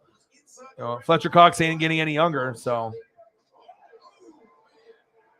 Hope everyone's having a fantastic day. We're 2 hours and 20 minutes in.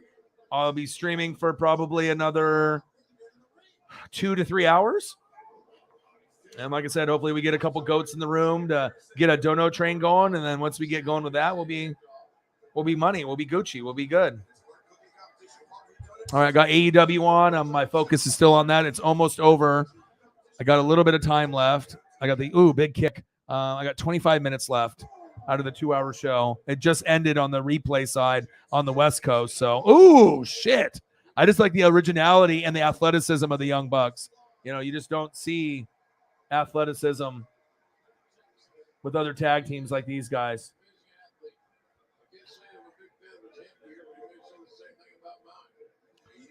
Oh, shit. Then I'll get into some baseball. And, I mean, this is really the wild card, too. The Jets might be giving up the farm for Debo. Maybe he doesn't even get traded. Maybe he just sits out, you know, and maybe they just don't let him go. It's like, I don't know if you really want to get rid of a top 14 player in the NFL for, like, nothing. But there was rumors, a shitload of picks and Elijah Moore. If you got Elijah Moore to come over to the Niners, I mean, that's no, like, shit player. And if you get a bunch of draft picks instead, I mean, you might want to pull the trigger on that. But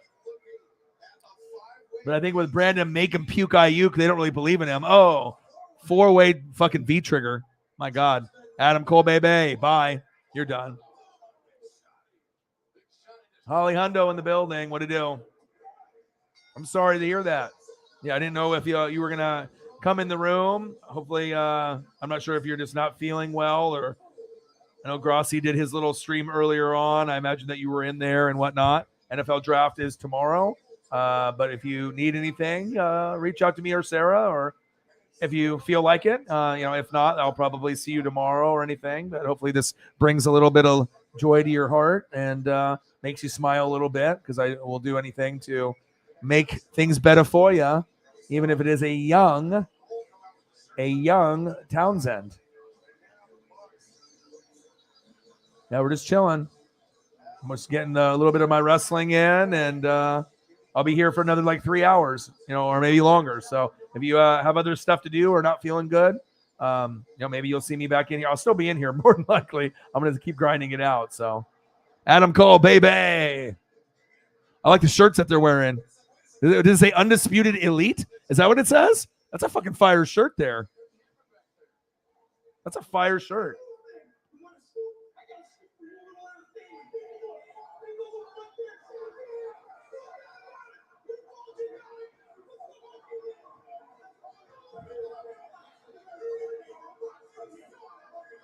Oh, shit. They put fire on his head. What the hell? What the hell happened there? What was that? Like burned his head on fire? Or put some fire in his eye? What happened there? Hold on. I got to rewatch that. Hold on. There's something here. Like Jericho, they flash like some kind of like magic shit here, like some flame stuff. What's going on here? They're holding him down. Oh, shit. Oh, shit. That's crazy.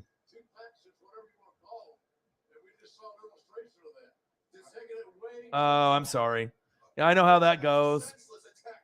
Well, you know what? I mean, things will be better here if you want to just go to sleep for a little bit or whatever. If people are being assholes inside the Grossi stream, or if you were in another stream, or if it's in your personal life. Anytime you come here, regardless if you donate or don't donate, we got enough goats in here to make your life a little bit better. I can make you smile, throw up some Townsend pictures or some Chief pictures or gifts.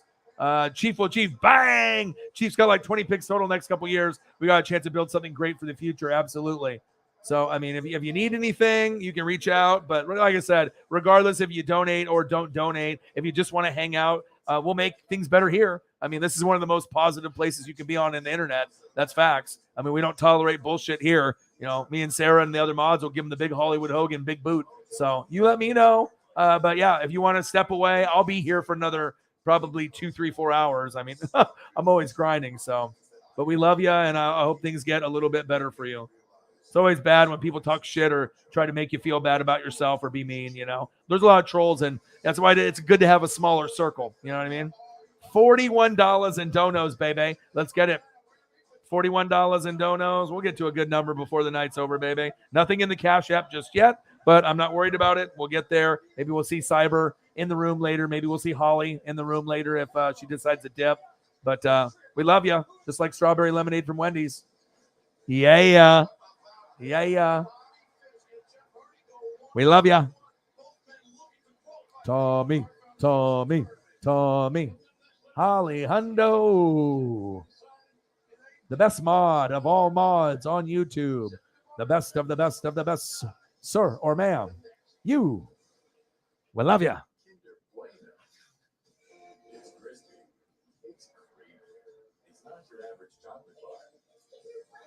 Smooth milk chocolate, crispy wafer, creamy hazelnut. Yeah, you can always have a smile on your face. There's no one that watches this stream when the stream ends. There's no one that's like, oh, I'm having a horrible day, and you're still having a horrible day. You'll definitely be better off.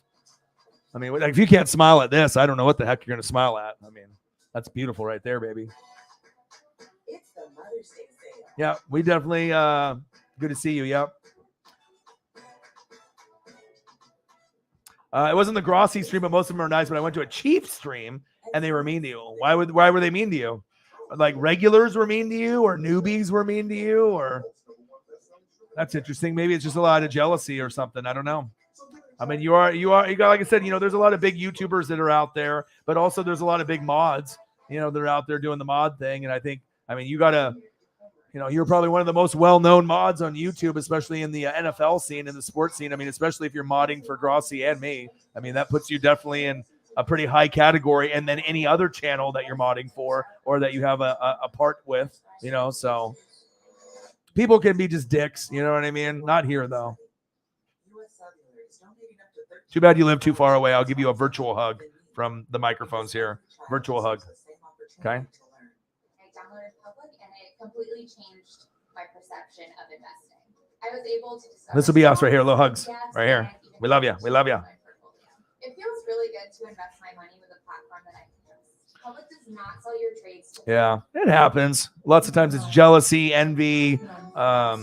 Maybe they're just having a bad day. I mean, I just try to be as positive as possible. I'm trying to eat better. I posted that, I'm going to try to do salads and fruits and veggies more now instead of eating like burgers and pizza and tacos every day, even though it tastes good. So I'm trying to make some changes in my life, walk a little bit more and, do some more things. So that's what we do here. We support each other.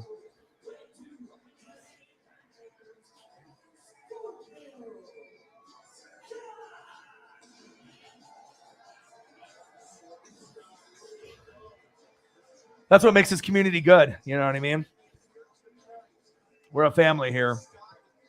We are a family here, baby. Chief, thank you so much, brother. Oh, shit. Look who it is. It's our boy, Beefy. Fuck, I haven't seen you in like a month, bro. How are you? I'm good, dude.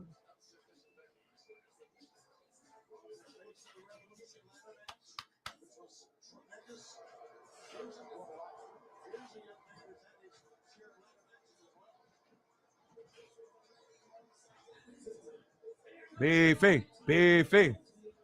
Go Bucks, baby. Let's go. $41 in donos. Let's get it, baby.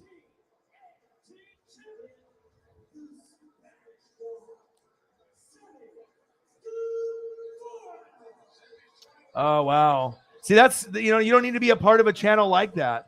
You know what I mean? I encourage it. I end up liking it. We got Sarah. We got you. We got Zini Panini. So we got Colts. We got Chiefs.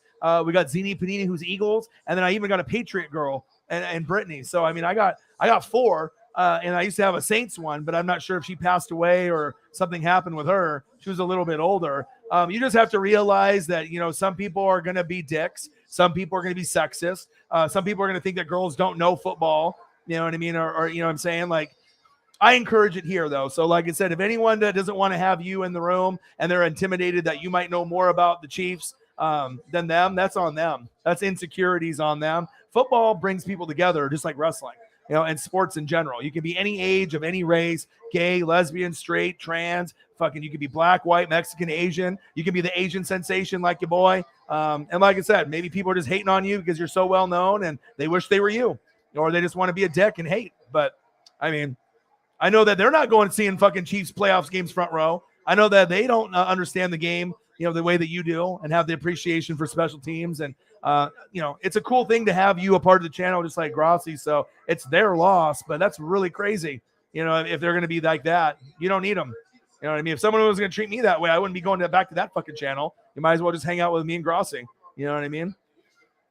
Especially if it's a Chief channel. So it shows you, I'm a fan of all 32 teams. And, I encourage having, people of any age. If you're 10, like Alex, or you're a female that knows the sports in and out, like Holly and Sarah, or if I get some older people that are like grandmas and grandpas, hey, come on through. I love everyone's opinion. It's great to have that. You know what I mean? Beefy. I'm good, baby. I'm good. $46 in donos. A dono train starting now, baby. Let's go.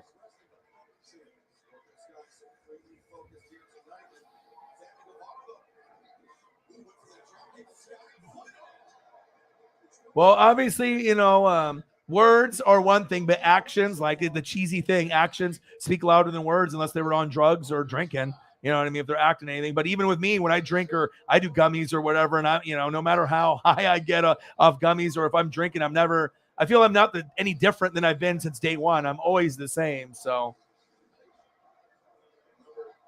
Beefy. Dude, I missed you, bro.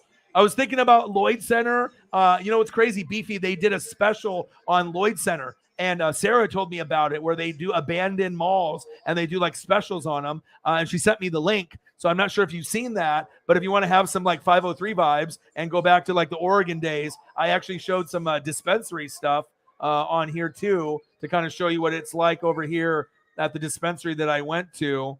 Let me see. Let me see real quick here.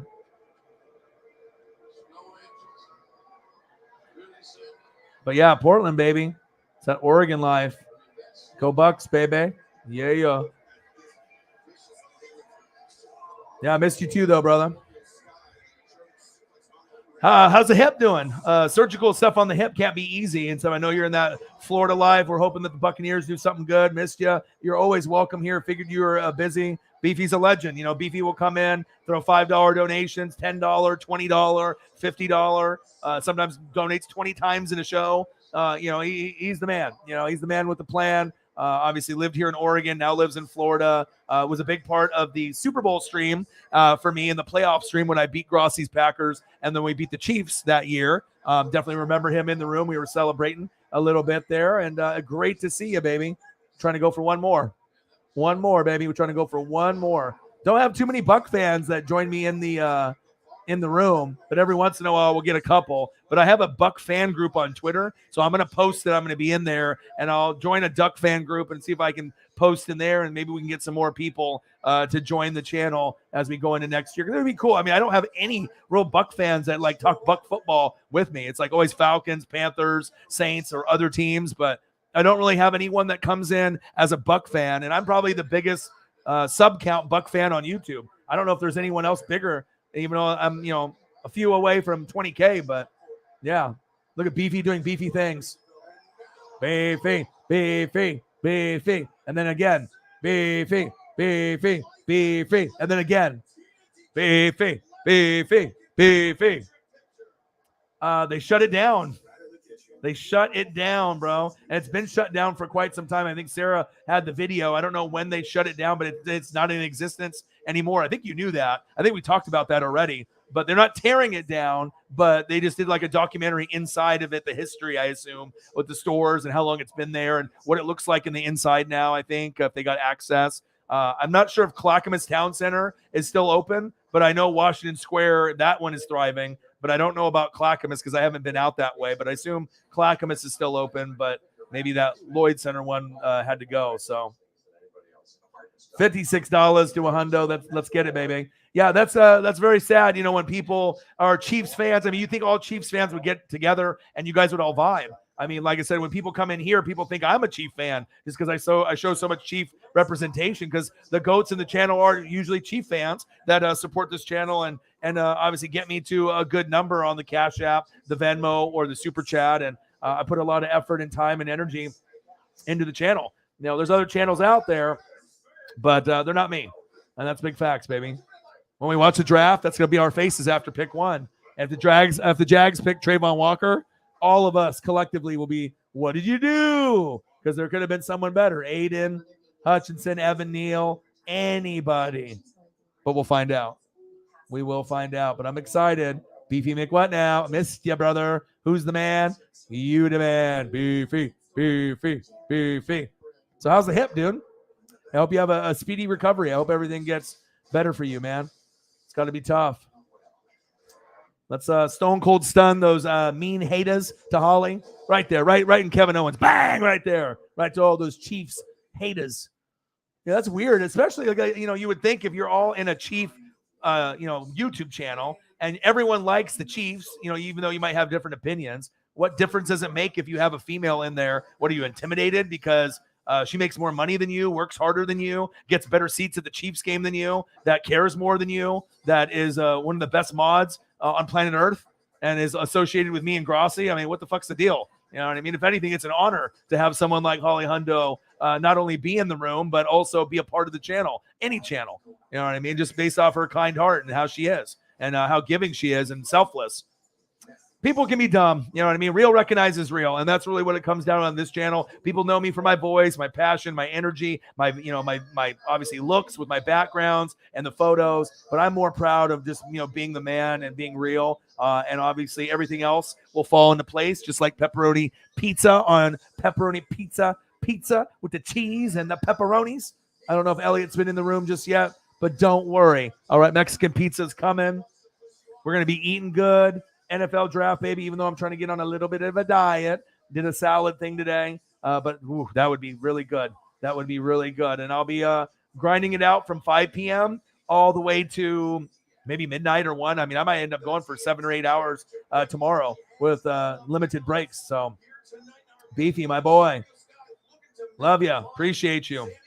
That's where we grew up, yeah. Mall 205 in Clackamas. I feel like the Bucs will wreck this season. We're going to do good, man. I think Super Bowl. I normally never say that, but I'm thinking the Rams, even though that they are the best team on paper, you got to think them and the Bengals, they're not going to get back. Something's going to happen. But if anyone was going to get back, it would be the Rams, right? Just like we said about the Chiefs and the Bucs the years before, they just look good. So we assume we're going to get back.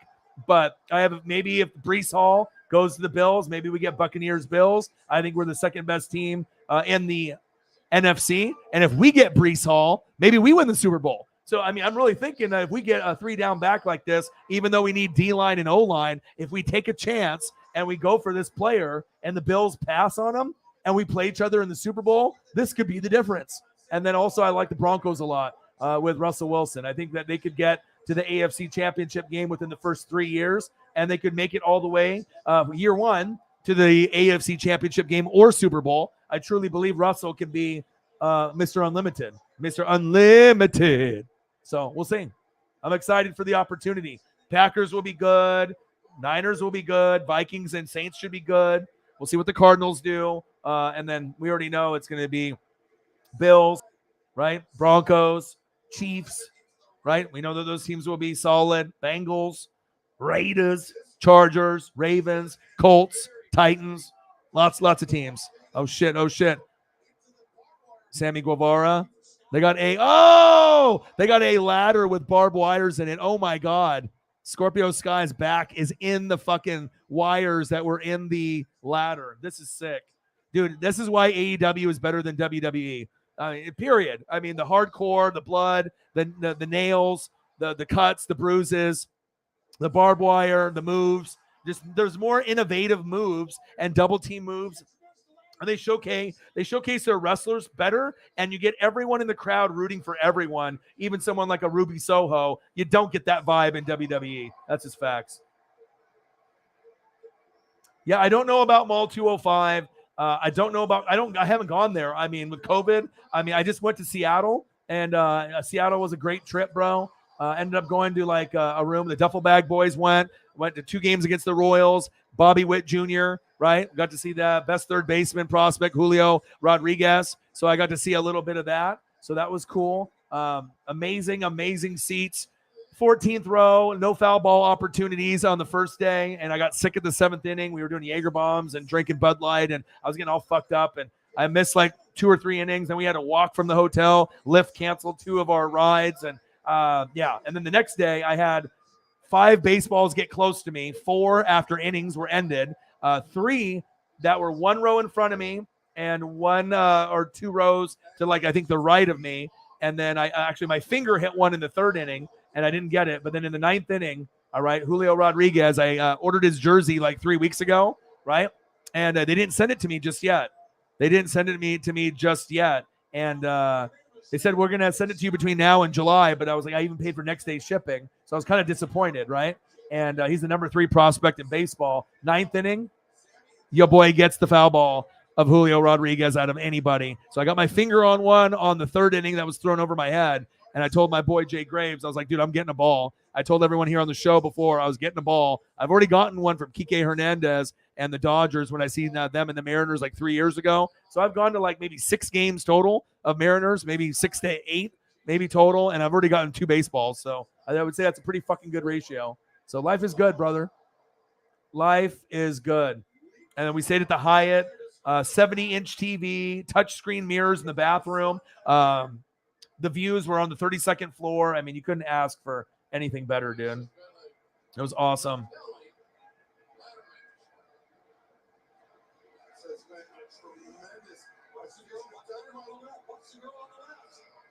Yeah, they can't appreciate the greatness, baby. $61 in donos, baby.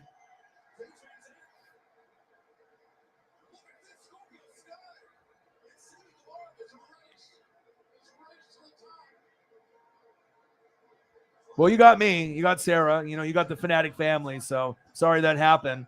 You know, but sometimes, I mean, it was a one-off thing, or you know, maybe they, are intimidated by you. You know what I'm saying? I mean, like I said, you're very well known in the Grossi circles and NWSF. You know, so I mean, shit. Peter Schrager watches this fucking channel and steals material for his show on Good Morning Football, and I'm not even famous yet. I mean, there's people that got 50,000 subs, 100,000 subs, 800,000 subs. You know what I mean? I'm just under 20K, and you got Madden and EA Sports watching me. You got, fucking people from Good Morning Football and NFL Network watching me, and I'm probably the lowest in the sub count compared to everybody else. You know, everyone else has got 50K or more or 100K or more. So.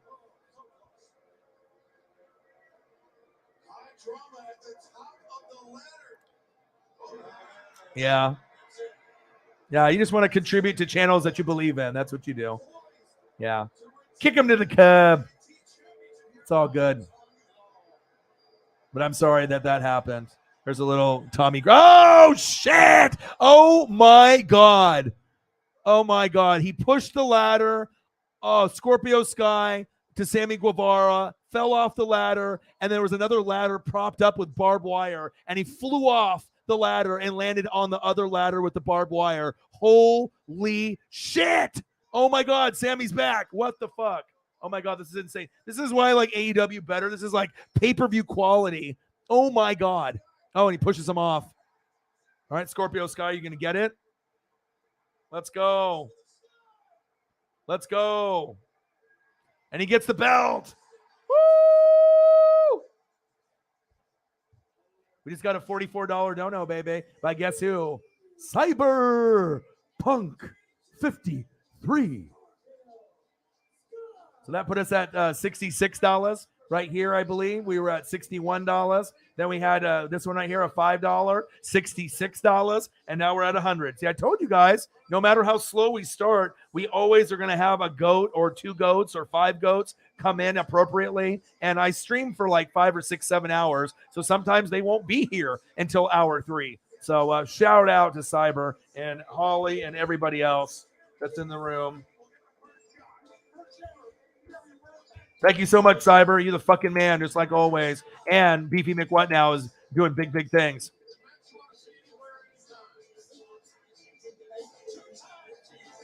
Yeah. Beefy, Beefy, Beefy.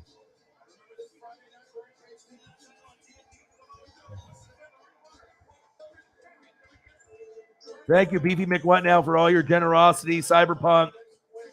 Thank you so much. Bang! There we go, baby. We had 100 now. Let's go. Or more than 100 now, because then we only needed, 34. So we're at, 110? Are we at 110 now? I got to do my math. What are we at right now? I'm starting to lose my mind. I'm watching AEW. I'm getting distracted. Yeah, we're at 110 now. Not even 100. I was tripping. I was like, oh, 34. I mean, I'm Asian, so I should know how to do math. But I just got fucking all confused right there watching the wrestling. 110. There we go.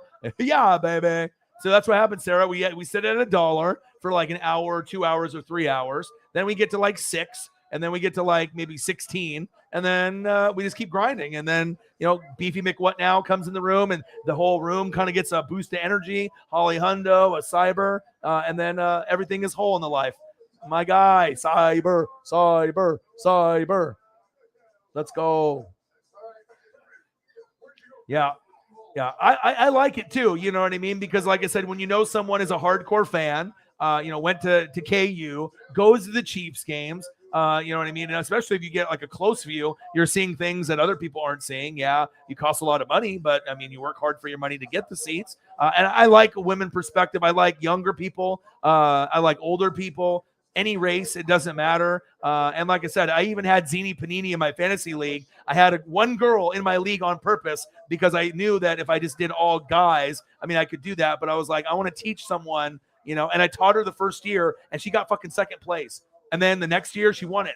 Out of 9 other guys, including myself, that weren't letting her win. I was trying to fucking win the league every fucking year. And it shows you if you teach a girl or a guy how to draft, and even though she only knew Eagles, and then I taught her about like all the other players, what to look for, kind of the secrets in fantasy football. And for her to beat 9 guys that are pros at fantasy, that made me proud. And we have a pretty good relationship based off, just communication with me, her, me and Sarah, me and Holly. I'll talk to Brittany once in a while as well, but I like those friendships and those relationships that you can have, obviously with females, and understand that, hey, they like sports too. You know what I mean? They might have got it by themselves. Maybe they had a dad that they watch NFL games with, or an uncle or a grandpa.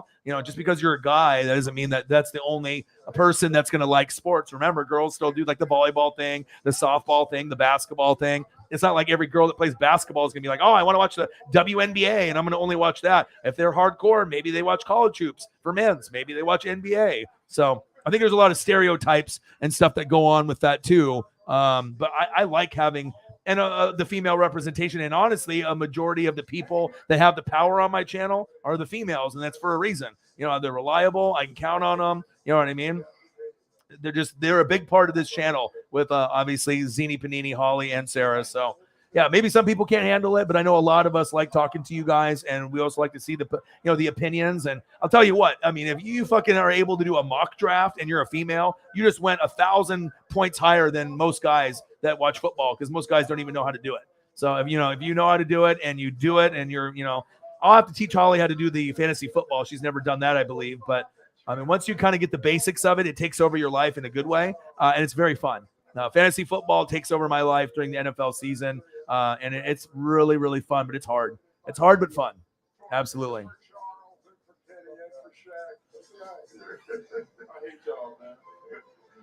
Yeah. See y'all tomorrow night. Double tally on you. Double head. Here we go.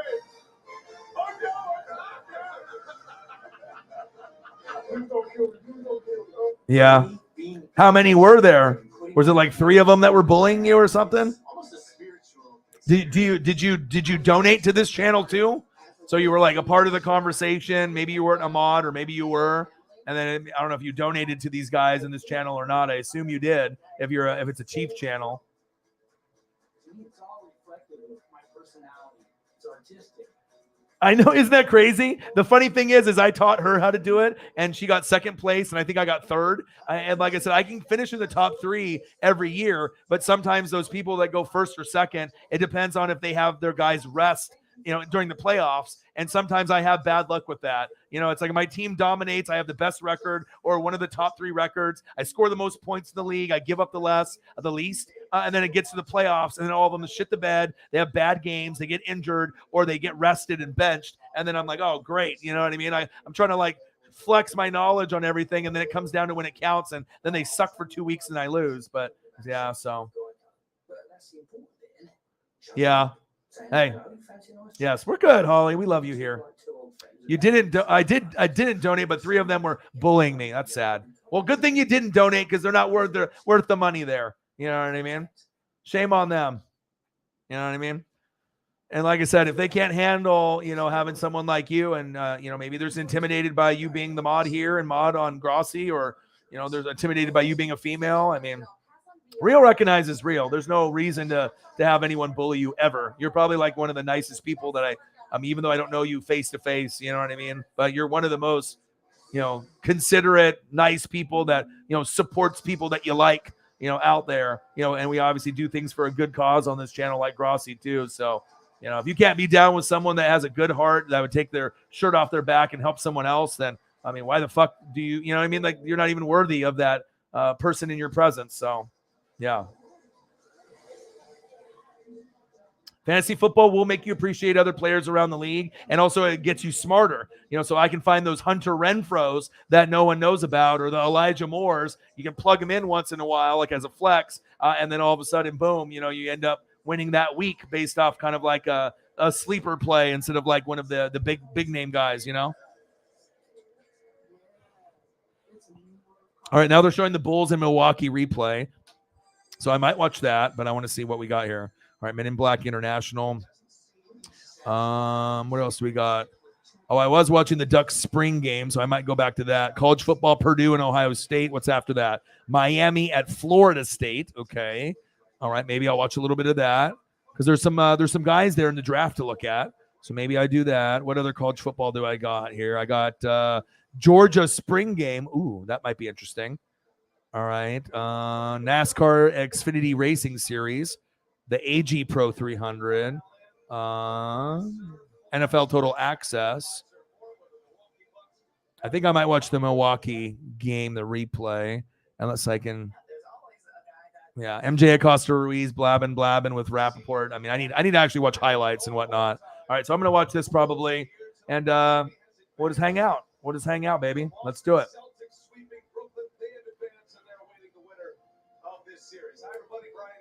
Maddie. Breaking news, Matt Payton is announcing his retirement from high school football from 2.5 years as a tight end and a taller, slower wide receiver, and had no college offers, but some college rejected him from D1 to JUCO. So I'm filling in for Matt Payton today. He will see you guys in the draft live stream Thursday. Maddie. What'd it do? Yeah, that's weird, man. But like I said, sometimes you're going to get asshole people from any, fan base, and maybe people are doing drugs or drinking. I mean, I've seen people that I thought I knew, and then, if people are, really high, or if they're on blow, or if they're rolling on, E, or, they're drinking heavy on shots. I mean, people change when they are not themselves on drugs and drinking or on pills and stuff. They definitely aren't the same people, but hey, we have a good positive impact here. Gangstas, what up, guys? And I appreciate every single one of you in the room. You guys are the best.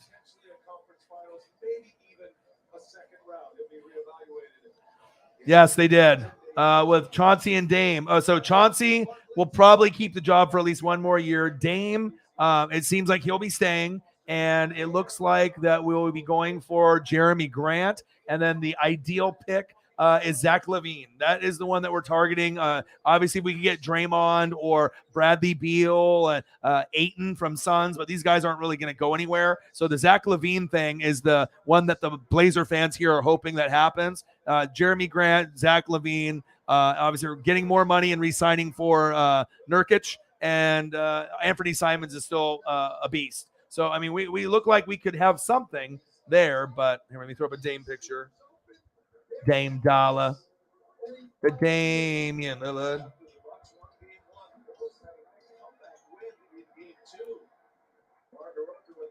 So what fucking time is it? It's fucking Dame time, baby. It's motherfucking Dame time, baby. And I got Dame ones.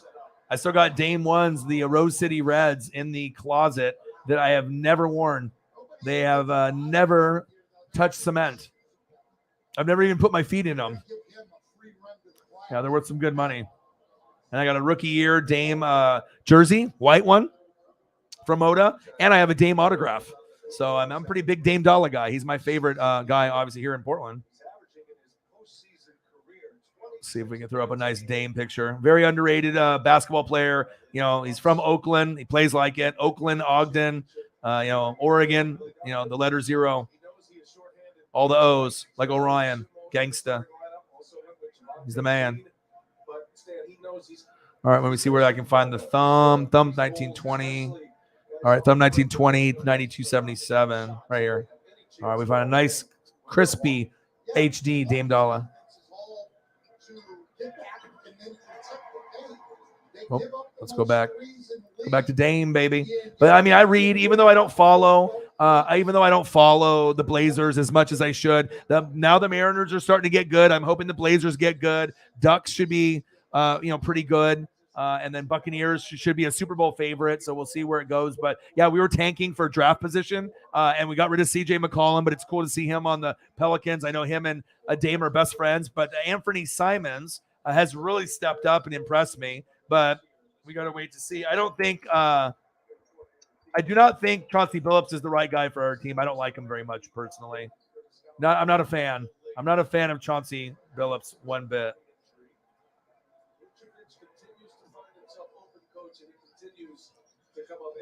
And let me see if I can pull up this Anthony Simons up here. I'll be doing a lot of these for tomorrow. I'll be doing multiple pictures for all the draft picks, all 32. So I'll be working hard, man. I'll be grinding. I'll be working really hard, and it'll give the show a little bit, something different. I'll be doing all the picks will be down below, and then I'll do 1 through 32. It'll be on the ticker, and then I'll probably grade them too, and then I'll put the trades down below too, and I'll make sure it's a full-fledged show, all edited on the fly. So there's Dame. There's Anthony Simons. I didn't know that a guy like this could be as good as like a CJ McCollum. And you lose CJ and everyone's pissed in Portland. But then when you watch Anthony play, you're like, whoa. You're like, this motherfucker actually has potential to throw up 20 to 40 once in a while. And then if he gets shots, he can make some big things happen. So look for the Blazers to be better, but only if we get Jeremy Grant and Zach LaVine. If we get Zach LaVine, that could be a real big changing point for us on the Blazers. That's facts. Big facts, baby. Maddie, we good, baby. We good. Holly Hundo. Bang! $20. I love you, and I appreciate you. That'll never, ever, ever change. Young Tommy. Florida Tommy. Okay? Long hair, don't care, Abercrombie and Fitch Tommy. Mrs. Townsend. Mr. and Mrs. Winchell Townsend. Okay? The action shot. The football punt. Okay? Who's the best? You the best, Holly. Love you. Appreciate you. Chiefs Kingdom in the building. I'll take care of you with the Tommies, baby. Let's go. This is the most epic photo of photos, though. I mean, look at this. Even if you don't like the Gators at all, I mean, the Gator chomp is very iconic, right? Look at the photo. Look at the photo. Here, I got to take the NWSF logo out of here for a sec. Boom. So that way we can just look at the just pureness and just how great this fucking photo is. Blow that up, get it signed. That might be the most epic photo of photos. Jordan brand jersey with the 150 patch, with the Gator patch, with the Gators chomping, cheerleaders in the background. I need this photo, and I want it signed. I need it. I want it. I have to have it. Tommy Townsend. Huh? Holly's like, yeah. My day's getting better. My day's getting better. I mean, shit. I mean, you ain't going to get Tommy Townsend on any other fucking channel. I'll tell you that. Chiefs. The butt kicker. This is the goal for the Chiefs and the Buccaneers. We don't know if we're going to get there again anytime soon. But, hey, we're going to flex, and we're going to try to get there. Tyreek, that's tough. Honey Badger, that's tough. But you know what? They're still going to be a top 5 team, and I don't see that changing. With Veach and the rest of the organization, they're run very well. And, hey, we're going to be looking at that fucking Super Bowl trophy just like this. And just like Andy looking at a cheeseburger, baby. You feel me? Chiefs. High five, Holly Hundo. Thank you so much. Appreciate your generosity. You are number one. Appreciate you. Cyber in the building. Beefy McWhat now in the building. All the goats are in the building, baby. Appreciate you guys. Holly. Let's go.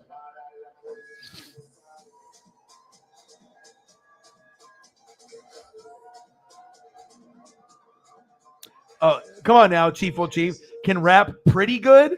He's the best. Let's be honest. If you can do shit with Lil Wayne, it's not like Shaquille O'Neal doing some rapping shit or doing Blue Chips. Okay, there's not a lot of rappers. Cole Beasley raps. Obviously, the former Bills wide receiver, believe it or not. Shaq did some things. I mean, this is not like AB trying to rap. Dame Dollar by far is the best athlete rapper. There is not anybody better than Dame, and he doesn't even need to have a collab with Lil Wayne to prove that. Pretty good? No, he's the best. And that's not me just being a Dame fan. It's just me being a rap fan. And I've listened to pretty much anyone that has been an athlete, football, basketball, baseball, that's done, hip hop. And it's not even close. It's not even close. This guy's extremely talented. Dame is so good at rapping that if he quit basketball, he can still make this. People will go to a show. And I mean, he's from Oakland. You know what I mean? So he knows like E40. He knows those guys. Okay. He's talented enough to make money doing rapping, and I don't think anyone else in the NFL, NBA, or MLB is. He's definitely not AB, okay? That's facts. Very good, the best. I mean, he's not like a J. Cole, or if you're trying to compare him to like, Eminem or like, at the very, very top, like a Jay-Z or, like that. But I mean, he's pretty fucking good. Like, I think he can make a living off just doing rapping. He's that talented, and he's likable too. Hard worker. Beefy McWet now, $5 donation. He's already donated 5, 10, 15, 20, 30, 40, 50, 80, 8,000. I mean, he's always doing big things. What up, Beefy? He said, I had a debate with Curry fan, pushed him into the ground. I prove why Dame is a better shooter and better player overall. Magic versus talent. I think that you can go Curry. I mean, if I'm not being biased, I think Curry is the best shooter of all time. I think Curry, to me, is better than Dame overall, but I think Dame is still one of the legendary players. He beats him in the rap game for sure, and I think Dame does more with the basketball, with like dribbling, passing, helping guys get open. But if you're just talking about the shooting aspect, it's Seth. It's Steph Curry. He's the cook, right? He's the Salt Bae, right? He's better than like Larry Bird or Ray Allen or Reggie Miller for shooting, right? But Dame might be the overall better point guard with everything he does. Leadership, rebounding, assisting, just being that vocal leader. I think there's more intangibles with Dame as an overall point guard. So maybe you can lean Dame is better, but shooter, it's Steph. But overall, I think it is Dame. But Steph sometimes can throw up like 10, 12, 15, 18, 23 pointers. I mean, it's just crazy, to see when he's hot. I mean, he's unstoppable. And if you can shoot like that, sometimes people are going to think Steph is the best player or one of the best that's out there. But I mean, both of them aren't really considered top 5 though. You know what I mean? Right now it's like Giannis 1, Luka 2, maybe Embiid 3, Joker 4, or Joker 3, Embiid 4, Jason Tatum 5, and then you get Steph and all those other guys after. If you don't want to put KD up there or Kyrie and Steph and Dame, and I mean they're all somewhere between 6 and 12 or something. But yeah, it's a tough one. I think both are great. Both are Hall of Fame, but Dame doesn't got the ring yet. He needs some help, but he's not going to leave to get a ring. He's trying to do the Giannis thing. And then Steph and Clay obviously benefited from their dads, obviously Del Curry and Michael Thompson for Clay to be able to help them. Dame didn't have a dad in the NBA, you know what I mean? But I think Dame's game overall, he can do a lot of the intangibles, kind of like a John Wall before he got hurt, where he does a little bit of everything and kind of underappreciated, but it is what it is. But Curry will always be more popular, you know what I'm saying? And the only way that Dame gets more popular if he goes to like another squad that has like a super team or something. But I like Dame. Dame overall, right? But Steph is the best shooter. And sometimes when you're the best shooter in the NBA or the best shooter ever, you're going to be considered better than any other point guard. So that's facts. Yeah, you can debate this all day long. You know what I'm saying? Dame can shoot though too. Dame can shoot too. Gonna be a tough debate. I think if you're gonna go with Steph, if you want to say the best 3-point shooter, but I say maybe inside the 3-point line, I would take maybe Dame, but outside I would take Steph Curry. So it's a tough debate. I mean, they're both great. I mean, if we traded Steph Curry for Dame, would I cry or be mad? I mean, you're getting just as good of a player, if not better, at shooting. So. Yeah, I did not think he was going to develop like that, but they said that also for CJ. I knew CJ was going to ball out, anytime you go from the smaller schools, but it was cool to see Anthony Simons kind of take that leap, though. Yes, the Gator Chop pick is epic.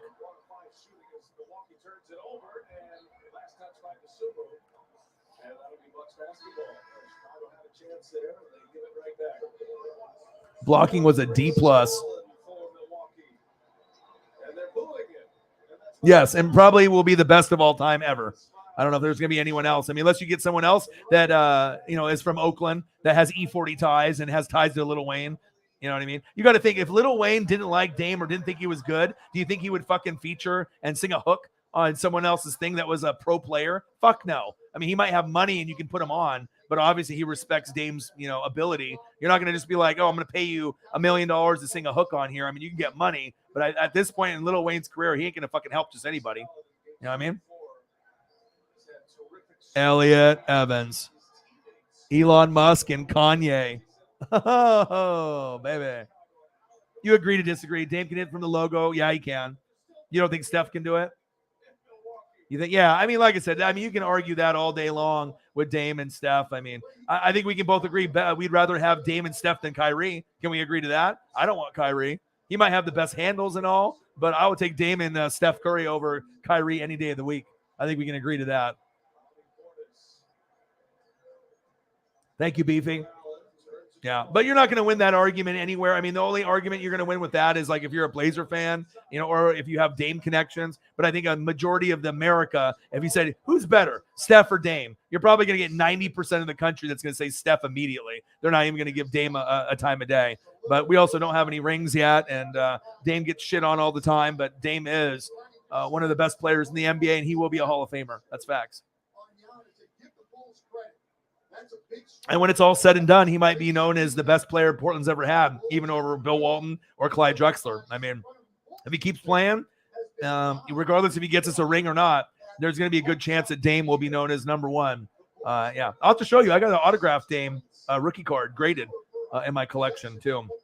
But I really like the Dame Dollar, the shoes. I'll show you here in the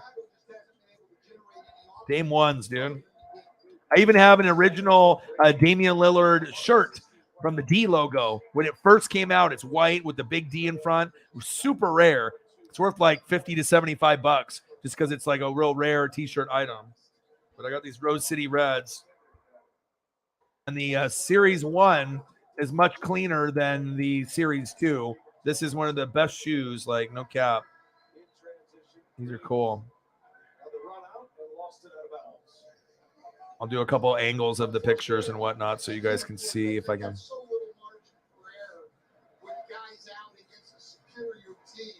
When they get 2-on-1 opportunities like that, they're going to have to convert. Billy Dillon in his second year now, this is a Bulls team that just hasn't been able to get. All right, let's see. What is this under release? Off to a great start, sitting atop their division, 60 games in, but it has been dreadful since. Found their way into these playoffs. All right, let's take a look here. I'll do a couple angles if you've never seen this shoe before, but it's like one of the most coveted shoes for Dame with all his, Dame 1s, Dame 2s, Dame 3, Dame 4s, Dame 5s. They have like the PDX carpet ones that are rare, but these are my favorite, and I got them right when they came out, and I actually had to get it from New York for a guy that waited in line for like 2 hours, and then these are sick. Let's see here. Release. But these are the best Dames to me. So here they are. So you got the red. You see the little roses that they have on there. All right. So that's one angle there. And then you can get.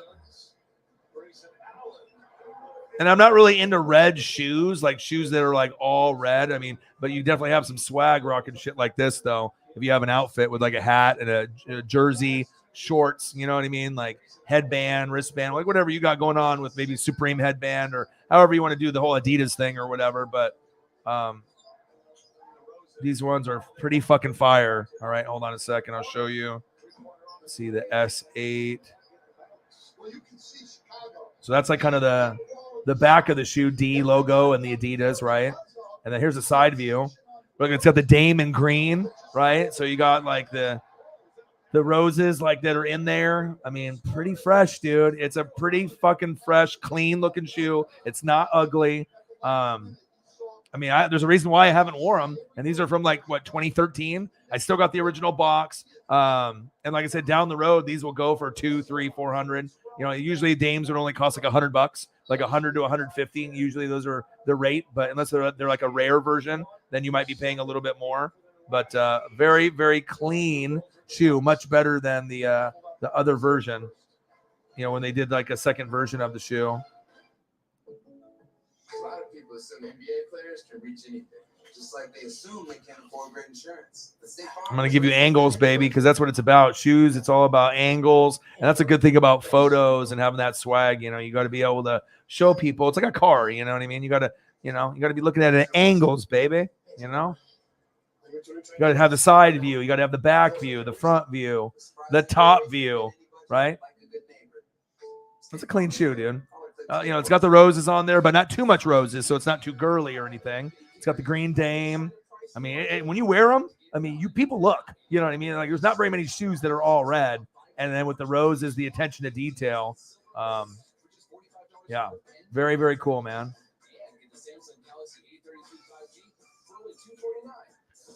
Yeah, these are like one of the only shoes. I mean, I used to have like LeBron 10s and some other shoes as well, but these are, you know, other shoes I want to get, like the old penny ones and some old school Jordans, but you know, I know what's going to be worth money down the road, and I definitely made the choice. Like, all right, do I wear these occasionally and fuck them up and have them be worth nothing, or I just never wear them and I keep them as a collector item? And I decided to go that route. I'll even give you the right look. Okay, bang. You feel me? I'm a sneakerhead too. There's other shoes like LeBron's and Kobe's that can definitely be more stylish, better colors, white or black, or, you know, yellow and black, or with like the Mambas and stuff in the purple. And, you know, I usually prefer shoes that are black or white or gray. So I'm usually not into like stuff like this, but I mean, it's representing Portland, Oregon. It's representing Dame. It's unique. It's all red, a little bit of green spiced in there. It's incredible, man. It's one of his best shoes out of all his shoes that he has. PDX carpet ones are pretty fire too, and he has a few others, but I really like the style of the Dame one with that. So that's straight money right there, baby. Straight money. See, look at that. Now we're a sneaker show. We're a sneaker show now too. So 145 and donuts, like a Chief Will Chief. Bang, $5 for Chief Will Chief, baby. $150 and donuts, and then a bang on $5. I'm a Blazer Rip City fan, so I do think, yeah. Career stats even prove that. Percentage might be in Steph's favor, but Dame wins, right? But Steph also has the ring. We got to get Dame a ring, man. We got to get Dame some fucking respect, right, Beefy? You know what I'm saying? Like, if I can get the Blazers good, Julio Rodriguez, if I can get Dame some respect, like, this is the ultimate dream, right? Julio ends up being like amazing, maybe not as good as King Griffey Jr., but something, you know, really, really good. And then Dame gets a ring, right? And we can start doing something with the Blazers. That would be exciting. I know my Ducks will be, you know, something. And then obviously with Dan Lanning, it'll take some time. We got Bo Nix, and then we'll see what happens with my Buccaneers. But our Buccaneers, baby. Our Buccaneers, baby. Okay. We need this. One more of this with the Super Bowl patch. You see that? That's what the Bucks need, dude. We need this in our life. $155 in donuts, baby. Well, most people that don't want to analyze stats, Sky Rippa, are just going to say that because they're just trolls to whatever the people saying, you know what I mean? Or if they just listen to what they say on TV, ESPN, Fox Sports, you know what I mean? And then some people will be biased. But if you look at the overall game, not just shooting, I mean, we know Steph can score points and he can shoot the three, but, you know, both lack defense. They both could be way better there. You know what I mean? And passing, rebounding, leadership, taking charges. There's other categories than just shooting threes. And that's what pretty much everyone bases it off of. So you like those? And those would be good for Chief fans, though, right? So if you're like a Chief fan, or if you're a fan of the Niners, right, and you like, or Georgia, I mean, you got the jersey, you got the helmet, and the Dames.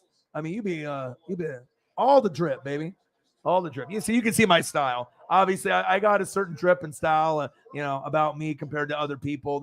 I'm a fashion guy too. You know, I got the Ovo hoodie, shit sitting in my closet from like 2015. I mean, the Ovo hoodie, they're going for like $500, $600, $700. Even like some of them even used are going for like $300, $400, $500. It's just like the black hoodie with the gold Ovo owl, you know, OVO in the eyes there, the one that he wore in Hotline Bling. Yeah, it's probably the most comfortable hoodie that I own, and I got it for like what, $250, $300 way back in the day. And I mean, it shows you now. I mean, the Ovo stuff, the Supreme stuff, that shit is very coveted. That's facts. Yeah, they look good. Sneaker show. Clean though, right? Chiefs fans could wear those, and you could represent Dame. But I've never seen a red shoe as clean as those. Have you guys? Tell me. I mean, be honest. I mean, like I said, even if you're like, man, we're the Rose City out here in Oregon, so that's where the roses comes about because that's what they call us out here. Obviously in Oregon.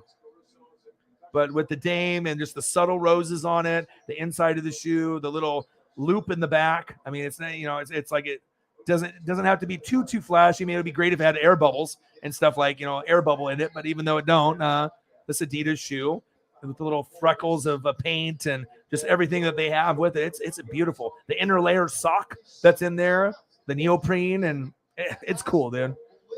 My buddy Jay Graves has them, but they're used and they're probably all fucked up. I might be the only one in Oregon that has these, or a very limited amount of people that have these that have never been worn. Straight money, baby.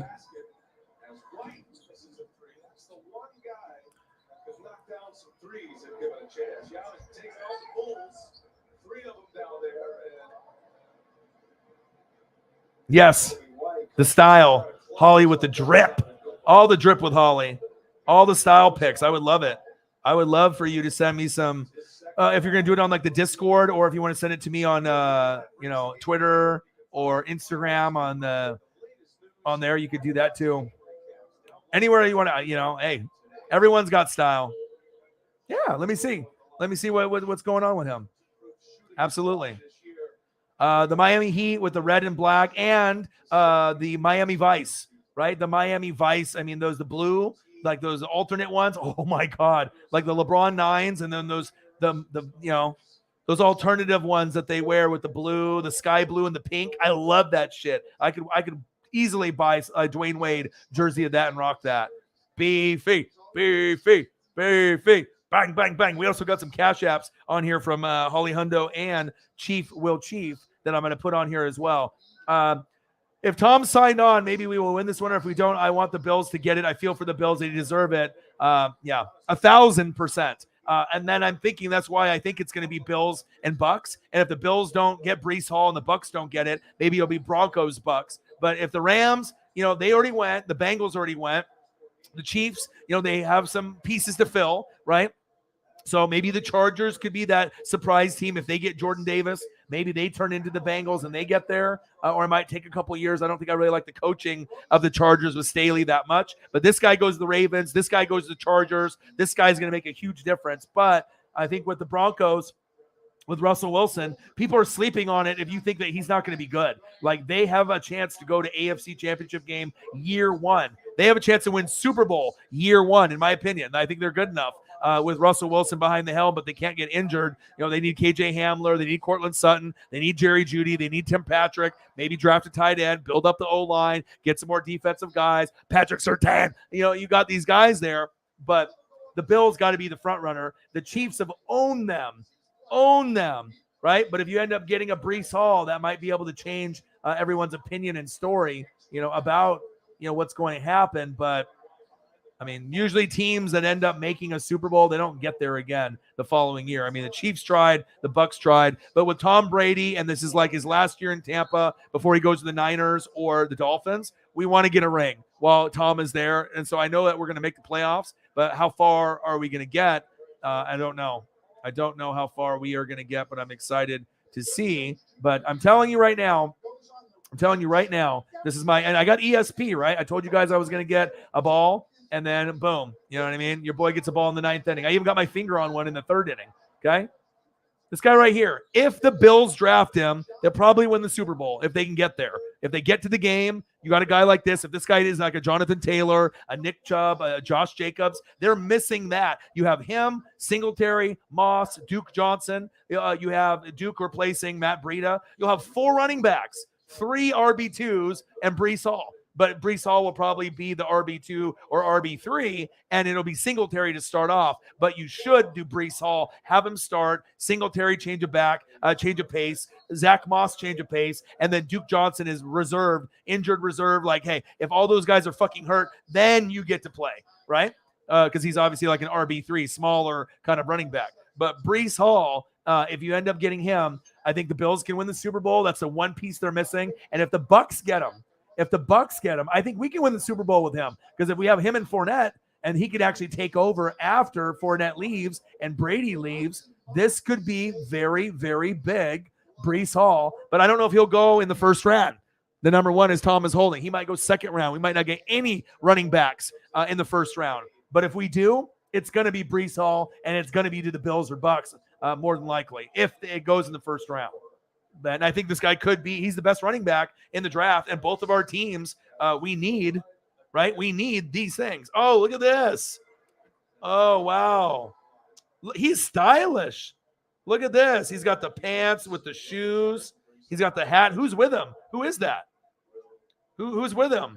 Is that his AEW? Yeah. He could go to AEW with those fits for sure. He's styling him. Who are those? Are those just his friends? I love it. Yeah, Tommy got some style. Wow, I didn't know Tommy was like that. I didn't know Tommy liked style. Okay, so we know you got the swag, went to Boone High School, went to Tennessee Volunteers, transferred to the Gators, right? Then ended up turning into a Holly's husband, right? With long hair, long hair, don't care. All right, I see you. Wow, you swagged out, man. Holly just sent me like kind of some fits that he was wearing. Wow, okay. I love it.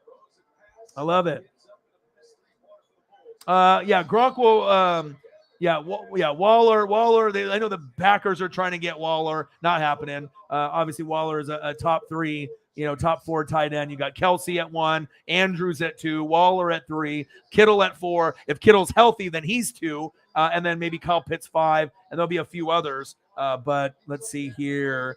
But Gronk should be coming back. He's just waiting. He doesn't want to do training camp. You know what I mean? That's a big thing. Gronk does not want to do training camp, so we will get him. And Brady made some more money for him. He'll come back. He'll come back. Let me see here.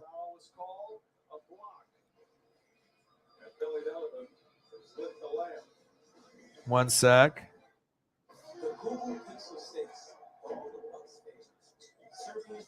And I'll get into Holly and a few others. I got just so many. I got a buddy messaging me to do beer pong. I got the donos on here. Hold on a sec here. Gronk. Let's go here. Rob Gronkowski. If we're gonna go for our Super Bowl run, we need Rob. If we don't have Rob, there's no Super Bowl. You gotta have Rob. We gotta have Rob. Rob is not optional. I mean, if Brady's there, Rob is not optional.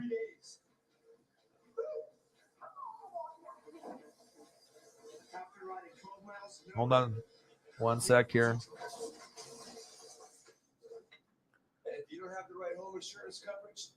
I'm going to find the right size for Rob and see if it'll let me format. There we go. SDQ. I had to reformat it real quick. All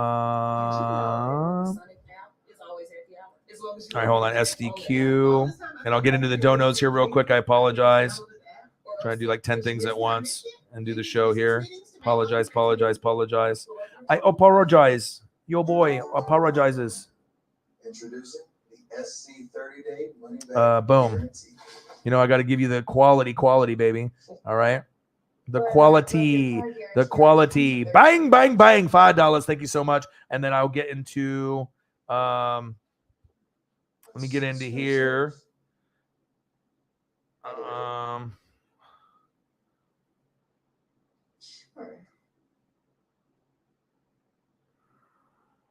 You ever wonder why people are always on their phones? They're banking with Bank of America. Okay, one sec, guys. Thank you so much for you guys' generosity. I should probably check the Venmo at some point, too. All right, Chief with a 15er, Holly with a 20. Thank you so much. Chief. Chief. We have like a little dono train going with Chief and Holly Hundo and Beefy McWhat now.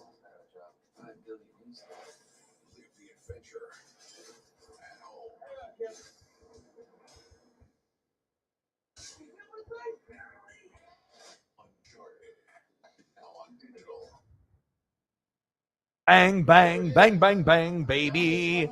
Oh, baby.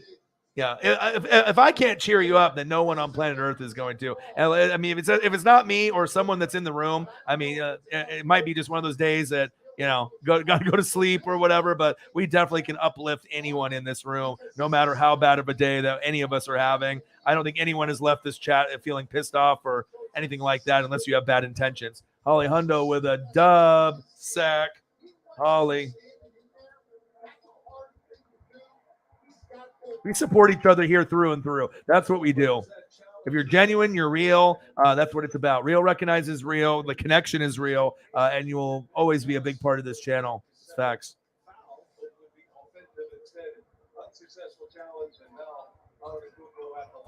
Plus, right? You got to have me for those KU games in the future if you're going to want to have some championship and Uncle Mo and Uncle Momentum for your Jayhawks. Rock Chalk Jayhawk, baby. Bang, bang, bang. $20 dono on the Cash App. And I still got other ones that I need to get to on here as well. I mean, people can like me for my voice. They can like me for my sports knowledge. But I think just being real and having a great place to come and hang out, that means more than anything. The connection and just being a real person. You know what I mean? Just not being fake. So there we go, baby. Gronk.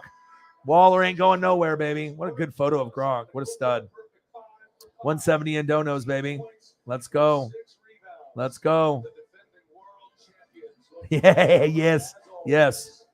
The Vice, dude. The Vice is nice. The Vice is nice, just like Vice Channel.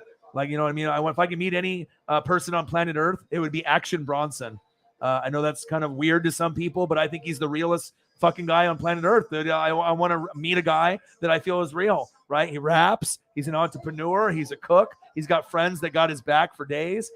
Just one of the realest motherfuckers on planet Earth. And of course, I can meet Griffey or Jordan or an athlete, but I would rather meet someone that I could have a beer with and just talk hip hop, sports, life.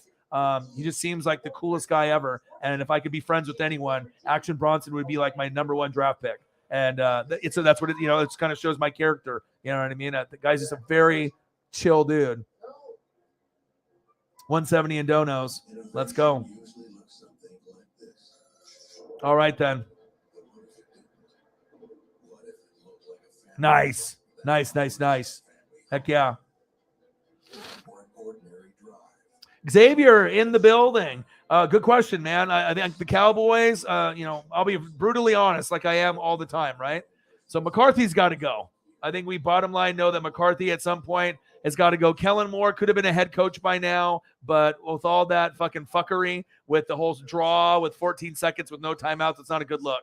You might have traded away the wrong wide receiver with Amari Cooper. You got Gallup, right, who should be pretty good. CeeDee Lamb could be a superstar. I like him. Zeke is overrated. Pollard is better. Get Pollard in the starting spot. I think you would do better. O-line needs a little work.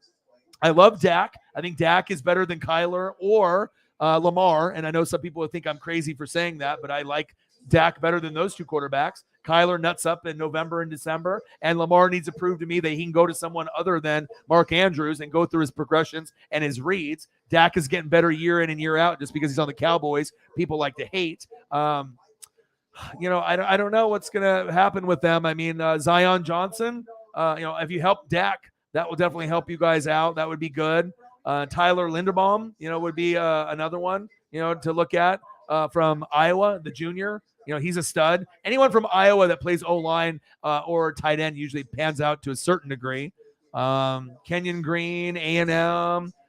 What about Edge, George Karlaftis, since you ended up losing Randy Gregory? All right, I ain't no fucking dummy. I follow football. I follow all the teams, baby. So we'll see what happens. But I do like Micah Parsons. You guys hit it out of the head with that. I'm a linebacker guy first. I love linebackers. I like safeties. I like defense, and I like O-line. And Micah might end up being the best linebacker in football, even over my Devin White with the jersey I got on right now.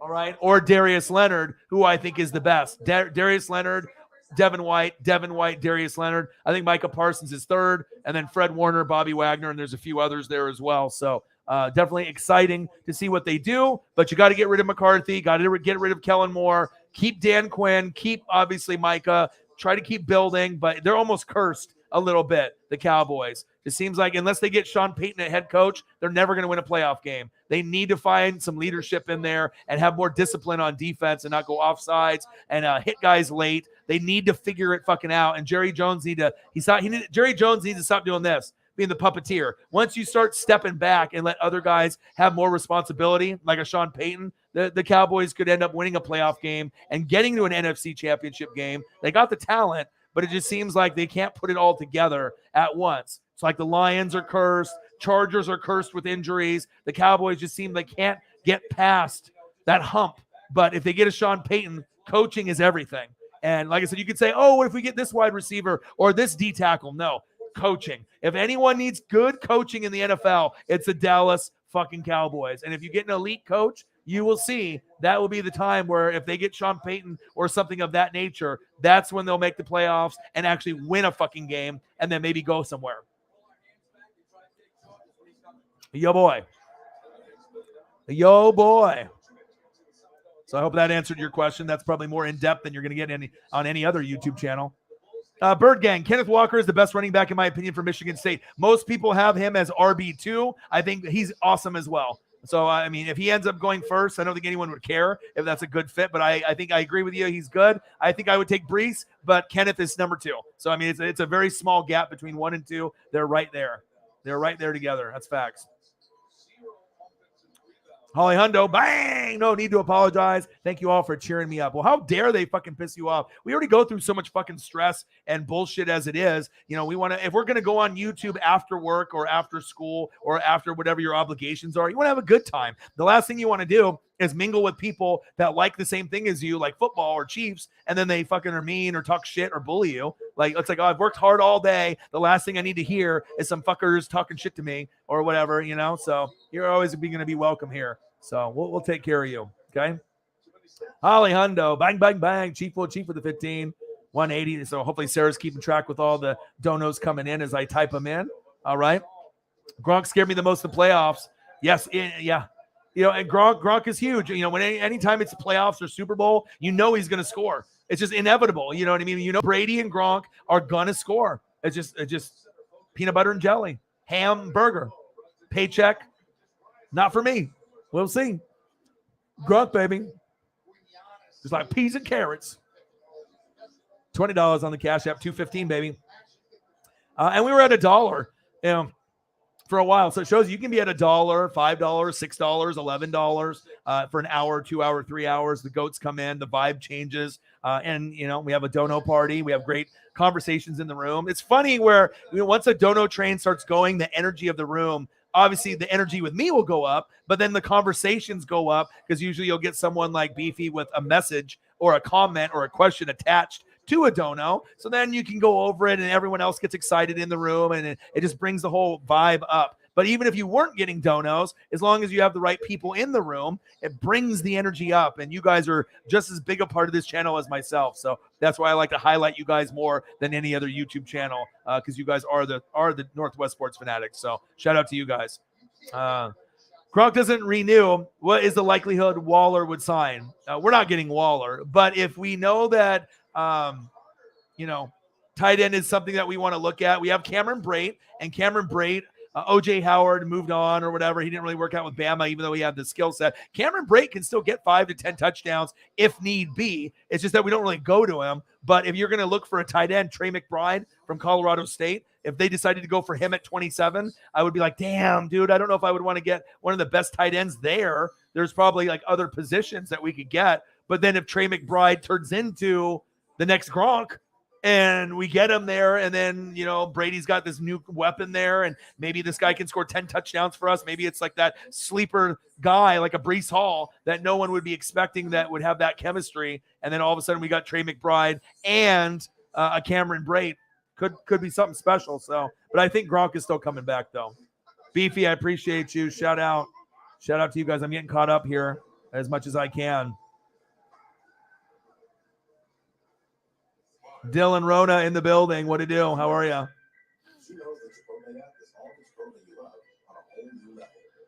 It's embarrassing as a Cowboy fan, but like I said, when I follow football, Xavier, I've been watching it since 1985. And with the Cowboys, I don't hate them like everyone else does. I'm a Buck fan, but back in the day, I hated them just like everyone else did. Subconsciously, unconsciously, the media pushes it down our throat to hate the Cowboys and to hate the Patriots because of Belichick and Brady winning so much and all the cheating and the scandals, Spygate, Deflategate, all that shit, all the shit that ends with a gate and the cheating, right? And the Cowboys, we hate them as much as the Patriots, but why? It's not like they've been winning Super Bowls, right? It's just that they're America's team. Maybe it's Jerry Jones. Maybe because they're so popular across the United States, like Green Bay and the Steelers, right? But they don't win as much. People just love shitting on Dak and Romo. But in essence, I would take those guys on the Buccaneers in a heartbeat. Romo will be known as one of the best commentators of all time. And he actually was a pretty fucking good quarterback. If he was actually on a good team, he would have won a Super Bowl.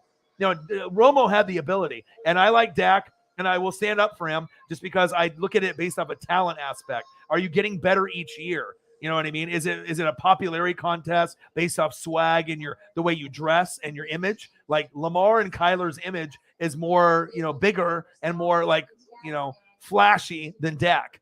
Dak is one of those guys that's a little bit more ho-hum. He's a face of the franchise, but he doesn't have to show off as much as like a Kyler or Lamar. And Kyler doesn't get it done in the second half of the season. MVP in September and October, November and December shits the bed, right? And then Lamar is great, won MVP, but I don't think he's a quarterback, like a real, he's like a RG3, Marcus Mariota, more talented, right? He can run, right, and stuff, but he doesn't really stay in the pocket enough to take himself to be top 5. And he's right there, but it's like you need to go to Hollywood Brown. You need to go to Mark Andrews. He doesn't go through his progressions, goes to one read, maybe 2, takes off running. I need to see you stay in the pocket. I had Hollywood Brown in fantasy last year, and for a few weeks, like 6 weeks, he was going to Hollywood, and they were scoring, and things were good. But then with the injuries with J.K. Dobbins and all the running backs, Gus Edwards, that definitely has something to play into it. But I just want to see Lamar stay in the pocket, and if he does, he can be right up there with the Josh Allens, the Herberts, and the Burrows. But until he does, he won't be there, and he'll still be battling it out with Dak and Kyler and these other guys that are all kind of mixed together. Dak, Kyler, Lamar. You got Stafford. All these guys, Brady. They're all mixed in the top 10. But like normally, it's like you got like Mahomes, right? Russell Wilson, Aaron Rodgers, Josh Allen, Herbert, Burrow, and this is not any like specific order, right? Herbert, Burrow, Josh Allen, and then the next like Dak and Kyler and Lamar, and then also you have to put Brady and obviously Matthew Stafford in the mix and somewhere in the top 10. So there's a lot of great talented guys, but the coaching is everything, right? It's like you can have Amari Cooper and CeeDee Lamb and Michael Gallup and Dalton Schultz, but what about the O-line? O-line hasn't been good. One guy retired. Tyron Smith's getting injured. You had Frederick, and you got to build up the O-line again. Like when you had 3 Pro Bowlers, that's important. You got to realize that Ezekiel Elliott, yum, right? He's not that good. He was good at Ohio State. He was good in his rookie year when you had O-line, but since the O-line has been disintegrating and getting worse and worse with guys getting injured, retiring, or getting traded, right? His production has gone down every single year.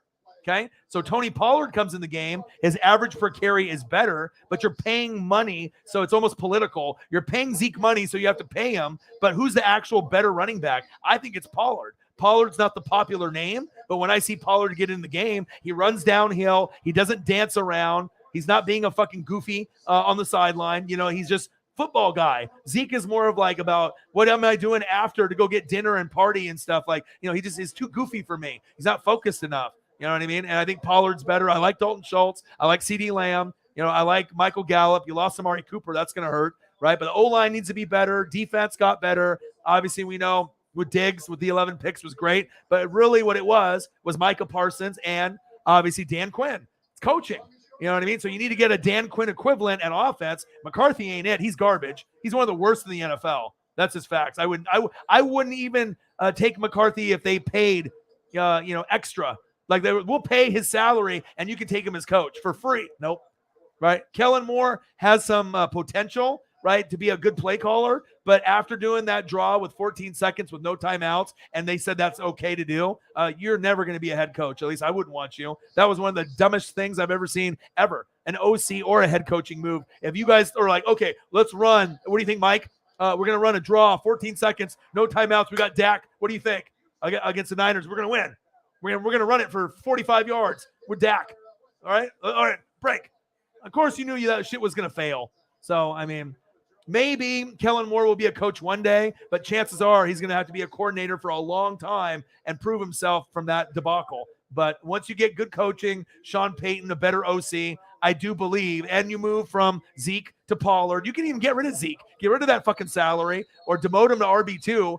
Put in the best talented guy. Not the most popular, not the guy with the fucking nose ring, the guy that's fucking being goofy, the guys that stats have been going down every year since rookie year. Go with the guy that's the better player that's not as popular. Pollard. You go to Pollard, you win fucking games. You keep Zeke in there and you do the whole back and forth. I mean, I'm not an idiot, but I'm saying I'm not a genius either, but it's very clear when I watch the Cowboys play, Pollard is the one that has a little bit more juice. The offensive line plays harder for him.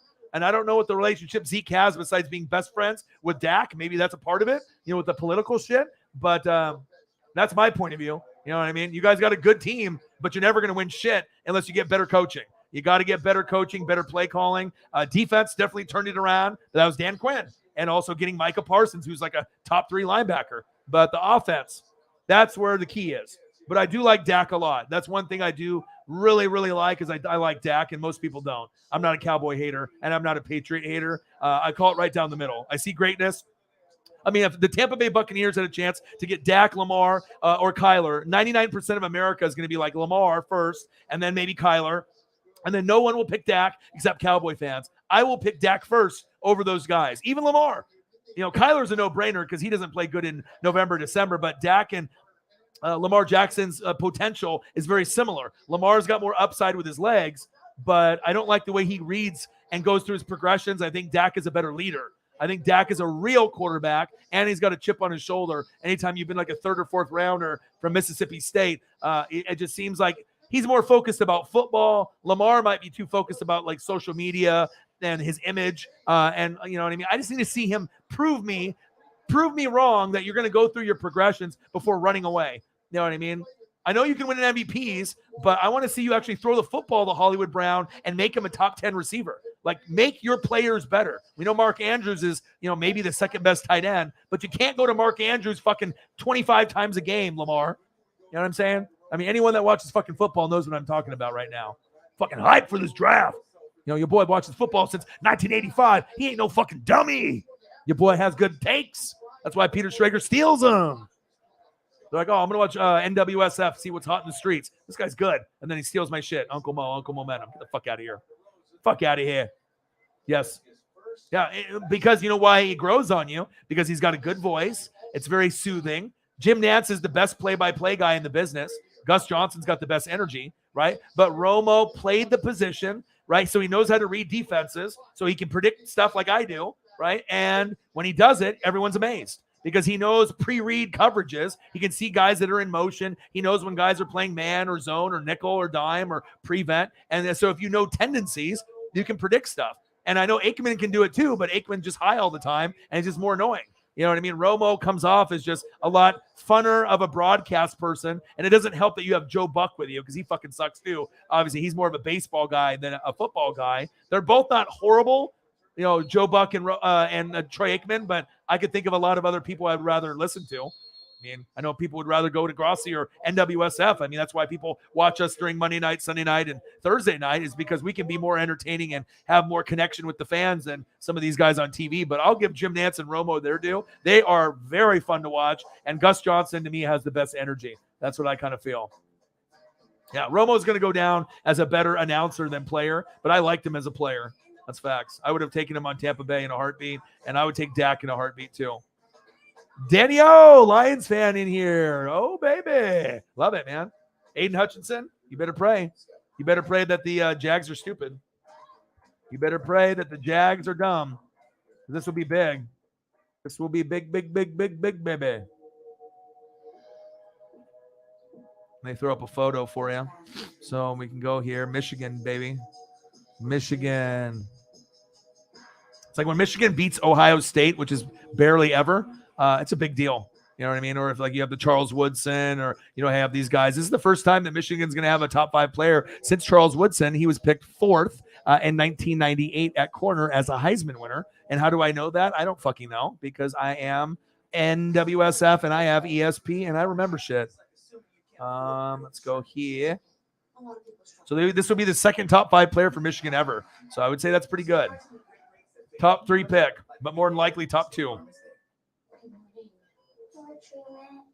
We're gonna try something different today. I gotta be able to flex, right? If you're gonna watch a show on YouTube, you can talk about guys all day and all night. What do they look like? Can I see an HD photo? And then other people will try to copy your boy, but they won't. There you go, baby. There's your future. Bite kneecaps, motherfucker. Bite the fucking kneecaps off with your coach, okay? I'm not sure if he's the right coach for y'all, but, it's going to be a tough road. Let's just be honest. I mean, if you're a Lions fan, shout out to you. For someone that's sticking with a team. I mean, I'm Mariners, Blazers, Buccaneers, and Ducks. And you know what?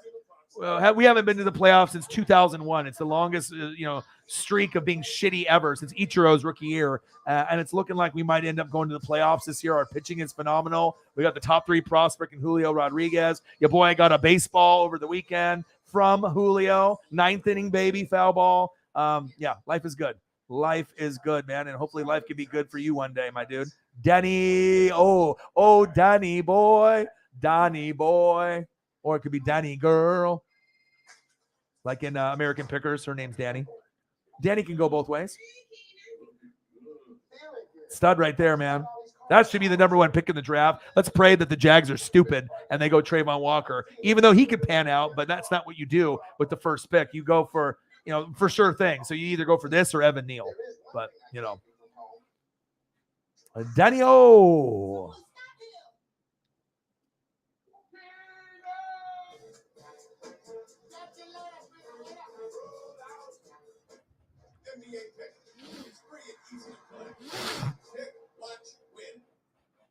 Who was a better head coach, Jason Garrett or McCarthy? Neither. Neither. But honestly, if I had to pick one, I would go Garrett. He lost the team, but I liked Garrett more than McCarthy. McCarthy had the Packers Super Bowl, but it's like Gruden. After you win one, you can't do the same things that you did back then with those players. The game changes, and it's more of a passing league, and you don't have the same kind of personnel. But honestly, I like Jason Garrett more than McCarthy. I don't like McCarthy. I think he's one of the bottom 5 coaches in the NFL. He's not good. You just got him because he won a Super Bowl. So Jerry Jones, once Jerry Jones steps back, if he ever does, that's when the Cowboys will get good, or if they get Sean Payton. But if you guys don't get Sean Payton, you're fucked. I'm just being honest. You know what I mean? Like, I know how good you guys are. You know what I mean? You got a competitive division every year with the Eagles and the Washington Commandos and the Giants, and you're always going to be, in the mix around 8 or 9 wins. But if you want to get to that team that wins 10-14, something needs to change, and it's not personnel, it's coaching. And I think you guys have figured that out. Well, no, you haven't, but when you had Jimmy Johnson, Barry Switzer, that roster, Jimmy was definitely slept on. You know what I mean? You don't fucking treat Jimmy that way. Jimmy is a legend. Legends don't come around too often. Okay. Lamar over Burrow. Oh, hell no. Not even close, dude.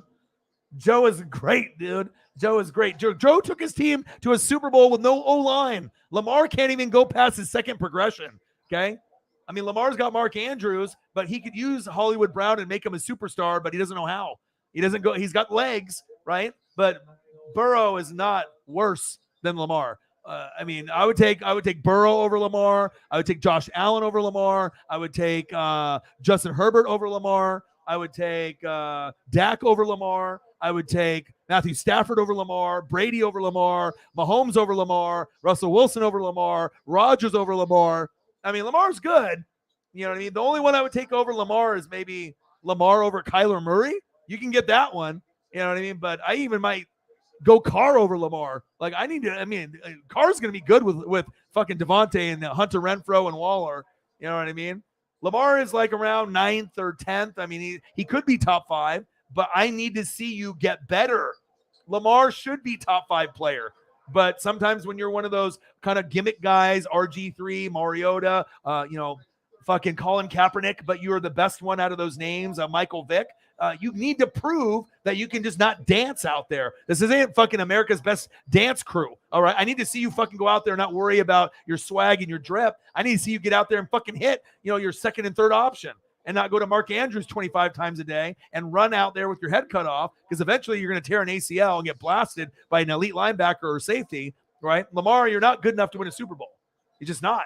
You know what I mean? The defense and the coaching, you got Harbaugh, you got a good team, but Lamar needs to learn how to stay in the pocket. And once Lamar learns how to stay in the pocket, then he'll be in the same category as Burrow, Josh Allen, and Herbert, but he's not there yet.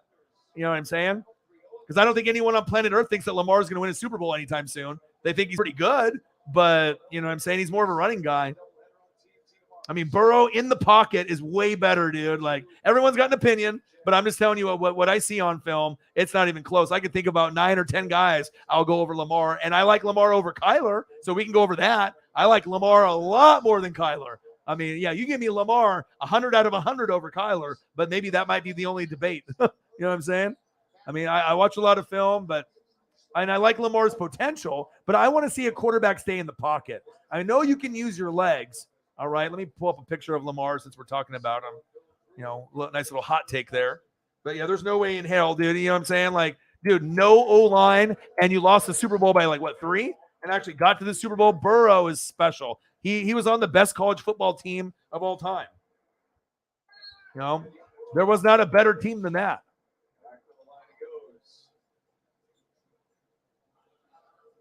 I mean, I'm just, I want Lamar to be top 5, but unless you're a true pocket passer, you know what I mean? You can do all the dancing you want, but eventually you're going to get injured or you're going to get exposed. And think about it. If it's 3rd down and 9, right? It's 3rd down and 9, and you need a first down to win the Super Bowl, right? Or to end up going to the NFC, AFC championship game. Would you have Lamar in any of those spots? Would you trust Lamar over Stafford, Brady, Mahomes, Allen, Herbert, Burrow? I mean, you know what I'm saying? You wouldn't trust that. Lamar has to make 9 yards, but there will be a time that maybe you can be like, yeah, I do trust him. But I mean, you're not going to trust Lamar to get fucking 9. If anything, he might be the most unreliable to try to get fucking 9. You know what I mean? Unless you get it running, but what are the chances you get 9 on a draw? You know what I'm saying? I mean, he's got great connection with fucking Mark Andrews, but his connection with fucking Hollywood Brown could be much better. He got a little bit better at it last year, but not. I mean, you should be able to get fucking Hollywood Brown to be a top 12 wide receiver in the game, and his name should be right next to Tyler, get to the door and lock it, and some of these guys that are sleeper wide receivers, and I just haven't seen the progression just yet. But also, you need a running game, you need O-line, and obviously they had a shitload of injuries, so I'll give them that. But this upcoming year, if there's no injuries, I need to see progression. And I don't think you're going to be better than the Bengals this year unless they get hurt. You might be better than the Steelers. You might get them, but feel me? I'm rooting for them, but I don't trust them on 3rd and 9.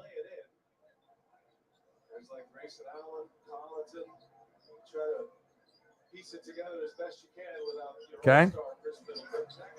Good player, won an MVP, but he ain't going to win no Super Bowl with his legs. The NFL is way too fast. Yeah, you might be the fastest quarterback and you can run down the sideline, but guess what? In the first 5 seconds, right, when you're on the line, there's probably someone that's 380 that can keep up with you for about 3 seconds or 5 seconds. And if he gets a hand on you, you're down, right? And then if you get past the first level, there's probably a corner or safety or linebacker that can keep up with you for about 5 seconds. And if they have a good angle, you're going down. So, I mean, defenses are a lot faster, and they could be 6'4", 380, and he can be his height and weight. And you think there's no way that the defensive guy is going to catch him. But as we know, NFL's man's game, and they have the fastest, strongest, EST everything in the NFL.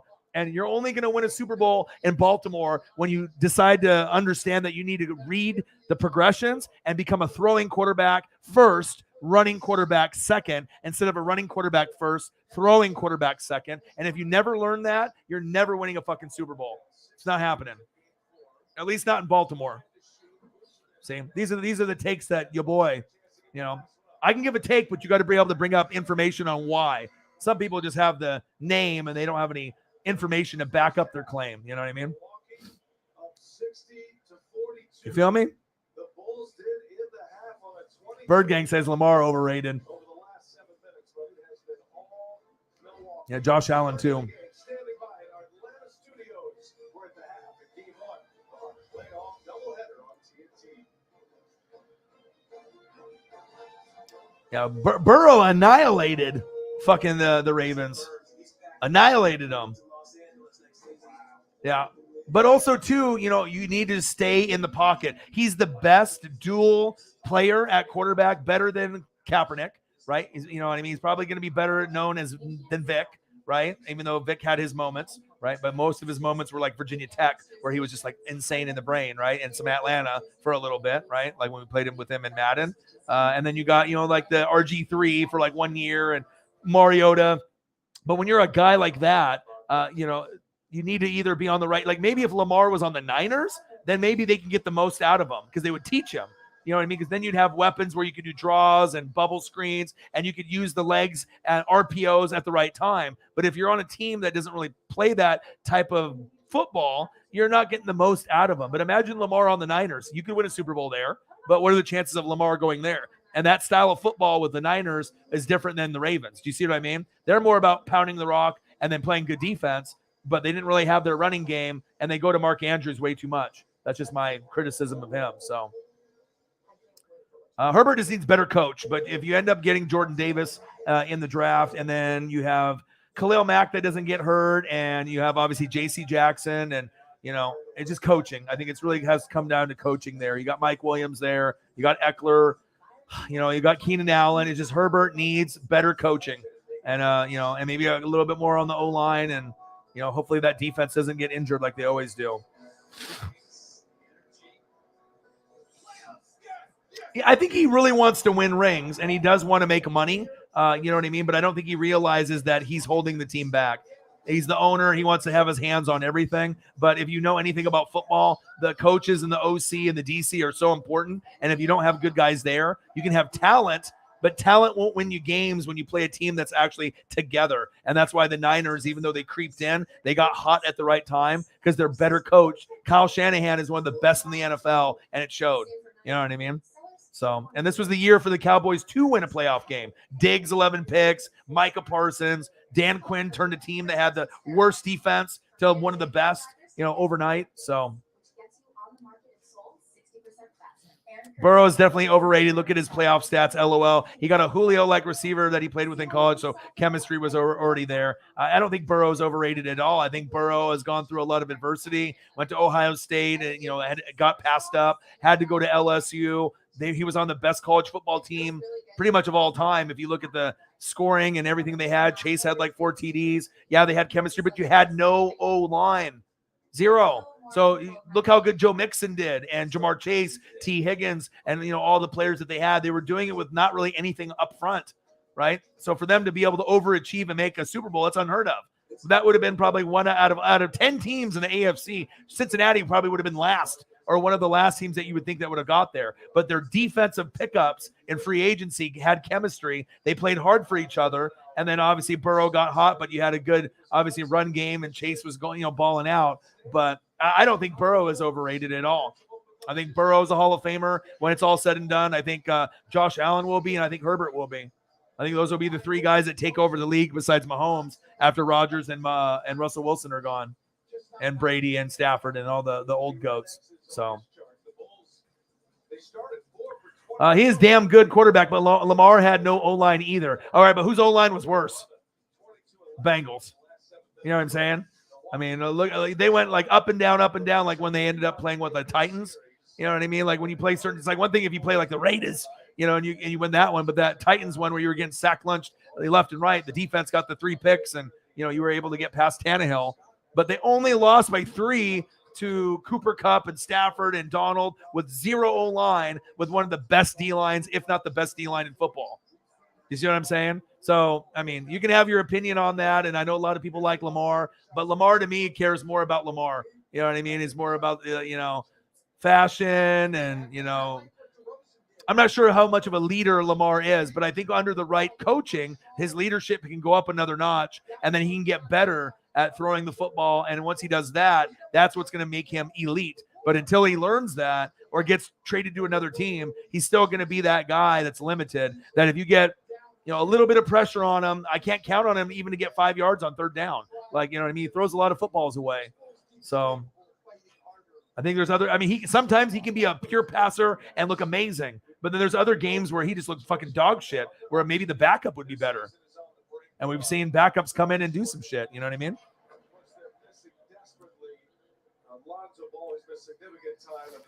Now Bird Gang's going even farther. He said Garoppolo over Lamar. Yeah. Well, I'm more of a Herbert guy over Burrow. You know what I mean? And Josh Allen obviously is good. I mean, people are going to argue Burrow, Herbert, and Josh Allen until their tongue gets blue. You know what I mean? But I have hope for Lamar. Lamar is the one that actually could go up. I don't see Kyler getting, going up there, and Dak gets hated on, and I like the way that he's progressing. But I mean, if anyone can go up, I guess it just depends on the style. Yeah. You don't want to build any bad habits. Yeah. Guys that are calculated in the pocket win Super Bowls. Guys that run around and dance don't win shit unless you're like Steve Young, and that's a fucking, one of the greatest running quarterbacks, but he had a fucking arm. You know what I mean? He could stay in the pocket. He could take a hit. You know what I'm saying? So if you want to run around and be athletic, you ain't winning shit. Not in this league. Everyone on the defense is much, much faster. So even though it's a passing league and you can dance and you can get rushing yards, which is great, 50 yards, 100 yards, but the guys that win, they'll get maybe 40 yards or less rushing, right? But you got 250 to 450 passing, and that's going to help the team win. So, this is not a unit they had used. Yeah, but also I've been watching football since '85, and I mean, a guy that's athletic is more exciting because they can use their legs. But when it comes down to boring, sometimes boring wins you. Offensive linemen don't get love, but you need them to win, right? The guy that stays in the pocket, like the Brady Manning stuff, but those guys are the two best of all time. Brady, Manning, Joe Montana, Elway, Marino. Are any of those guys running quarterbacks? You know what I'm saying? And I don't know if there's anyone that's playing now that's going to be a running quarterback that'll be considered better than those guys. It ain't happening. So You're going to really have to move the ball, get to your second and third options, and make plays for each other.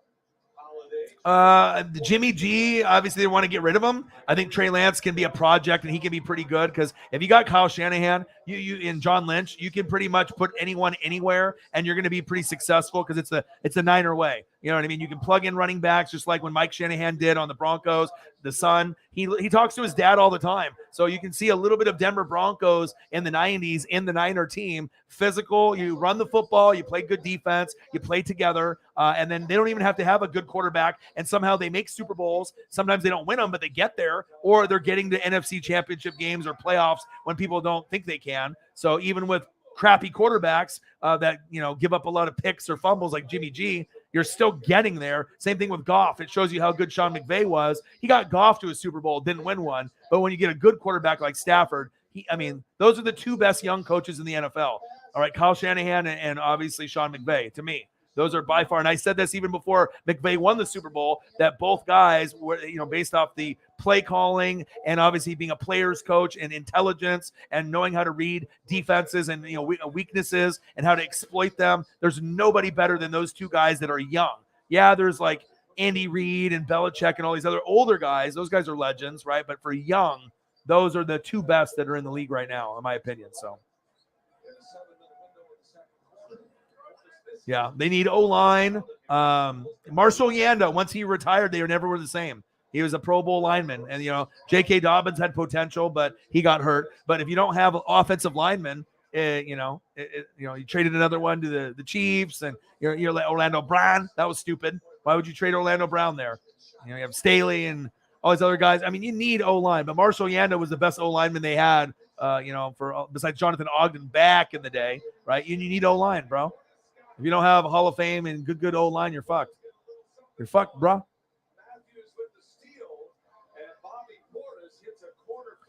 If Lamar don't go to the AFC Championship game, well, that's probably 100% chance that he doesn't get there.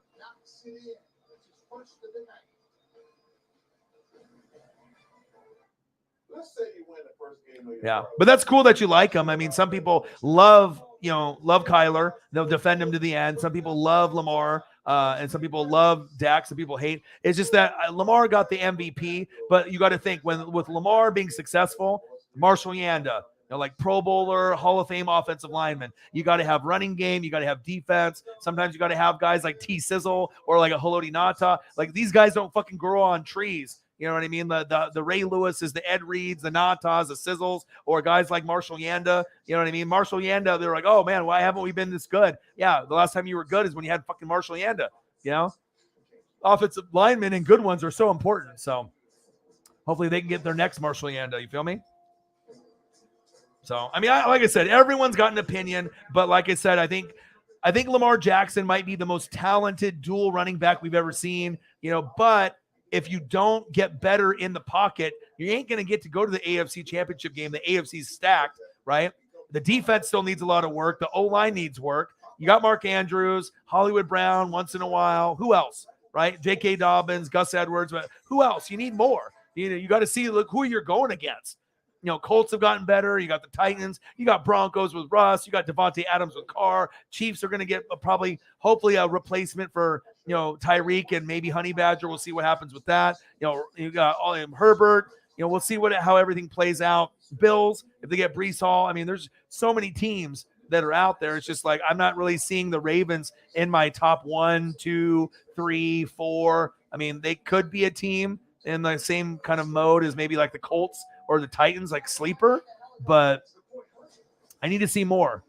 I'm very critical of guys. I mean, I've been watching football since 85. I'm not going to just give a fucking guy a freebie. You know what I mean? I'm not going to give a guy a fucking pass. It's like wrestling. It's like, oh, I've been watching wrestling since 1985 and WWE fucking blows, but I'm supposed to back it and like support it like it is still a good show to watch? Fuck no. If the show's not good, it's not fucking good. Like, you know what I mean? If AEW has got a better product, why the fuck would I watch something if it's not good? I'm not wasting my time. You just got to be honest with yourself. You know what I mean? Sometimes shit is good. Sometimes shit is not good. But I do like Lamar way over, Kyler. But the reason I like Dak over Lamar is Dak is more of a quarterback. I mean, he can run and scramble too, but he knows when to stay in the fucking pocket. And his O-line has progressively gotten worse over the years. Zeke fucking sucks. He's fucking unreliable as shit, right? They don't got really anything on the running game. So a lot of times it's Dak. And it's leadership and being able to go through your progressions, ball placement. And, Lamar can do the flick of the wrist. But, think about it. If you had to have someone on 3rd and 5, who would you trust more, Lamar? You could maybe with the leg portion of it if it's like an RPO. But let's say you have to stay in the pocket and there's no running. 3rd down and 5. You trust Dak or Lamar. And for me, it's Dak like 9 out of 10. But that could change to being 5 and 5. Once Lamar starts going to Hollywood Brown and treating him as a wide receiver 1, there's no reason for you not to ball out with a guy like Hollywood Brown on your team. You know what I mean? I had him in fantasy. Like that guy could be known as like the 12th best receiver in the league, like a Tyler Lockett type, but you don't do it. And you go to Mark Andrews, but the guy's triple team. You can't go to him. You got to be able to have trust in other guys. And I don't think he's learned that yet, but hopefully J.K. Dobbins will stay healthy and he'll get some of that pressure taken off of him. And maybe we can get a better Lamar. I'm hoping that he gets better, but this is my visual and me watching games. And that's just kind of how I feel. So Beefy. Oh man, you know what? Beefy. I don't think they would have made it. You know what I mean? I think that the injury definitely fucked them up, but bad coaching, Schneider GM questionable. Pete Carroll probably needs to go and go somewhere else. Maybe he's lost the connection there. No Bobby Wagner. It's a rebuild. But the O-line has been shit. The defense has been shit ever since they won the Super Bowl, and then they end up losing the Super Bowl. Once you knew the Legion of Boom was gone and Marshawn was gone, you should have been developing the O-line and the defense instead of getting guys like Penny at running back. Fucking stupid. And even getting DK, you could have skipped that and built the O-line and the defense, and maybe you wouldn't be as bad. It shows you how good Russell really is and was for the Seahawks, because he had literally no O-line and no defense most of the time, and he still would get to the playoffs with like 10 wins or more. So I think that Russell, to me, I would take him over Aaron Rodgers any day, and I think that Russell will win a Super Bowl with Denver before his time is up. They'll probably go to win one, lose one, but I like Russ a lot, and it shows how great he really was, but he didn't have a supporting cast. O-line, defense, coaching, GM, they didn't know what they were doing. And I get it. And I'm glad that Russ went to Denver because I think he can end up winning there. And hopefully Seattle gets Malik and they can build around him. But, the Cardinals were better last year. Rams were better. Niners were better. They weren't going to make it last year. And I predicted that they would be like the Saints and go like 8-9, 9-8. And that's pretty much what happened, And then obviously I didn't predict Jameis getting injured, but I had going into the season that this was going to be the year that they weren't going to make it, that the other teams got a little bit better and it looks like they got a little bit worse. But you never know. That's why we watch the games, right? And you just, you got to play the games. But Dangerous, Mr. Unlimited. Everyone wants to talk shit and think he can't do it. He's got a better chance of winning a Super Bowl than Aaron Rodgers. Drew Brees only had one. Rodgers, you can get Treylon Burks, and we'll see what happens there. But the Packers cannot be trusted in prime time in the playoffs. I mean, he's got one Super Bowl. I mean, he's got the talent. He's the best regular season quarterback every single fucking year, it seems like. He's always MVP, right? But when it comes to playoffs, I can't trust him. And then even at Lambeau, you can't trust him, which is weird. It's like I've never seen a player so dominant, just like shit the bed so often in the playoffs. But if Russell gets 2, that'll put him above Aaron. 3, that'll definitely put him above Aaron and some of the other guys. And obviously, I think that Aaron should have at least 2. Breeze should have got at least 2, but this is the guy that will get 2 or 3 before he's done, and his legacy will be a little bit higher. I mean, he's in a good spot with Nathaniel Hackett, and he's always been with a defensive-minded coach. NC State, Wisconsin, Seattle. He's never had an offensive-minded coach, and he's balled out. Sometimes with limited weapons on O-line or defense. I mean, Tyler Lockett's good in DK. That's one of the 2 top tandems. But Chris Carson got hurt all the time, but he was good when he was playing. Penny was overrated. You know what I mean? They had Homer, a lot of other guys there, but they just never really had the full potential. Pete Carroll did it at USC. Pete Carroll did it on Russell Wilson's rookie contract, but they didn't realize that they needed to keep beefing up the secondary, Marshawn Lynch, and obviously it shows you how Marshawn Lynch can't be really replicated. I mean, the closest thing to Marshawn Lynch was LeGarrette Blount, and they played at the same time. So, you know what I mean? Those 2 guys were just like run downhill, run you over, kind of like a brother version of Mike Allstott. Those 2 guys, they would just fucking fuck you up. But that's kind of how I'm feeling. But we'll see where it goes. But I do believe in Denver a lot. And like I said, if the Bills don't make the Super Bowl, and this is just me with the ESP, if they can stay healthy and have continuity, don't be shocked if the Broncos make AFC Championship game in the first 2 years or a Super Bowl in the first 2 years. Maybe not win it, but it's possible. And I like their team right now, probably second behind the Bills, just on paper. And then I like, obviously, the Rams first and the Buccaneers second as far as the NFC. So, but we'll see. Thank you so much, Beefy. Everyone, and like I said, no one is going to be necessarily right or wrong. If Chief likes Lamar, over Burrow and some of the others. I mean, Burrow, people were dick riding Burrow. You know what I mean? And I get it. Like I said, it's one of those guys that sometimes if they push a narrative down your throat, sometimes you just get over it. You're like, I'm done listening to this, right? But also remember, when you have no O-line, even though Lamar might have not been there, he brought his team to a Super Bowl, which should have never happened, just like if Lamar were able to do that. And you ended up losing by 3.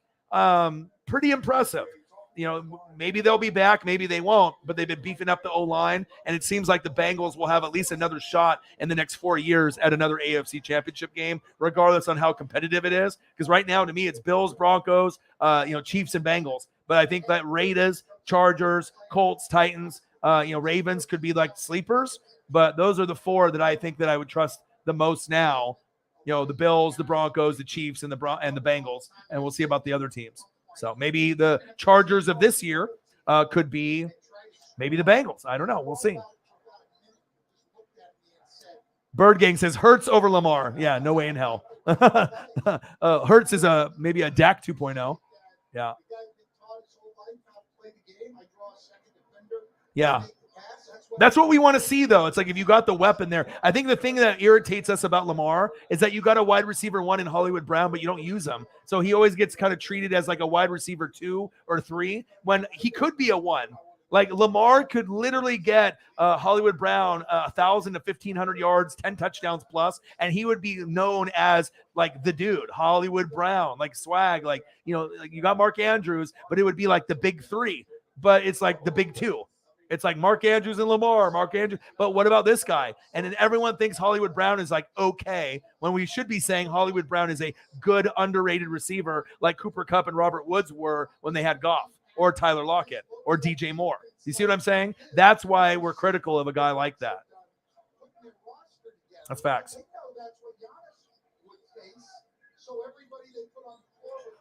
Yes, I know you do. But see, the thing is, a lot of times, if you do your debate on another channel or you hear it on TV, they don't go, why? Why do you think that? But you're always going to get a why with me. You might not agree with me, but then I'll maybe open your eyes to like, okay, Orion's saying that. Oh, okay, that makes sense. You know, even though you still might think that way, but I try not to listen to the media and have them push shit down my throat. I feel I'm the most non-biased. I call it right down the middle. It's all about stats and, you know, obviously getting better, the real stuff that's going on, no bias. And it's good to look at sports that way, but it's hard for most people because we love our players and we love our teams and we have our favorites. And it's hard to hear criticism of our favorites, you know, or to root for anything besides our favorites. But when I can look at my team, the Bucks, and I can look at the other 31 and like them just as much as my own team, which is rare. You know, I can just look at the greatness that's out there and enjoy the Jags and the Dolphins, even though most people are like, this game's dog shit. And I'm sitting there just enjoying it, just like if my Bucks were playing. That's when you know you really love football. You know, when you can watch the Jags and the Giants. That's a better example. And I can love it because I know there's going to be at least 3 guys on each team that I'm going to be like, all right, at least I'll focus on them. And they would be, you know, fun to watch. You know, like Saquon Barkley, or if I'm watching the Jets, I'm watching Zach Wilson to see his progressions. You know, there might not be a lot, maybe a little Jamison Crowder sprinkled in. I mean, that's the best guy they had at the time. Elijah Moore's got some potential though. So yeah, it's going to be fun. Sports talk is one thing, but you got to be able to back it up. And obviously a lot of people don't know how, or they just make stuff up. And the Burrow narrative, you know, gets rubbed down people's throats, but you also have to admit Burrow is special. You know what I mean? He's got the swag. He's like Joe Montana. He's got the it factor. Like sometimes he doesn't really look like a quarterback. Like you just look at him, he's just kind of like this dorky dude. You know, I mean, he's got the swag. You know what I mean? But he doesn't. He can wear the glasses and he can, you know what I mean? But he, I mean, it doesn't come off as dorky. I got to put it in another word. He's not like a Jared Goff. You know, where he just walks around like kind of goofy or whatever. So it's not like that. I mean, Burrow got the swag. Maybe it's just, you know, maybe it's the LSU thing, the Ohio State thing, the Bengals. I mean, think about that too. He made the Bengals relevant with him and Jamar Chase. They were always garbage. You know what I mean? So you got to give the guy a little credit. Like he put Cincinnati on the map. And even though they didn't win, like it's must-see TV now. And it's the Bengals division. It ain't the Ravens division anymore or the Steelers. You know what I mean? Or the Browns. But it might be with Deshaun Watson. Man, we'll see. Massage people, beware. Be careful. Massage us. Massage. You have to get a massage. Do not work with Deshaun Watson. Deshaun Watson, stay away. Yeah, it'll be fun. What are we at? 235 in donos? There we go. Let's get to 300, baby.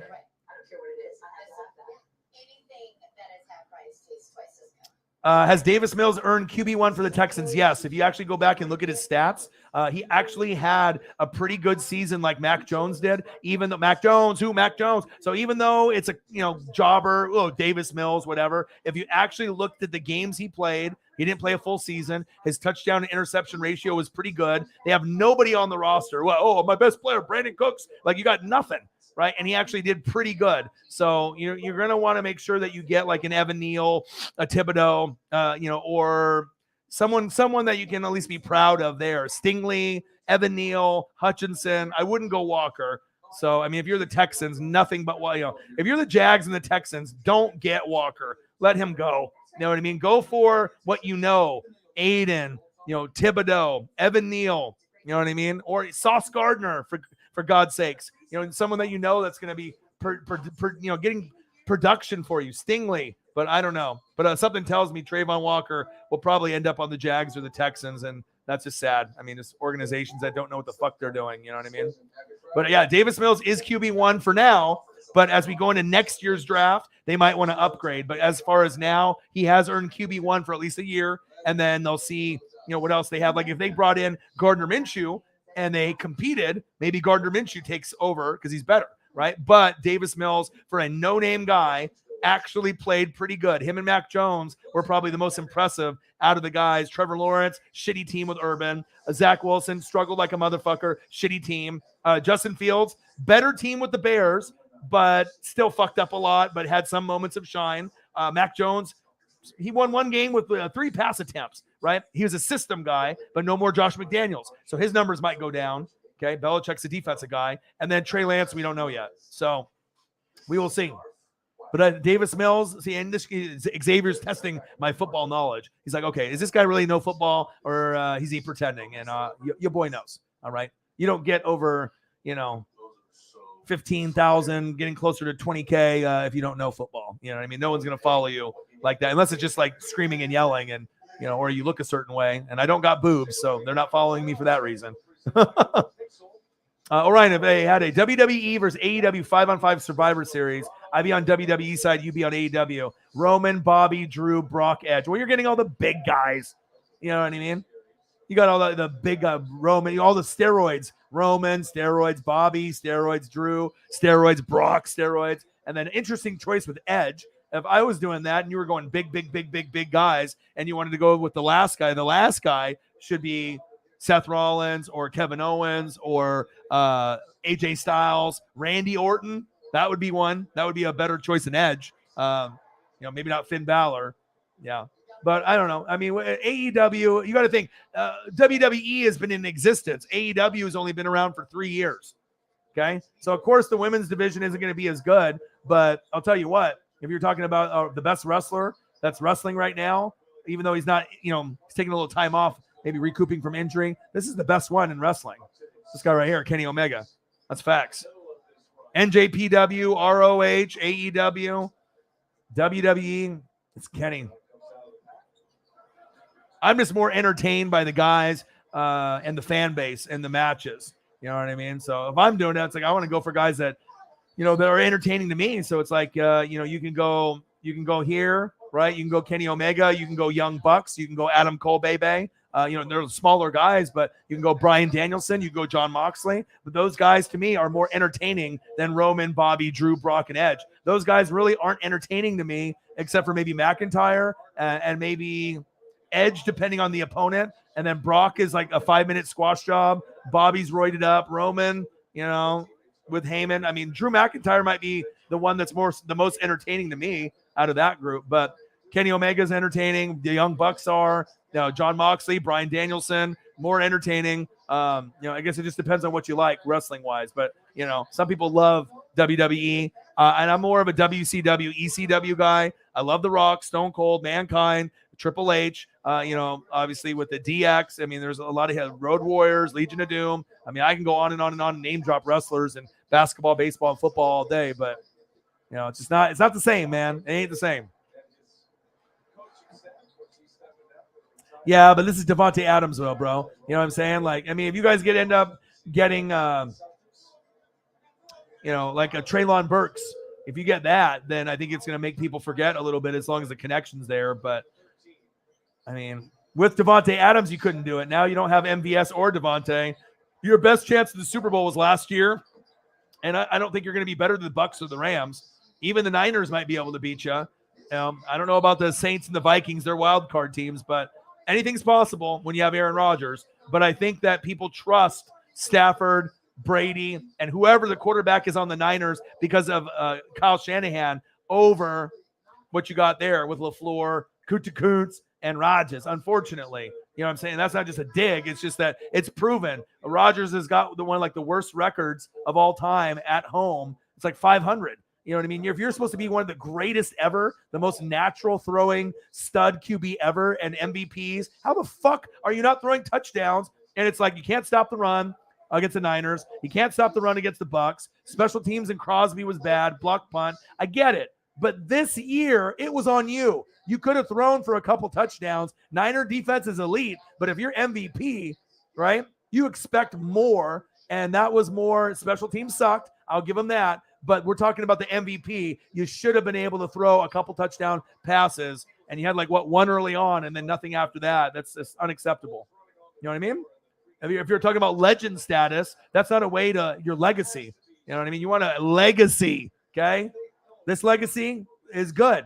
And I think people, are going to hate more on Belichick than Brady. Like, you've gotten to know Brady more intimately since he's been on the Buccaneers, and he's not as bad of a guy as he was portrayed Adam Gronk when he was on the Patriots. It's kind of Bill Belichick making him that way. But this guy, he's got potential. He's got the arm. Controversial, right? But I just don't know if he's good enough to get it done, with what they have. And it's just like, you got to step up, dude. You know what I mean? You got to step up. Will he step up? I don't know. I know if it's the Packers versus the Bucks, I'm not scared. I know if it's the Rams and Packers, the Rams aren't scared. If it's the Niners and the Packers, the Niners aren't scared, even if they have Trey Lance or Jimmy G. So, I mean, they got potential, but it's like, dude, you got the MVP though. You know what I mean? Like, we expected more. They might be the most overrated. I mean, I hate to say it, but I mean, Rodgers might be the most overrated quarterback like ever. Like, you know what I mean? Like, he's like MVP, 50 touchdowns, 3 picks. That's an exaggeration. Then goes to the playoffs and then can't do it. But the defenses get tighter and you're playing better teams. But in the clutch, he definitely doesn't have the MJ and Kobe in the playoffs. Because if he did, he'd probably have at least 2 by now, or 3 or 4. And it's a team game. But when you're MVP, you're not supposed to lose at home and lose the way that you did to the Niners. Same thing from the year before. And obviously it's tough when you go against the Niners and the Buccaneers. I mean, we were destined to go to the Super Bowl. Maybe your team wasn't good enough, but last year's team looked like it was better than those past 2. And all you had to do is get past the Niners. I don't think the Packers would have been able to beat the Rams, but hopefully he gets better for his sake and Packer fans' sake. I just call it how I see it.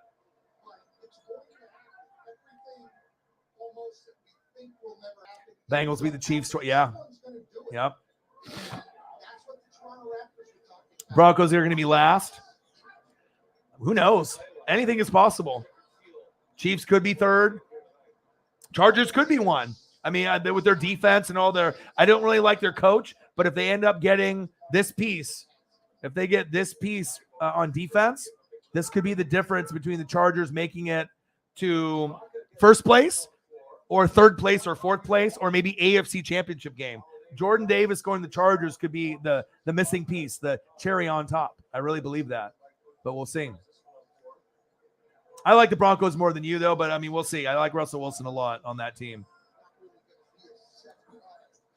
The bad play against the pass, beast mode on the 1-yard line. Insanity at its finest. Or at least you would accept if you ran it with Marshawn and he got stuffed, you would be okay with it. You'd be like, fuck. You know what I mean? But you're not going to be like, oh, if we would have ran play action right there, then maybe we would have won the Super Bowl. Like, you could at least live with the fact as a Seahawks fan, we went with the best option with one of the best running backs in Marshawn Lynch. He couldn't get it done, but we're okay with it.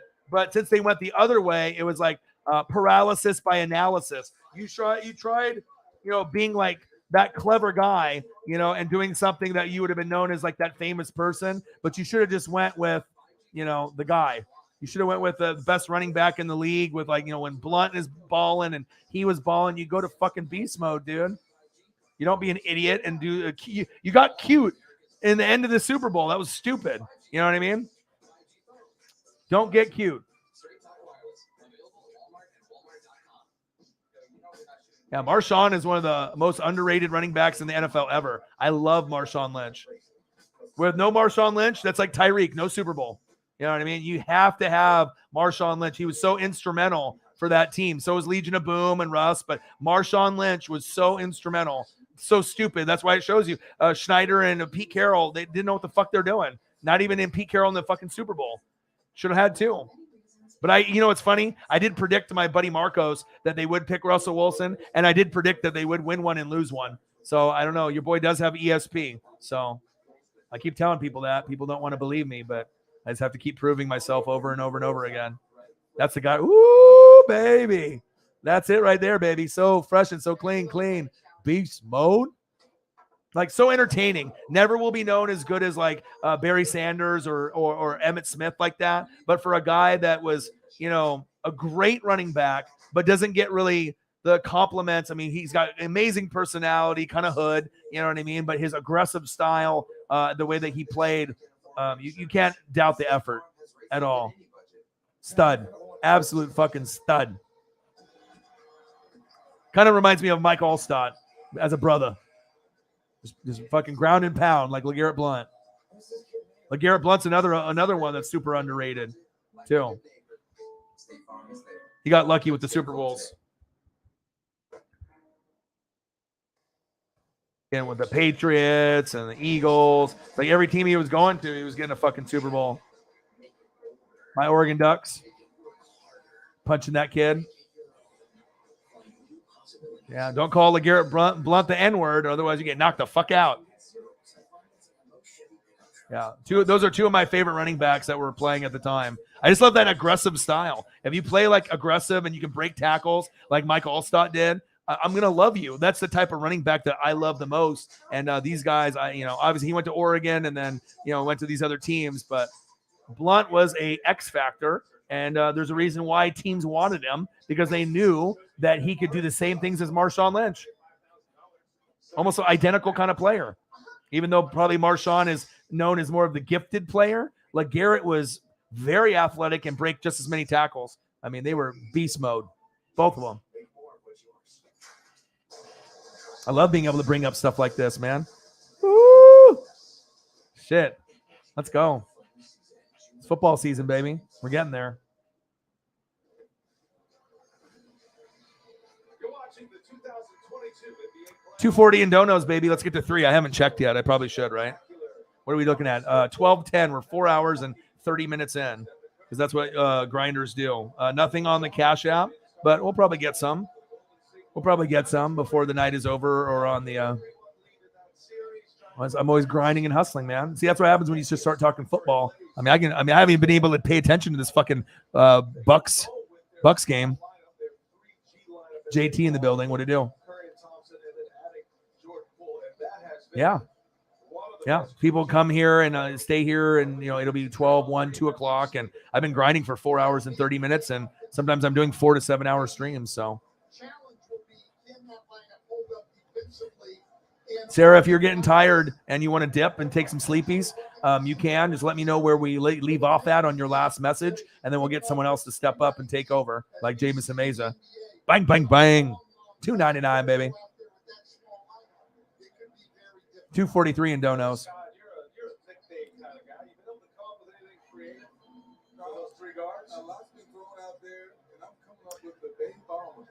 No, Roman is not better than Omega, because Roman is getting pushed by fucking Vince because of his body and his look. If you actually look at it, he can't talk on the mic. He's got Paul Heyman, and he's limited with his moves. Okay, he can only do so many. They're just making him the face of wrestling like John Cena was. You know what I mean? So if you're pushing someone and you're making them win all the time, anybody could be champ. That could have been Edge. I mean, whoever he wanted to put in that spot, Bobby, Brock. He likes the steroid guys. It's pretty much like if he wanted to make Seth the number one guy, he could have the same impact of just pushing a guy and making him look powerful and never lose. You know what I mean? But Roman's got the look that's going to make the company money. But if you look at Omega, right? Omega's not even wrestling, and AEW is thriving. If Roman goes down, is WWE thriving? No, they're in fucking worry mode, because they're pushing everything on him and not giving the other guys love. And if you actually look at in-ring ability, I don't know if you've watched Omega or not, Bird Gang, but Omega is clearly the best in-ring wrestler wrestling today. Like, this guy can do everything, high flying,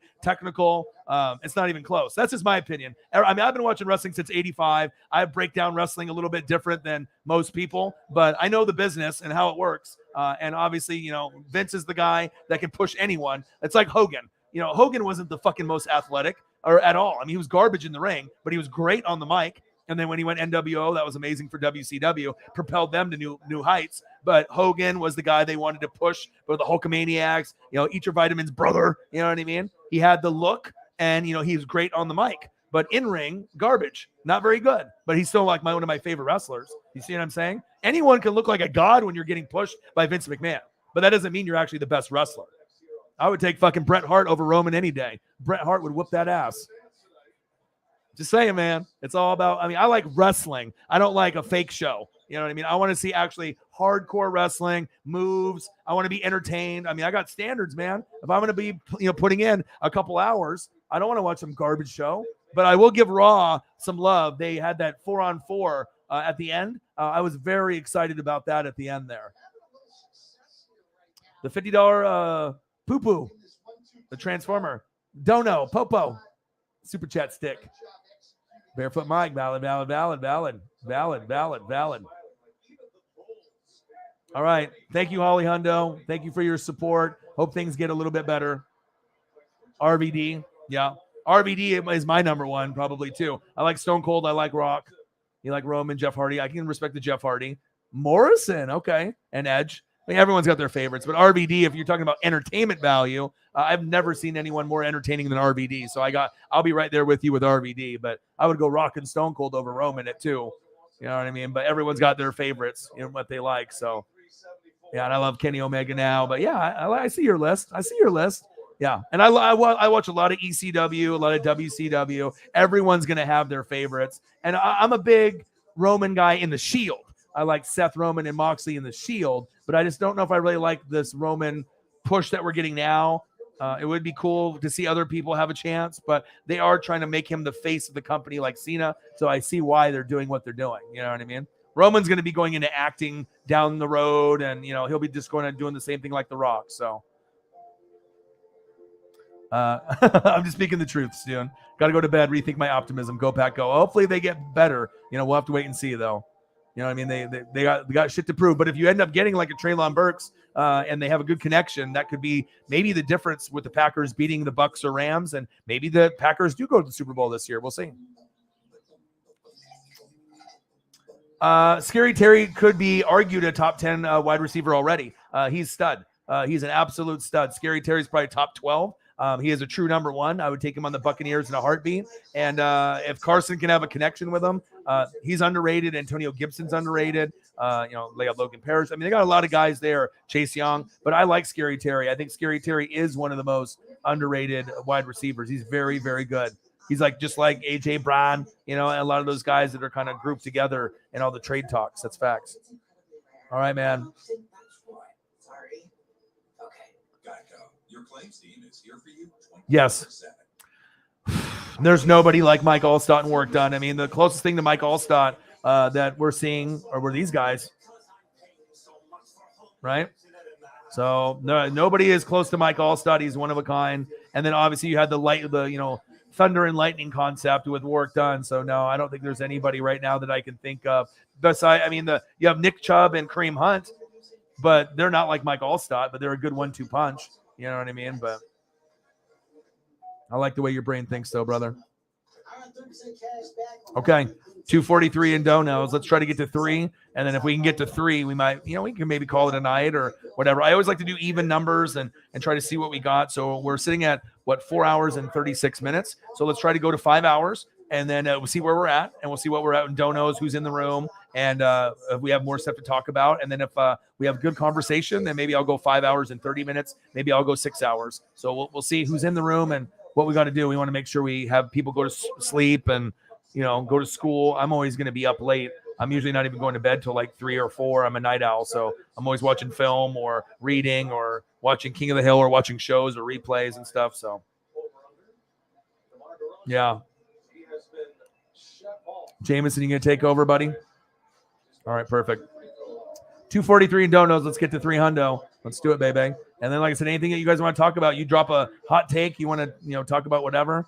I mean, I can talk football for days, wrestling for days, right? Baseball for days, NBA for days. If the Jags take Trayvon Walker, Jaguars, what'd you do? Okay. You want to be entertained? You will be here. That's facts. GOAT status. That's your boy. NWSF and Gus Johnson, baby. Milwaukee 93, Bulls 74. This is ugly. Why am I watching this? Okay. I'm not watching this anymore. Sorry. That's not watchable. It's not watchable anymore. All right. I need to find some college football. Maybe I'll go watch my Ducks. What is this? Miami and Florida State. I'm going to watch the Ducks spring game. I still have it on here. That's what I do. You got to watch I got the Flash, King of the Hill. Okay. Resume. Got to see Bo Nix from Auburn. He's nice. He's our starter.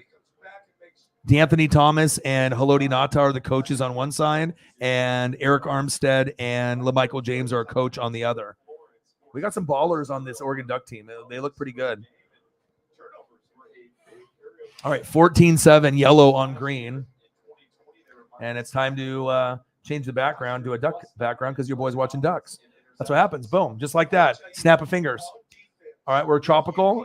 Boom, we're in Autzen Stadium. You see me in the front row? You see me? There I am with the chain and the gloves. Let's go. Straight money, baby. Straight cash on me.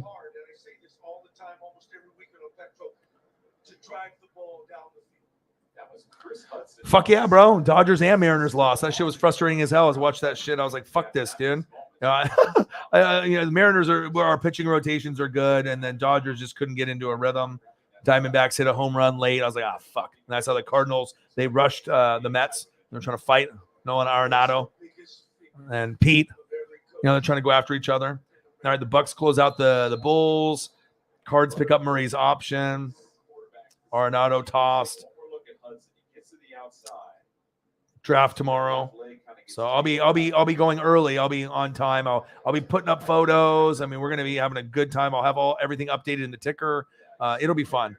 And like I said, watching the highlights is my favorite part because, like I said, breaking down film, going to team websites, all 32 in the NFL, watching film of college football. And if you don't watch college football, you're not going to be very good on the NFL side because you're not going to have a gauge on who's good, who might pan out, sleepers. I mean, if you're hardcore in college football, it's going to make you a hell of a lot smarter in the NFL scene. Because I haven't seen anyone that doesn't watch college football on a hardcore level be really, really smart NFL-wise, at least on a channel or a podcast. Like, you got to watch and know of guys in college. It's, to be an expert and not watch college football at all is unheard of. Now you have to be able to see what the talent is coming in and guys that might be able to break out.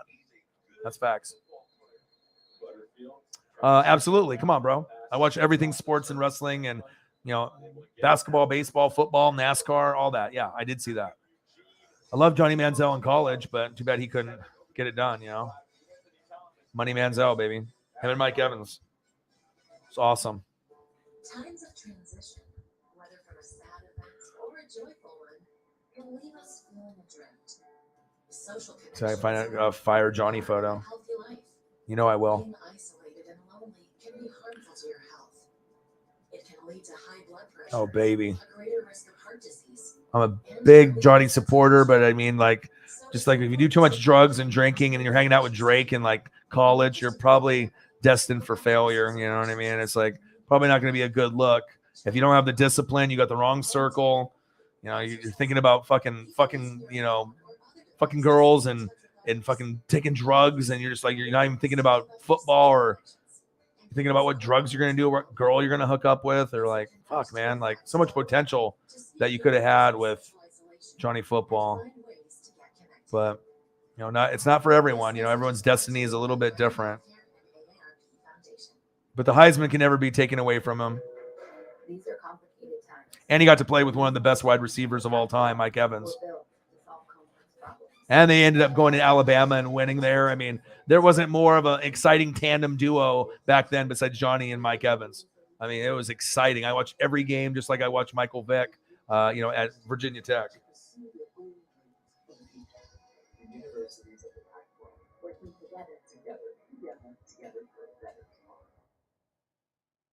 Those are the most exciting players to watch in college, period.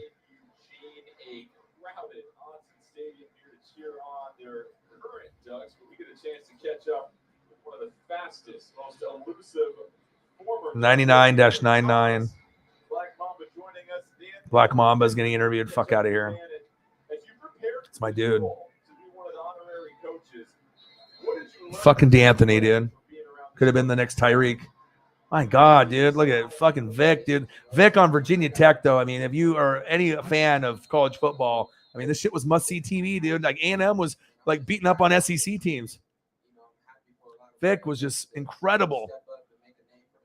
Remember Vic and Madden? My God. It was Madden 05 or 04 or something.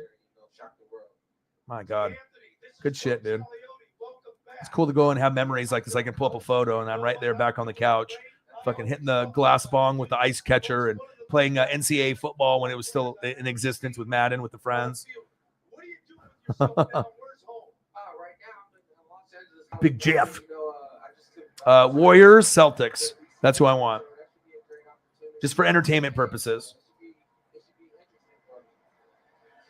All right, we got 17 minutes to get to 5 hours, and then we'll talk as a group what we want to do, if we want to keep going and what we want to do. I mean, we're what, $7 away from $250. So if we get $7 to get to $250, awesome. A nice even number, and we can end it in 5 hours. Or if you guys want to go for another half hour after that and be fucking crazy and go for 6 hours, as long as we have people in the room and maybe we get lucky and get a dono here and there, that would be awesome. So, and if we don't, then I'll still hang out. If you guys want to hang out, I'm just chilling, talking football, talking life.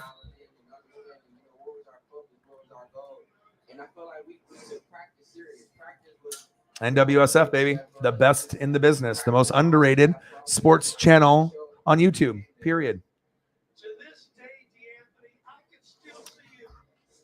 Fuck, D'Anthony. I got a D'Anthony jersey. Mamba, sewn in the back. Love him.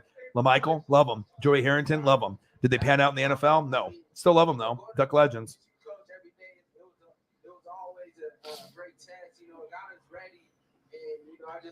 Fastest player I've ever seen in person. Hey,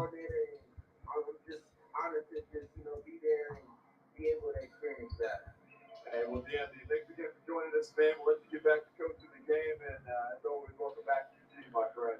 Thank you. Go Ducks. Go Ducks. Talk about electrifying. Oh, my goodness. Yeah. The most electrifying player Oregon's ever had. So quick. And that guy in practice, That's facts, baby. I just love going against him. So you've had a chance to obviously coach against some unbelievable offensive skill players. Your first impression when you got to see him in practice was what? Reggie Bush. I mean, wow. To me, he was electrifying. D'Anthony, I used to laugh when, D'Anthony, you couldn't stop D'Anthony. You couldn't even see D'Anthony.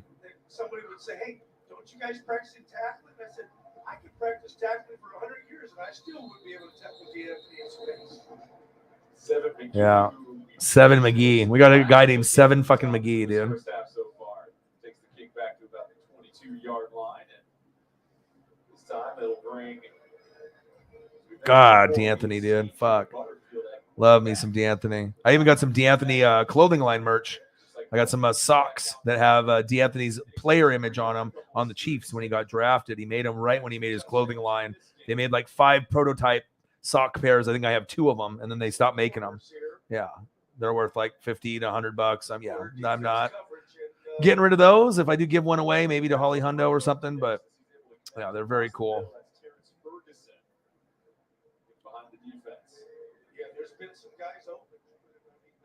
What do we got here? 1-1-2. It'll be interesting to see how Oregon uses their tight ends this year because they've got some athletes that can catch the ball. And oh, baby. the coaching staff wants oh, baby. D'Anthony Thomas. Back to these tight ends as you were talking to Drew Merrick. The good old days in college football, baby. Not only Michael Vick, D'Anthony, Mike Evans and Johnny. Fuck out of here.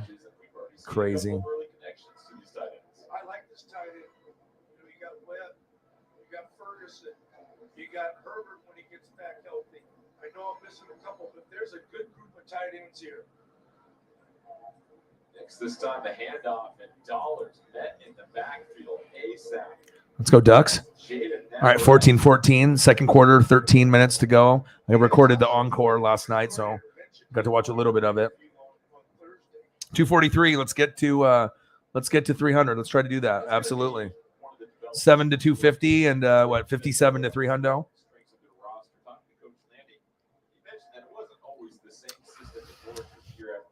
Let's go, baby. For the hustle, for the grind, baby. 4 hours and 47 minutes. Haven't even got up once. No shit breaks, no piss breaks. Intercepted. Just straight football, homie. And wrestling. Go, go, go, go, go, go. Nice. Shake and bake. Nice interception.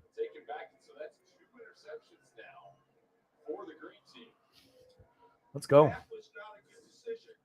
Shout out to everyone that is hanging out. Sometimes we'll have a lot to talk about. Sometimes we'll just I'll watch games and whatever. We can just talk about whatever's going on. But yeah, we're gonna have fun. Like I said, we'll have the NFL draft. Grossi's streaming. I'll hop at his stream, probably shoot him a little donation, say what up, keep grinding, my dude, doing big things. And then I'll enjoy the draft, and we'll be hanging out here, and it'll be a good time, man. A lot of surprises. Probably some Debo shit. Hopefully we'll get some information on this. Maybe the Jets. Maybe he stays with the Niners. Got to wait until tomorrow and find out. And I'm trying to go on a diet, so probably not this, but that looks fucking good, though. You feel me? Beers and pizza. Let's go, baby. NFL draft. Oh, yeah. Your boy is ready. Appreciate all you guys. Best fans on planet Earth. Fanatic family. Appreciate you.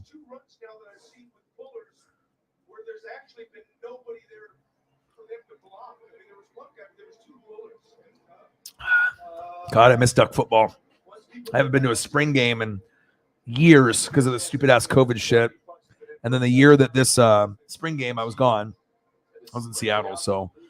But I'll definitely be going to a couple games and see if I can find a Bo Nix picture for Oregon. 4-year starter at Auburn.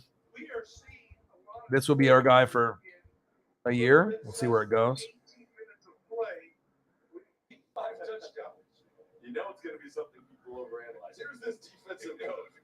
And this is when we played. He played Oregon, and they beat us at the end with Herbert before he got drafted. But we're familiar with Bo.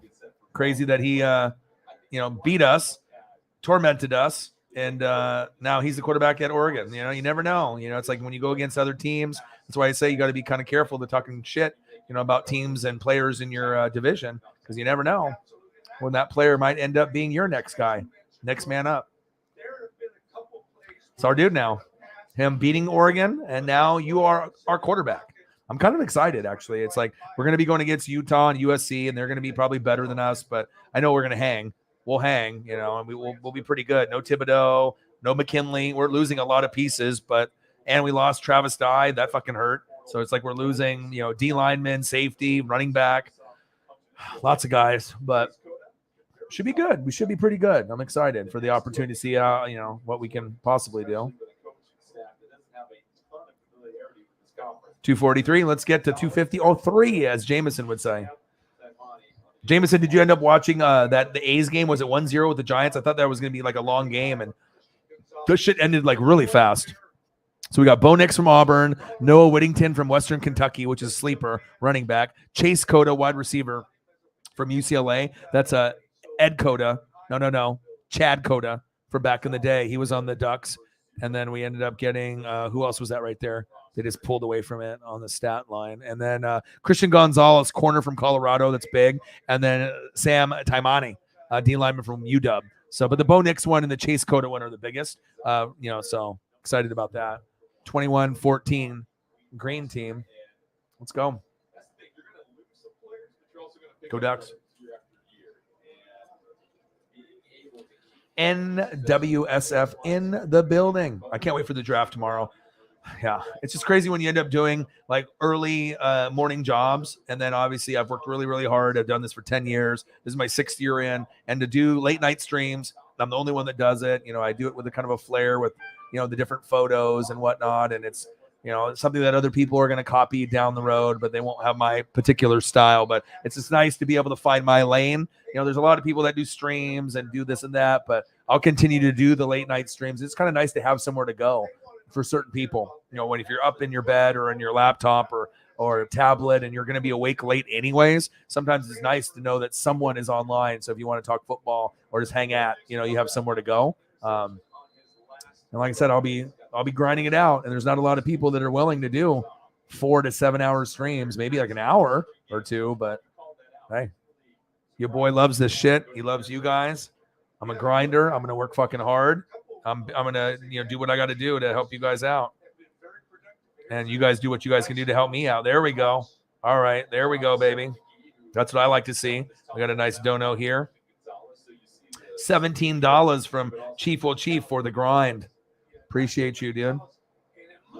That's what I'm talking about. That's what I'm talking about. Chief Will Chief, baby. That's what I'm talking about, baby. His coaching staff during spring practices, they said, Thank you so much, dude. guys in space. Our playmakers need to 17. That got us to 260. 40 to go. kind of free things up for them. And we haven't really talked about Thank you, Chief. And I do respect the Lamar opinion, but now after hearing what I have to say, you see what I mean? You know what I mean? Like, I still like Herbert more than Allen and Burrow. Most people in America will go Allen over Burrow and Herbert, right? And they'll have Herbert last. But if Herbert makes the Super Bowl this year, even if they lose, then people's perceptions are going to change. Or if Josh Allen wins the Super Bowl, you know, we all have these opinions. And I mean, it doesn't really matter if someone's the 4th best quarterback or the 6th or the 8th best or the 10th. Nah, it doesn't matter. You know what I mean? But we just have opinions on what we like to watch and who we're fans of. And, you know, we want guys to get better. And I'm not going to let a guy slide, you know, when I know he could be a top 5 player. So when I see what you can do to get better and you know what you need to do to get better, but you ignore it, how dare you ignore Hollywood Brown? The guy could be good, could be a top 12 receiver, but you don't throw him the fucking football enough. You don't trust him enough. That's just frustrating as hell to me. Hollywood's pretty good. He's got speed like a Deshaun Jackson, but he can make big plays. Right? Am I the only one that sees that? Hollywood Brown, when you actually, you know, give him a chance, he's actually pretty fucking good. Like his numbers last year compared to the year before, like he can be a guy that can get 1,000 to 1,600 yards and like 10 touchdowns or more. Like he's got the ability, he's got the hands. He's a guy that could score more than once in a game. Can't go to Mark Andrews 40 times a game, Lamar. Okay, even though he's one of the best. Chief, well, Chief, bang, bang, bang, bang, bang. $17 dono. Now we're at 260, baby. A's game went. Not anybody in the 1st or 2nd round or anything like that, but you know, I imagine there's going to be guys that will come up and maybe late round. I mean, the highest round a kicker will go. What would you think? 5th to 7th round, and if you end up going somewhere in there, you're probably insanely good. You know.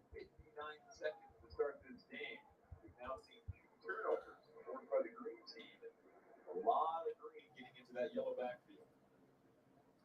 You know, Coach talked about adversity, how people react. LSU's Cade York, San Diego State's Matt Araiza are the top kickers. Scored 3 unanswered touchdowns, so that's dealing with adversity pretty well there. So, I mean, if you're going through pieces, like Cade York is 6'2", 206 junior from LSU. Cameron Dicker, his last name's Dicker, Dicker, Texas. He's a senior. Daniel Gutierrez from UNLV. Chandler Staten, Nick Skiba, Blake Maza, and Gabe Brick. Cade York, let's bring up a photo of him so we can see who the best kicker is. But I don't think he's going like super high or anything, you know what I mean? All right, let's see. Cade York. Let's see if we can find an HD photo of Cade fucking York. Autism is really not just one condition. Shit, I'll take a Cade York in Tampa. I mean, I love kickers, man. Different types of symptoms and different types of challenges. So when we think about how many people we need to answer about Motherfucker's got extension. questions that we all have about Well, autism, can't bring that one up. tens of thousands of individuals, because we're all so different. Each person. He's got the Lou Groza Award. He looked like a kicker, too. He got the kicker vibe. EDIP, but he got the Groza Award. So if you got the Groza, you the man, motherfucker. All right? So I'll show you pictures, so. Anybody that gets the best kicker, yeah, congratulations, dude. Kicker is so underrated. Punter and kicker are so big. They're so big. You saw how good Oh Boy did for the Bengals. Made a big difference in their season all year. You know, I love getting a good kicker. Martin Gramatica, love that guy. Had Matt Bryant. Here he is. Cade York. Hello, my name is Cade. I am Lou Groza Award winner. See? Think you're going to get Cade York fucking photos or comments on any other draft fucking stream? Fuck no. 260 now, baby. And I even get kickers on there for you. Let's go.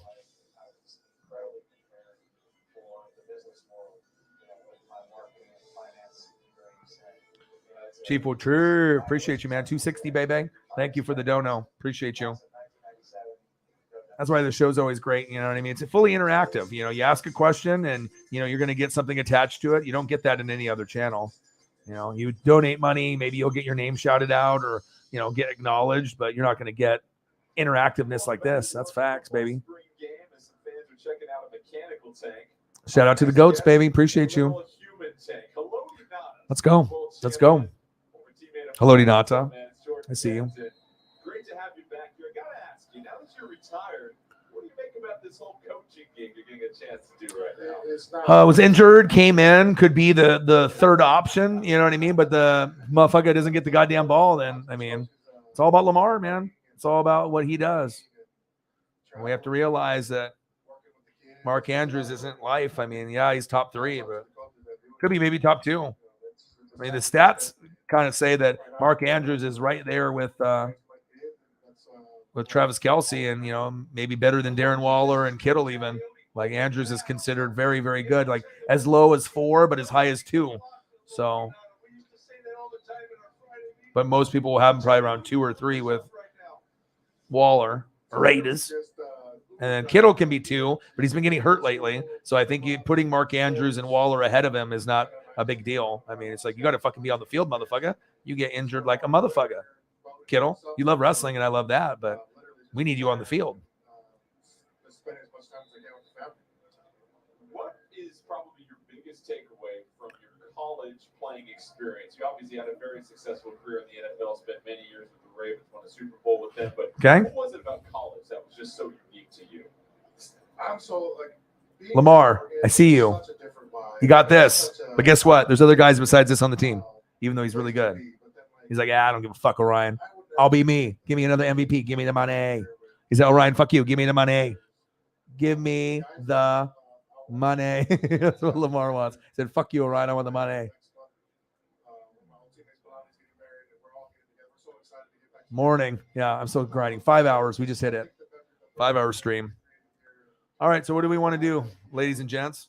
We want to keep going? Want to keep talking football or wrestling or anything that we've got going on? I can go for another half hour. Go to 1:10 my time. We still got a good amount of people in the room. So, I mean, I'm watching the Duck game. We can go for the maximum I'll go is another hour just because I'm a fucking psychopath grinder. If I go another hour, we probably got to have at least one dono in an hour to make it worth it. Otherwise, I can go for another 30.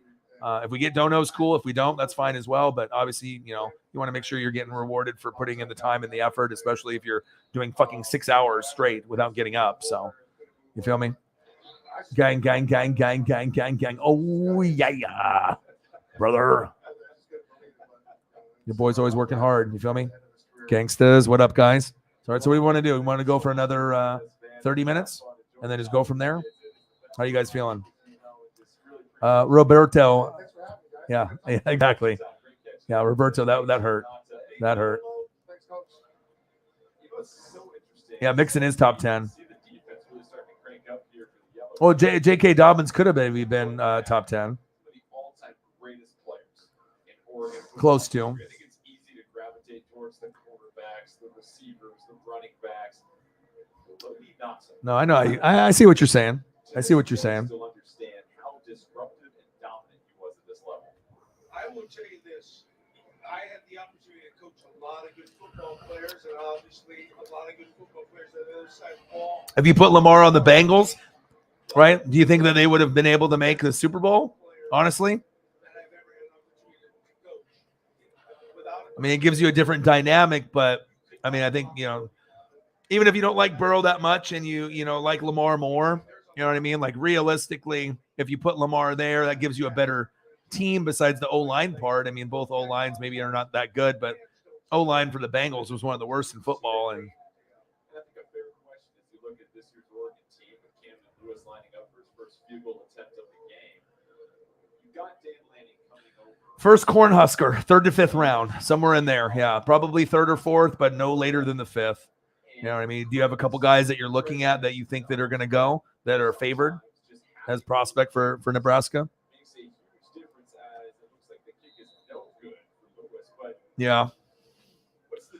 I honestly think if they still had Marshall Yanda, that they would be light years ahead of where they are now. Marshall Yanda was such a big piece for them, and without him, and also when Mark Ingram, when he was on the Saints, and you see what they did early, it's like you got to have the right pieces at the right time. Yeah, I'm on the West Coast. Xavier, where do you live, man? I'm in Oregon. Where do you live? Yeah, Washington or California or Oregon? Where you at? Yeah, like I said, I just started doing the late night streams. It just seems like it's like I'm trying to tap into a market that no one is in, that's no one willing to grind as much as me, and I'm going to be up anyway. So it's like, if I have to start my job at 7 p.m. every day or 5 to 7 p.m. and I decide how long I want to go, then that's a pretty good life, to be able to talk sports, drink beer, do gummies, and be able to hang out with the coolest people ever and make a living out of it. It's, obviously there's effort on my end off the screen, reading and film study and doing all that, right? But I wouldn't want it any other way, man. It's just all about grinding it out, baby.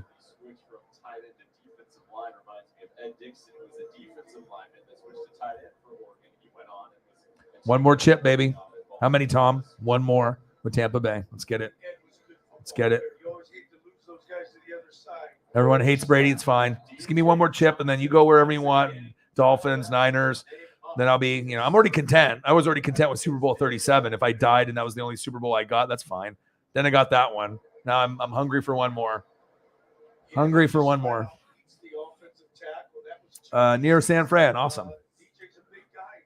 Dude, how are you a Cowboys fan if you live in San Francisco? You're not Niner fan? Like, how are you not a Niner fan? Do you have any Dallas ties? You like Emmett, Troy Aikman, and like Michael Irvin, Leon Lett, Dion, Jimmy Johnson? Your dad liked the Cowboys, so you like the Cowboys? Because most people that live in California are going to be Niners, right? Raiders, Chargers that used to be in San Diego, Seahawks if you have ties in the Northwest. But you normally don't have Dallas fans that unless you just move there. I don't know if you grew up there or you live there or moved there, unless you're from Dallas. But I would assume most people that live in California, unless you're coming from somewhere else, but to be a Cowboy fan in San Francisco 49er country, that's got to be a little rare. I mean, Cowboy fans are everywhere, but same thing with like Packers and Steelers. But there has to be a backstory to this.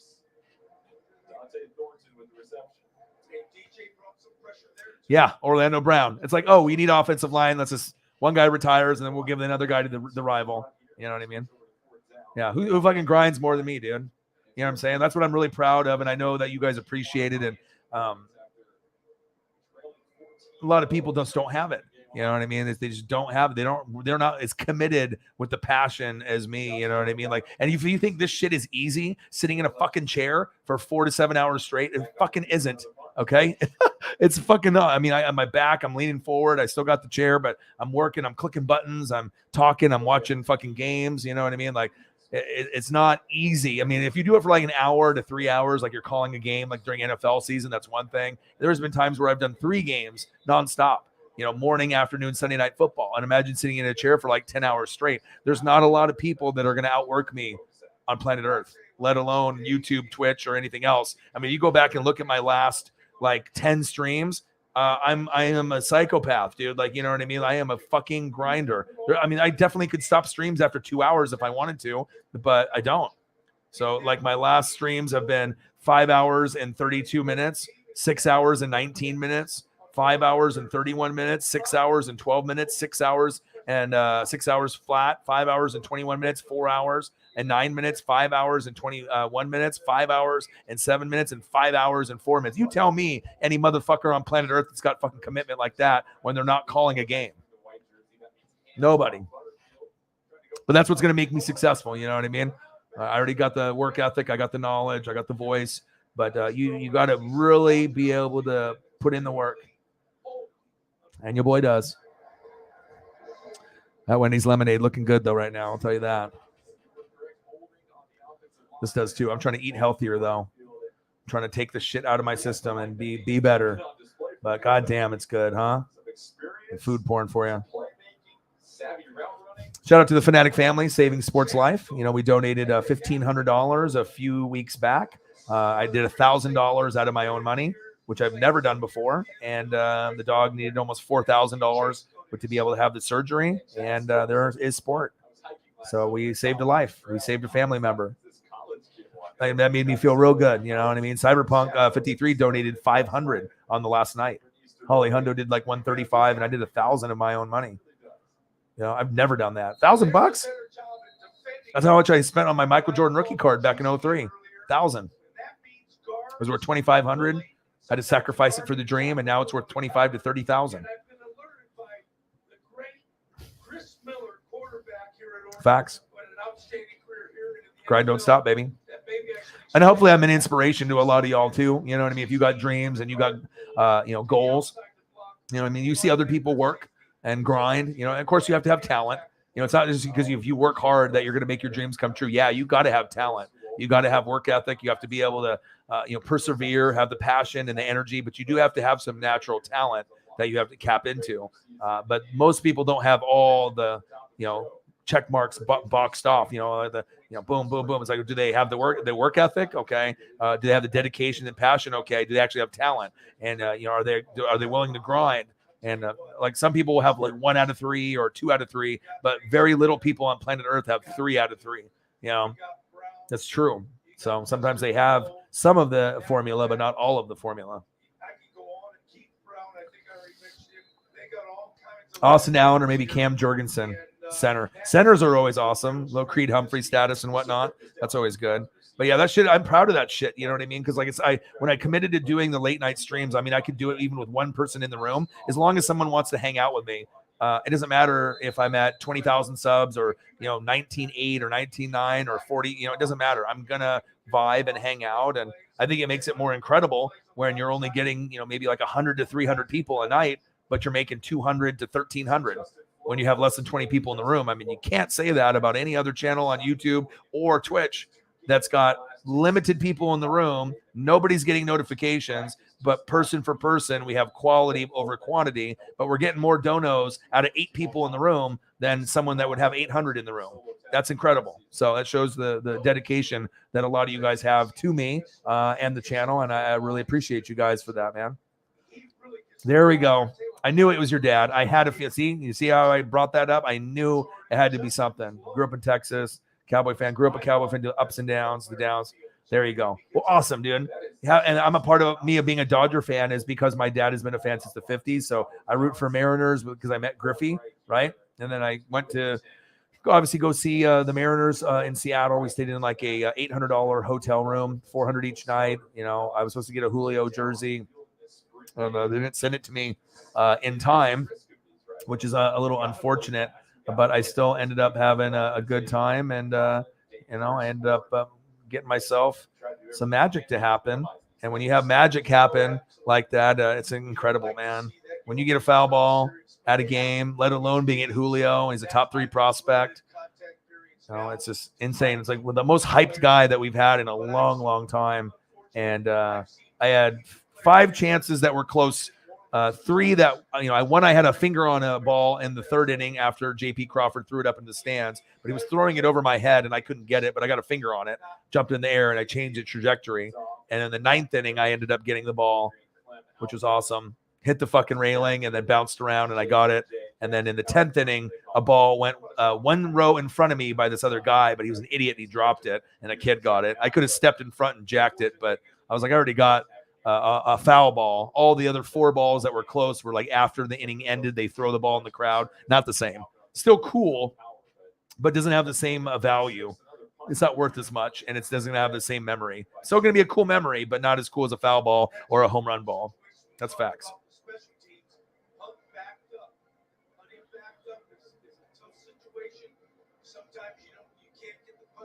But this is what it's about, baby.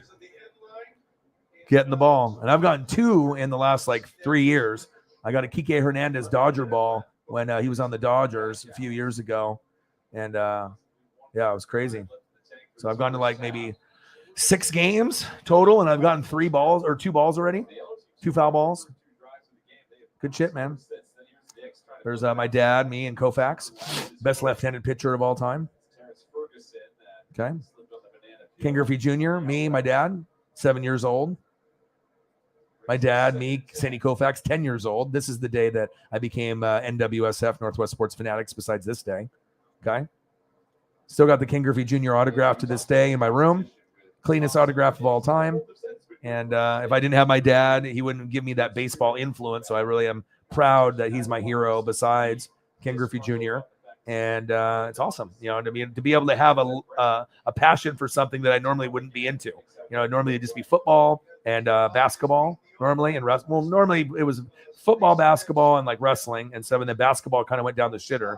So it would have been just basketball out of the picture and just football and wrestling. But now I got a little bit of that baseball love. So grind don't stop for you, boy. No one will work harder than me, man. Facts. Hard not to eat. Yeah, I bought fruits. I bought like fruit like Fruit Melody in the bowl at like Safeway, like veggie tray. I try to buy stuff. Now I'm trying to spend money that's, so that way I'm not just buying hamburgers and cheeseburgers and pizzas and tacos and shit. You know what I mean? All right, 260. Let's get to 300. Let's do it. Oh, I bet. Romo, Dez, DeMarco Murray. That could definitely make you. What about Witten? Got no love for Witten? $4.99. Bang, baby. Thank you, Jameson. Jameson's like, I'm fucking modding and I'm still donating. You are the fucking man, dude. Yeah, baby. Appreciate you. Let's get it, baby. So what does that put us at now? 265. So $10 away from 275, 35 away from 300. 5 hours and 15 minutes. 5 hours and 14 minutes. So we got 16 minutes to go. And then we'll see where we're at. And if we want to call it a day, we can. Because I do need to eat. And I probably should piss and shit at some point. I mean, if you sit in a fucking chair, I'm just being honest. It's like if you sit in a chair for long enough, you're probably going to have to go take a piss or shit or eat something. Or, usually I like to check up on my dog and see what's going on. And sometimes I got to sacrifice a little time with hanging out with Paisley. I took her for 2 walks today. I'm always hustling and grinding. I'm trying to kind of, have that nice balance of spending time, but grinding as well. So and we'll be getting to this pretty soon, baby. Stranger Things, baby. Let's go. A show like no other. High five to the goats and everyone that's still in the room hanging out. Appreciate you guys. Love you guys. 5 hours and 15 minutes. Haven't got up. Haven't shit. Haven't pissed. Haven't ate anything. And I just got a Modelo here. And could probably go take another gummy that I took earlier. But, maybe I will after the stream. I always used to talk to our players about understanding leads to control. And what that simply means. Jameson with a bang. Yeah, nice trio. Those are ones that you could get behind. Obviously, you hoped a little bit more for DeMarco Murray. Had a couple years and wasn't really the same player after. But Romo, Bryant, and I think Witten. I mean, that could definitely make you like it. So. How old are you, Xavier? Because the thing is, I'm 39. I'm going to be 40. And I think that the league now doesn't have as much talent as it did in the 80s and 90s. So I think actually it's regressed, and that's why it's not as good. But if you're younger, you don't know any better. You didn't see Magic like I did, or Bird, or Jordan, you know what I mean? Or Kobe and Shaq in their prime. Like, it depends on how old you are. If you're 25 and under, you didn't see what I've seen. You know what I mean? But like, I'm going to be 40 on Monday. We're going to have a 4-0 birthday bash. Even though I don't look 40, I still feel like I'm 18 or 21. But, I've been watching shit since 1985. So, yeah, I think everything has gone downhill. Wrestling, baseball, basketball, NHL isn't as good. I mean, maybe football, college football and football might be better than what it was in the 80s and 90s. But other than that, everything else is not as good as it was because all the legends were around. For football, basketball, baseball, hockey. Like, you had so many legends in all the sports back then. 17. See, that's what I figured. I figured you were under 25. So, I mean, if you were my age and you were going to compare what you see now compared to what I've seen, you would be like, this is dog shit. Like, wrestling was so much better. Basketball, I mean, Jordan era was nothing like it is now. I mean, you got guys like Giannis, that could, they're good. But then you go against guys like Karl Malone and Barkley in their prime, and Giannis would just be another guy. I mean, he would be good, but he wouldn't be the best in the NBA like he is now. Kevin Durant, still a pretty good player, and you got all these guys, Tatum and Embiid and Joker and Luka. Yeah, they're all great. But if you went against the guys that I watched, it's not even close. 92 Dream Team is the best team that's ever been assembled. Jordan, Drexler, Bird, Magic, Malone, Stockton, Mullen. I mean, it just wasn't even fair, dude. David Robinson. I mean, it's just, yeah. Miles Austin. Wow, what a name. That was like the first guy that dated Kim Kardashian before she blew up. I think she dated him for like a week or something. Or I remember him. Then they started bouncing around. Then she went to that basketball player on the Nets, and then bounced around and then did like the Ray J thing and went from athlete to athlete, player to player. Kanye, Kim Ye, Crazy Ye, and now Pete Davidson. Huh? Life is crazy. Life is crazy.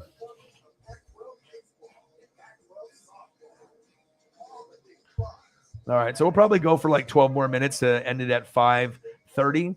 I mean, unless we get just a huge string of fucking dono trains or something, or we get all this crazy shit that happens in the next 12 minutes. But I would say this would be probably a good time to call it a day and see if we can get maybe one or two last donos as we call the stream. And, 5 to 6 hours is a lot of commitment. So, and we got the draft tomorrow.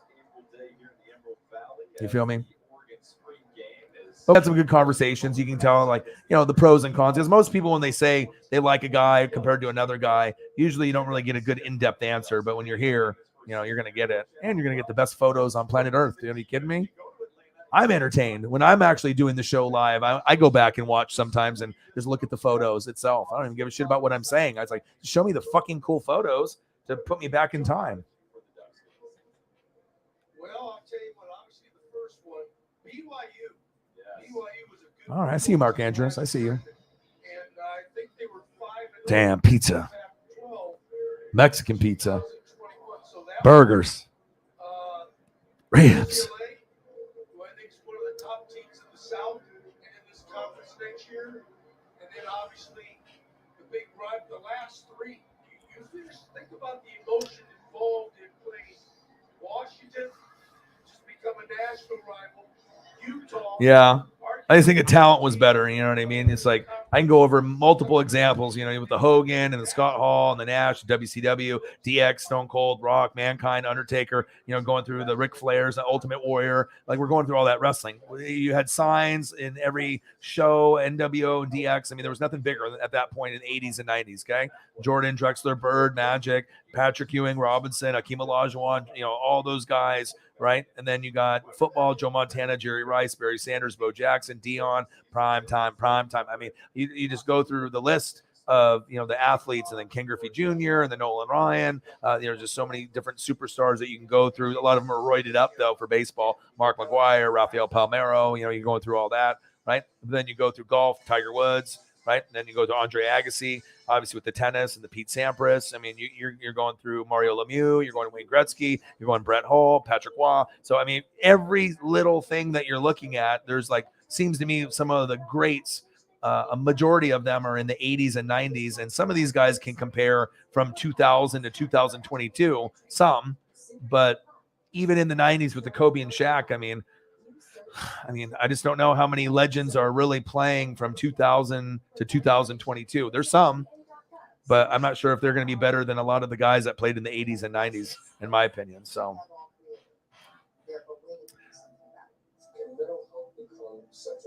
Daddy Dennis, he says, go Seahawks. I actually just visited Seattle recently, and then I ended up going and, I posted some of the murals. I ended up getting Julio Rodriguez foul ball, which was awesome.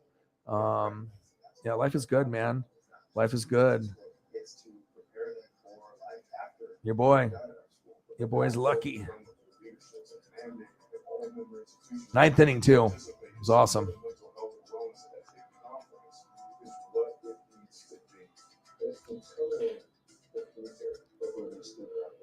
Yeah, I hope the Supersonics come back.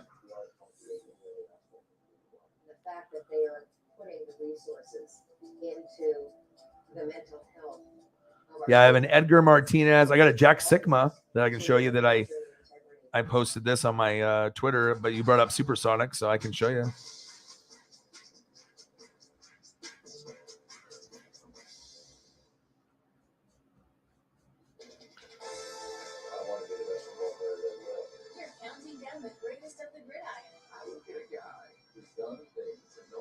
This is like 20 or 30 feet high. They're all next to each other.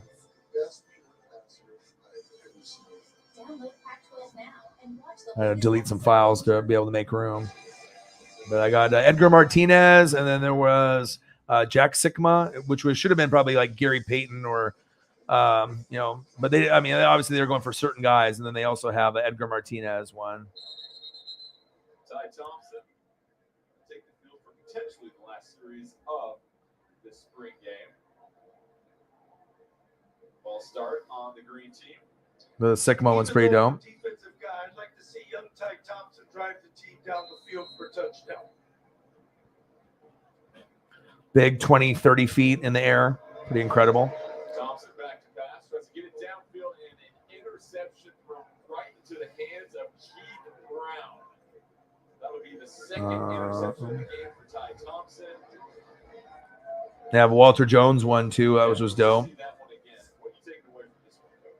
Well, this is just it's a poor Really cool artwork, for someone to be able to do it that good from like 30 feet tall. Here's the Walter Jones one. That one's fucking incredible. And they're all right next to each other, and I had to wait for people to walk by. It's like, get the fuck out of the way, dude. I'm trying to take a picture. That was after the Mariner game. Maybe he's trying to make a play with the minutes to go, But I got the good snapshot while people were walking past and whatnot. Especially in a situation like this, because this is about as live as a look as you'll get before the season starts. No, couldn't agree with you more, Jordan. Of all the good things, 30 feet tall, 30 feet tall. Just a poorly thrown ball. Edgar. And more importantly, just a poor decision. So 142 left for the yellow team.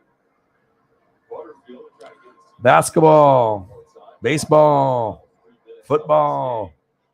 That's where it's at, baby. Bringing pressure. This time it's picked up. Butterfield is 7. McGee snatches it midair. Depends. Like I said, sometimes it's going to work out, but for like Nash, it's going to be hard to be able to coach up fucking, Kevin Durant and Kyrie. You're a Yankee fan? Stop being an M's fan when they traded Griffey. Yeah, I'm a big Griffey guy. Met him when I was 7. I got actually pictures on here. So this is me and Griffey. You should have stayed a fan, man. We're getting good now. Me and Griffey and me and my dad, 1989, right before the regular season, met King Griffey Sr. as well. Your boy's a legend, dude. I'm a legend in the Northwest. Still got the King Griffey Jr. autograph, baby. Rated rookie. Got the upper deck. I got the Fleer. I got the tops. I got all that. But I thought this one, he looked like a pimp, and I really like this Donruss series. So that was 7 years old. That was me in first grade. And there's my dad, me, and Koufax, Dodger legend, 1992 when I'm 10. And that's how the channel kind of came about, and me being just hardcore, man. And then my dad's been a fan of the Dodgers since the 50s. I think a lot of these turnovers too were unforced for the most part. Obviously you're getting hit as you're going across the middle, but ball security for any time you catch the football, and a lot of the tip passes. Those are things that the offense you feel like can control. There we go. Super sticker, $5. Bang, bang, bang. 270 now. Yo. Yeah, but he wanted to go play where his dad played. So you have to realize, too, if he wanted to go play in Cincinnati where his dad played at the Big Red Machine, that was something that he was going to do. He ended up coming back to Seattle fat, but at least he didn't cheat. At least he was like great for 10 years, injured for 10 years, left Seattle, came back, got fat, came back, and then retired, but he never cheated. So, at least we can give him that, right?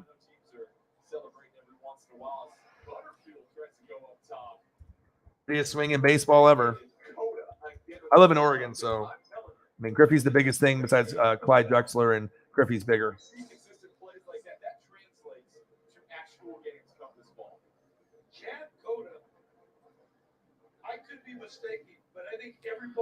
Yeah, my most expensive jersey, I have a Rawlings 1995 jersey cutoff, like the one I'm about to show you. And it's worth like about $500-600. It comes with a Mariner turtleneck.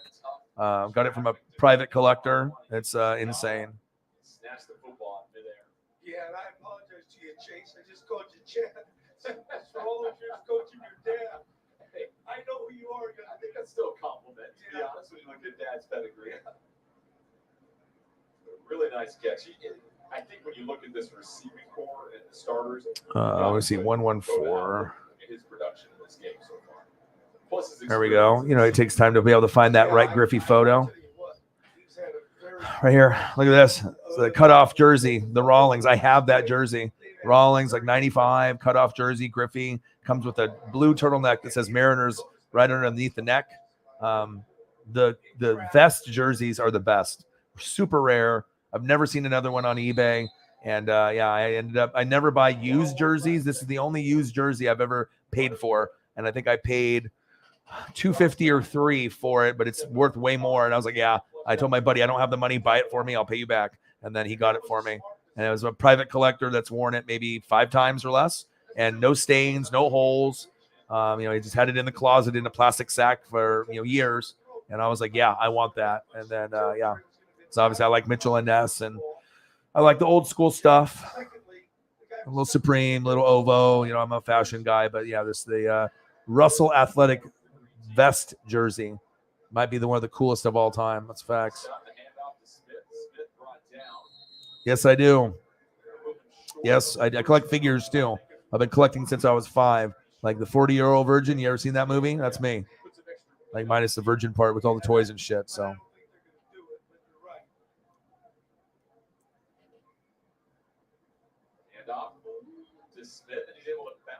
Mariner Moose is loser juice. Yeah, the organization was with like Nintendo, and then they didn't care about winning. But now it seems like with their pitching staff and then bringing guys in, it seems like we actually are pretty legit this year. I think we're going to go to the playoffs this year. So,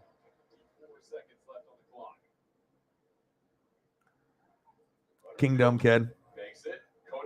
Yeah. But we're just excited that we have a chance now to make the playoffs. France and obviously JP Crawford, and the pitching is better. It's just, I don't know. It's just kind of exciting for us, that I root for the Dodgers for my dad, but just like as far as a fan of like Griffey, because I'm a Griffey guy, Randy Johnson. There's just certain guys that I really, really like, but Randy Johnson's my favorite pitcher, and then I like Ichiro, and then Edgar. Let's see, Getty 516. See, like I said, we start talking about Griffey and all this shit, and then all of a sudden 5 hours and 30 minutes is going to turn into fucking 6 hours. No one works harder than your boy ever on planet Earth. I don't give a shit who you are. It's not happening. You will not outwork me. It's not happening.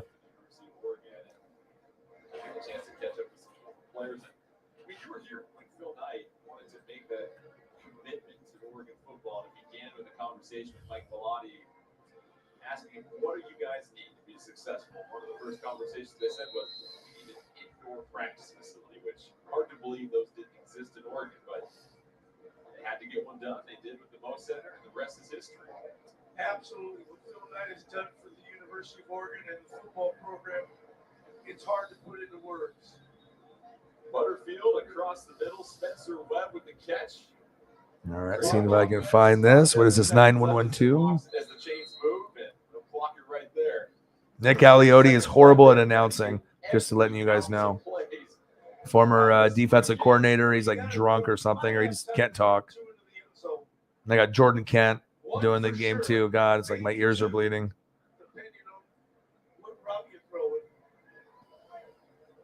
Listen, you come to the spring game as a fan, you got your cans of food. They did not charge for admission. You bring in the cans of food. Fuck is this thing at, dude? Across the middle, that goes to Montefiore. That's going to be it for the spring game. We'll see if Coach Lanning has the executive decision for one more play. He will let the clock run out, and that will conclude the Oregon football spring game. Oregon football spring game over. Victory.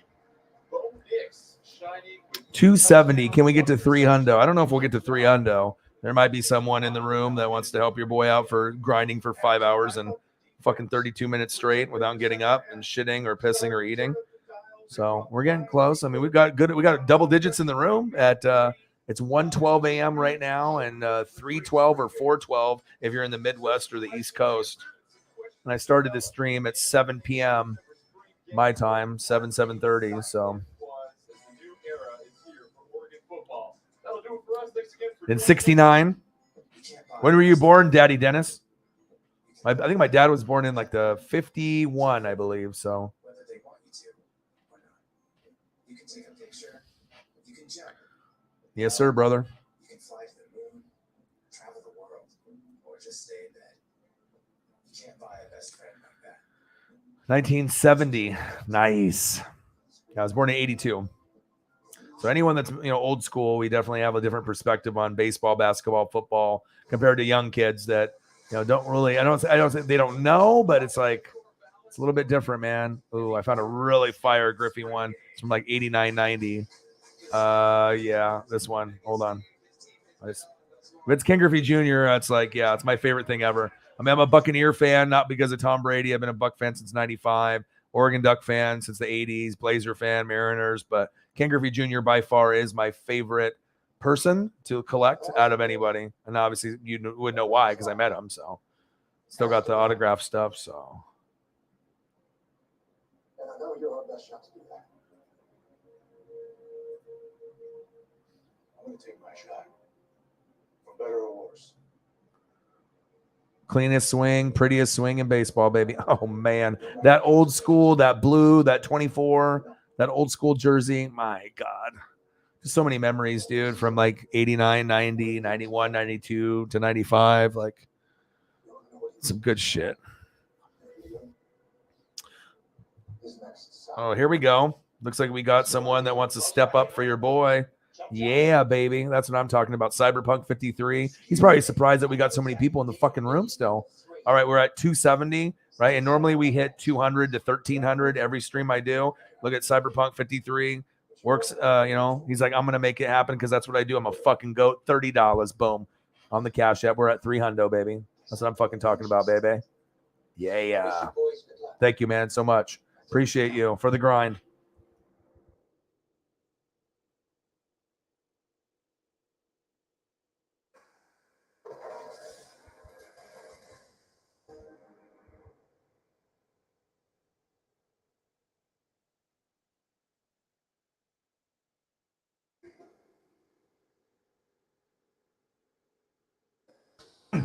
Bang, Cyberpunk 53, $30 dono on the Cash App. Bang, bang, goat.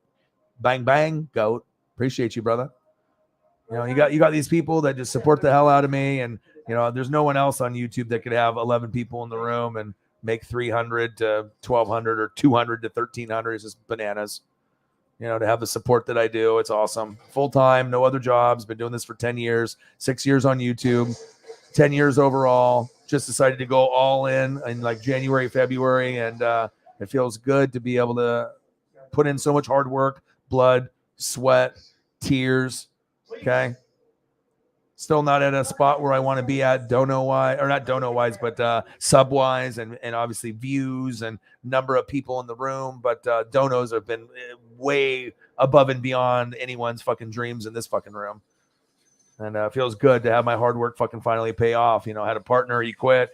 I've had depression. I've had anxiety. I've had a lot of fucking shit happen to me. And it just feels good to be able to turn the corner. And this was a big part of it right here with my puppy, Paisley. Now she's like my everything. And, I got you guys, the best fans on planet Earth, Fanatic family. Appreciate you guys. No world order. For life, brother. Recipe, Scott Hall. For life. Because we're just too sweet. Thank you, pimps. Appreciate you very, very much. This is what I need for the Buccaneers, which is Todd Bowles hanging onto the trophy. And, I was good with just one Super Bowl. I was, you know what I mean? I didn't think we were going to get another one. This guy came around. Coaching was good. Obviously Tristan Wirfs and Devin White were instrumental, as well as Antoine Winfield Jr. And, shit happens. Cyberpunk 53, thank you for being a GOAT, brother. Appreciate you. Yeah, baby. GOAT status. No one will outwork yo boy. Back broken. Who cares? Keep grinding, dude. There we go. Thank you, Cyber. You're the fucking man, dude. Wow, this is crazy. We were just having more and more people. They're probably like, who the fuck is this guy streaming? I'm literally the only one that streams late at night. And I usually go for 4 to 7 hours. But I am conditioning my body to go like 8. And then at some point, maybe we'll be doing 10. But I mean, usually I'll just like watch games or watch TV shows and people will talk and I'll, go over whatever. I think I'll probably put on King of the Hill now. Well, we're 23 minutes away from fucking 6 hours. So I guess we're going fucking 6 hours. I'll watch King of the Hill episode. We'll ask anything about football. Just when I thought fucking 5 hours was going to be it, then, you have goats that want to keep going to support your boy. I'm going to keep fucking grinding it out. And then look at that. Boom. 22 minutes. I mean, we're already 22 minutes away. So we're going to go.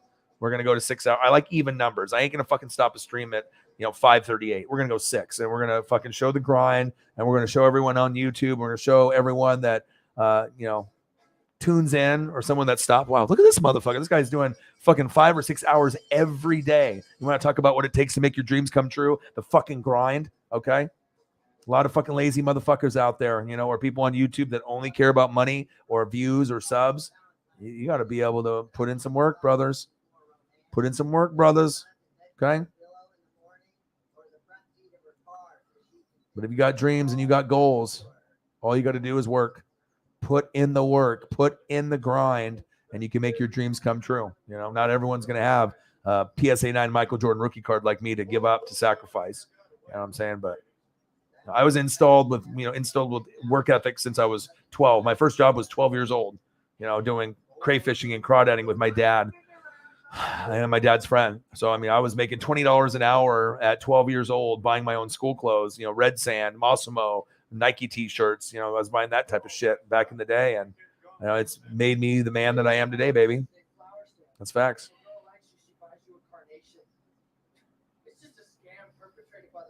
Appreciate you guys very much. You guys are the best. Gang, gang. Dollar bill, y'all.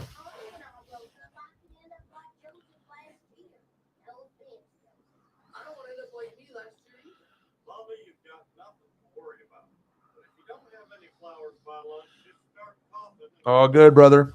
All good. 300, baby. Elliot, he knows. He said Orion the GOAT.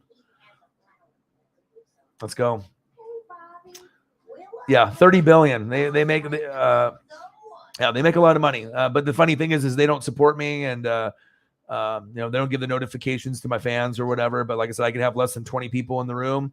Daddy Dennis, less than 20, and still make 200 to 1,300 a night. And I've never heard of another channel with that little amount of people that can actually do this full time. So, gangstas, what up, guys?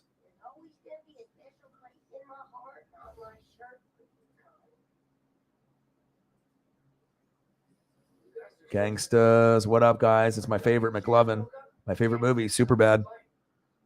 The most realistic movie of what high school could have been like. Fucking McLovin. It's my dude. 300, baby. Let's go. We're glad we found you. Subscribe to the channel if you can. Like I said, I do basketball, baseball, football, wrestling, life, depression, addiction, anxiety. It's pretty much, it's almost like a support group type thing. I call games. I do live play-by-play and reaction for NFL games and college football during the season. But I do a little bit of everything. But now I'm doing late night streams on top of that. Now we discuss pretty much anything. And then, we'll do NBA playoffs. I'll do baseball. I'll even do NASCAR. So, I'm not limited just to one sport or one team. So, hey, got to get the Lombardis any way I can, baby.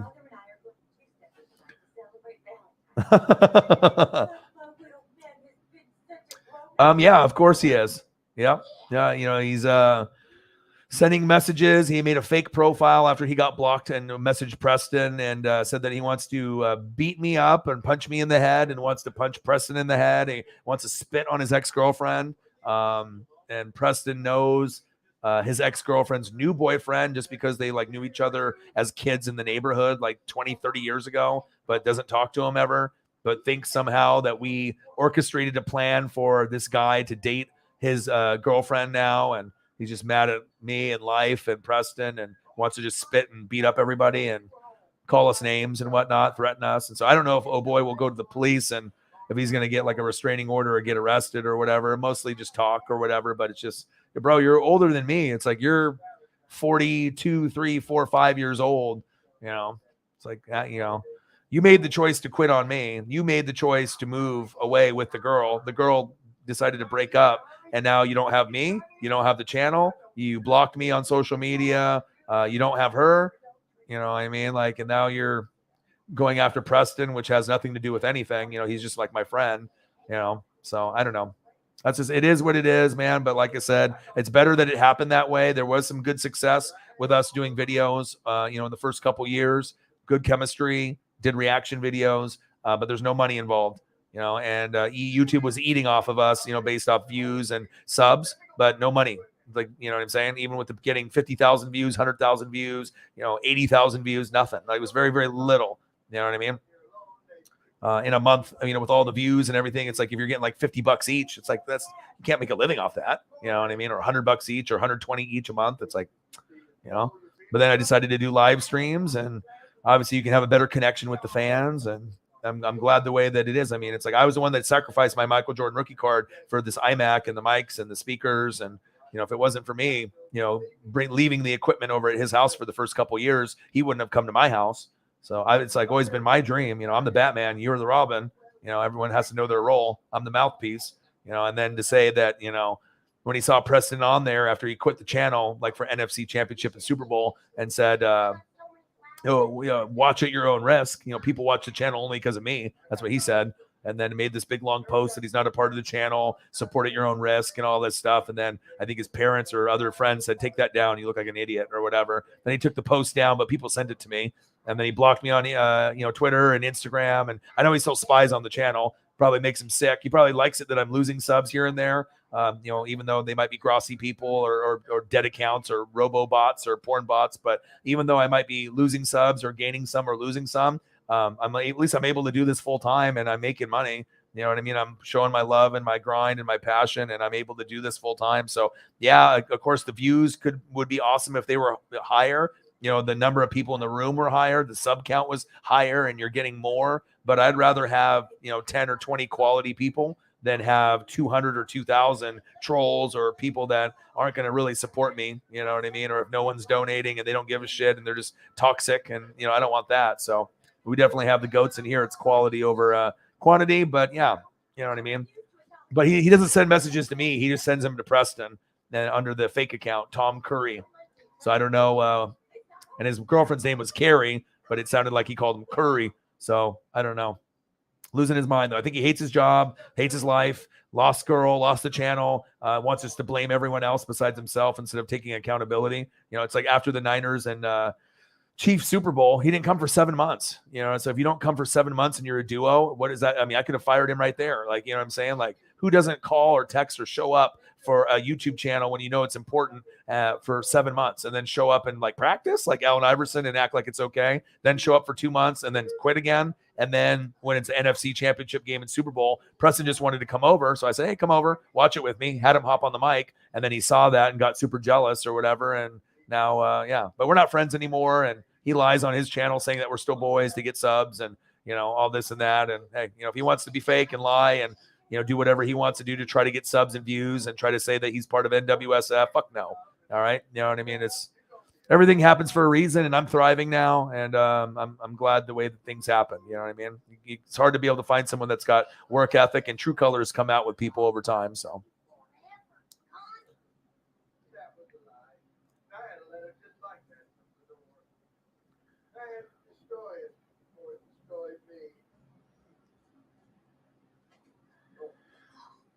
Said 300. He's like, can we get to 350? I said, fuck it, man. Fuck it.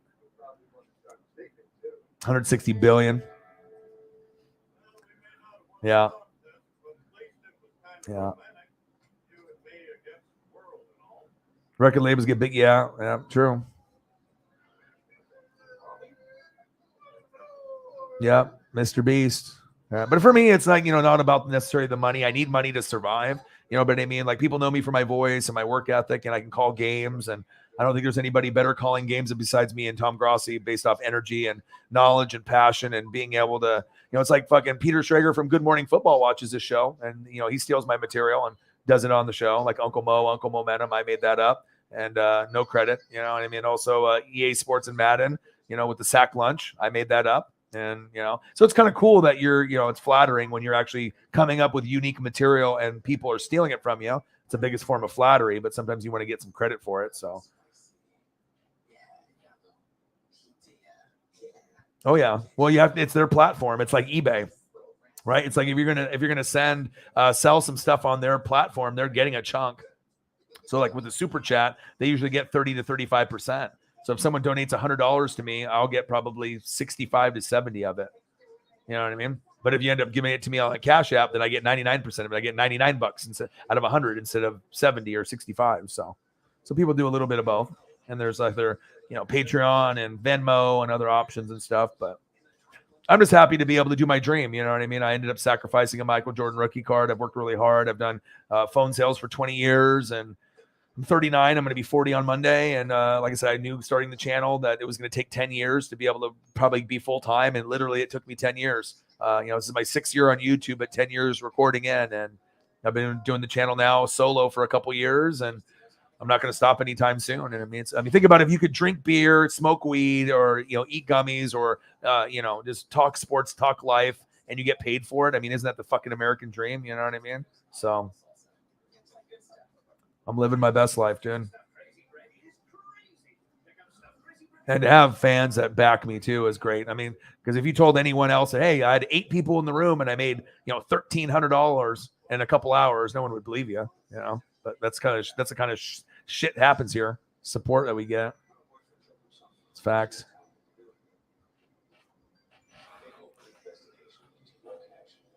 So it sounds like Ben Simmons quitting the job. NFL AM show. Old school, like Steve Largent days, huh?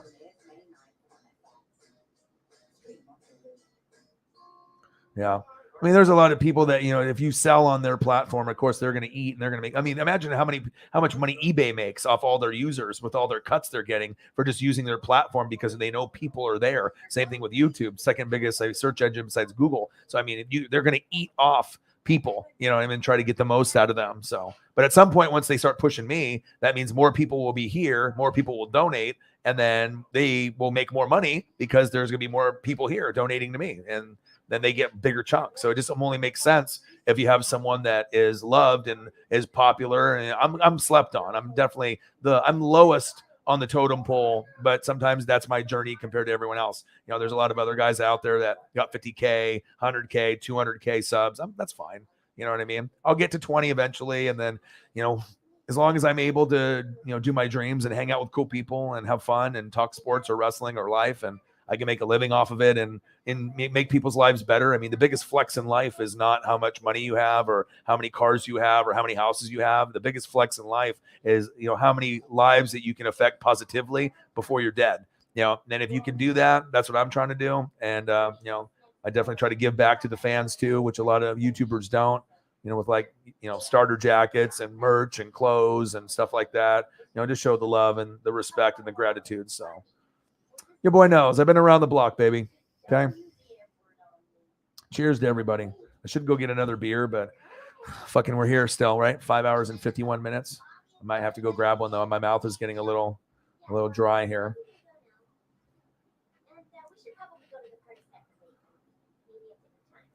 Zero viewer streams are way bigger than I thought. He said parents coming in, finding their kids opening toys to no viewers, trying to be like Ryan's toy review. Yeah. Yeah. Ryan, the toy kid. Yeah. Oh, I do, man. They know. You ask anybody in the room that's a normal person in here. I mean, you've seen channels before, but I've never seen a Twitch channel or a YouTube channel with less than 20 people make enough money to live and survive and do that full time. It's unheard of, because I usually have like 15 people that, come in here and there that could donate anywhere between 20 to 500 at any moment. So you don't really it's more quality over quantity. And, back in the day when I was doing like uploads, you could have like 50,000 people watch your video, but in live streams, there's a lot of competition. There's a lot of stuff going on, but if they're not giving the notifications to the people that even sub to me, I mean, RKO, Stone Cold Stunner, it's difficult. Just got to keep your head down, keep grinding, and know eventually that good things are going to happen. I appreciate you guys, the goats in the room, and the goats appreciate me because no one's going to outwork me. I mean, do you know anyone else that fucking does late night streams that sits here in a fucking chair for 6 hours straight almost every day? Or, so it feels good to be able to be respected and loved and to show what the grind is all about. So Yeah, but Ryan's toy review, I might end up doing that at some point. I'm a toy collector. I've been collecting since the 80s. I have a lot of stuff. Wrestling figures, Star Wars, Transformers, G.I. Joes. I might end up just opening up some of the toys and playing with them. You know what I mean? Like there's some stuff that I have that I've always wanted to, but it's not really socially acceptable, right? To play around with a toy like Ryan's toy review at like 8 years old to 12 years old. But what if Orion's toy review? What if I want to play with some of my old school wrestling ring and figures and I want to be able to let loose like I did when I was 5 to 12? People would watch. People would donate so I could replace the shit that I opened up. But you know what I mean? Obviously with Ryan's toy review, they exploited their kid and they made a shitload of money from it. So. Oh, yeah. That's crazy. Yeah, I mean, everyone's different, and you just got to be able to find your lane and find something that you're good at. And once you find your lane, you just got to believe in yourself and keep going. I mean, there was a lot of people that didn't believe in me. You know what I mean? A lot of people that hated on me that still hate on me to this day. So, but one thing that they can't do is they can't hate on the greatness, baby. Okay, they can't hate on the work ethic.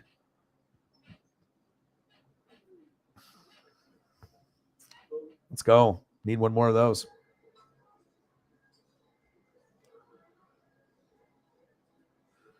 Oh, Tommy wants wingy. Tommy. Good old Tommy boy.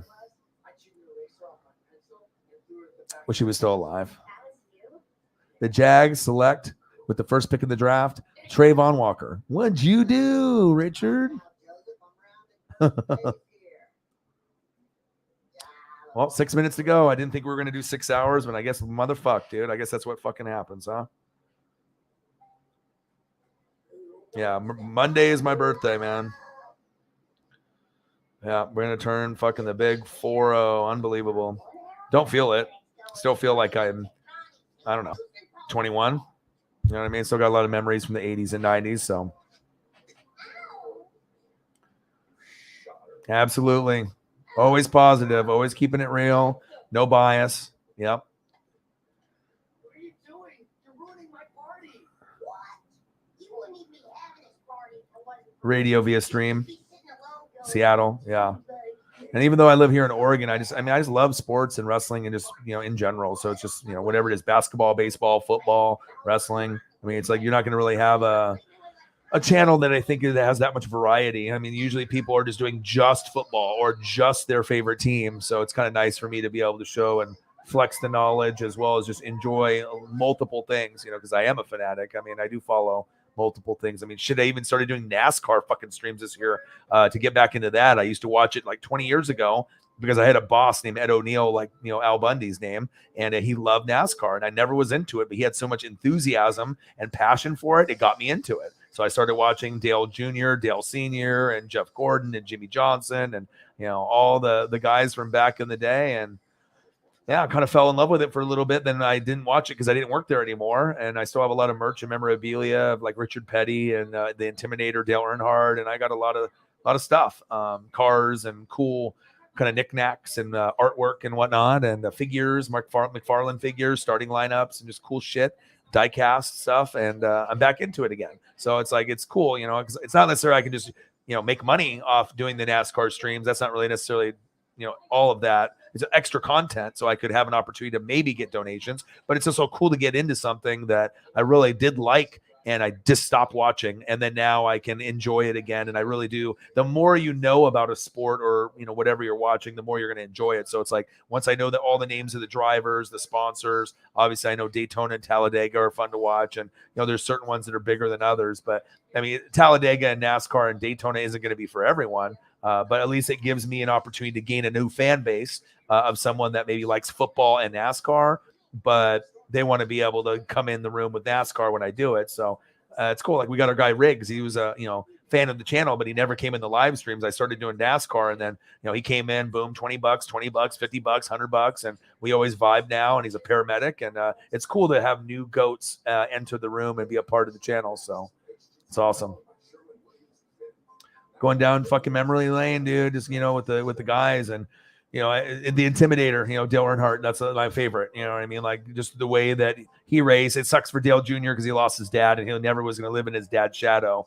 And obviously you got Richard Petty, but Dale, Earnhardt, the Intimidator. I mean, I don't know if it gets any fucking better than that, dude.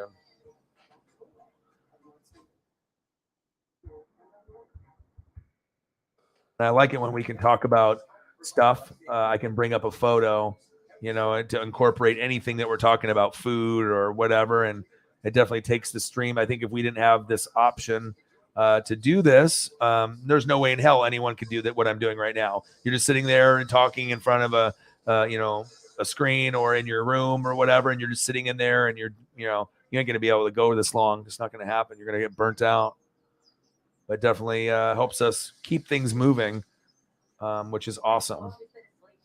And I'm a visual guy too, so anytime we talk about something, I want to be able to incorporate a swag, because everyone can, have their own opinions and have their own views of things. But when I talk about something, I always want to give you like my, what I would bring up and what I like. And it definitely takes the channel to a whole nother level. That's facts.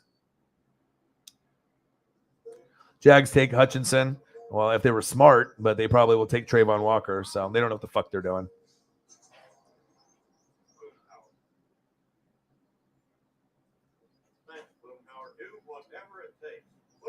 Jeffrey Earnhardt. Earnhardt's, baby.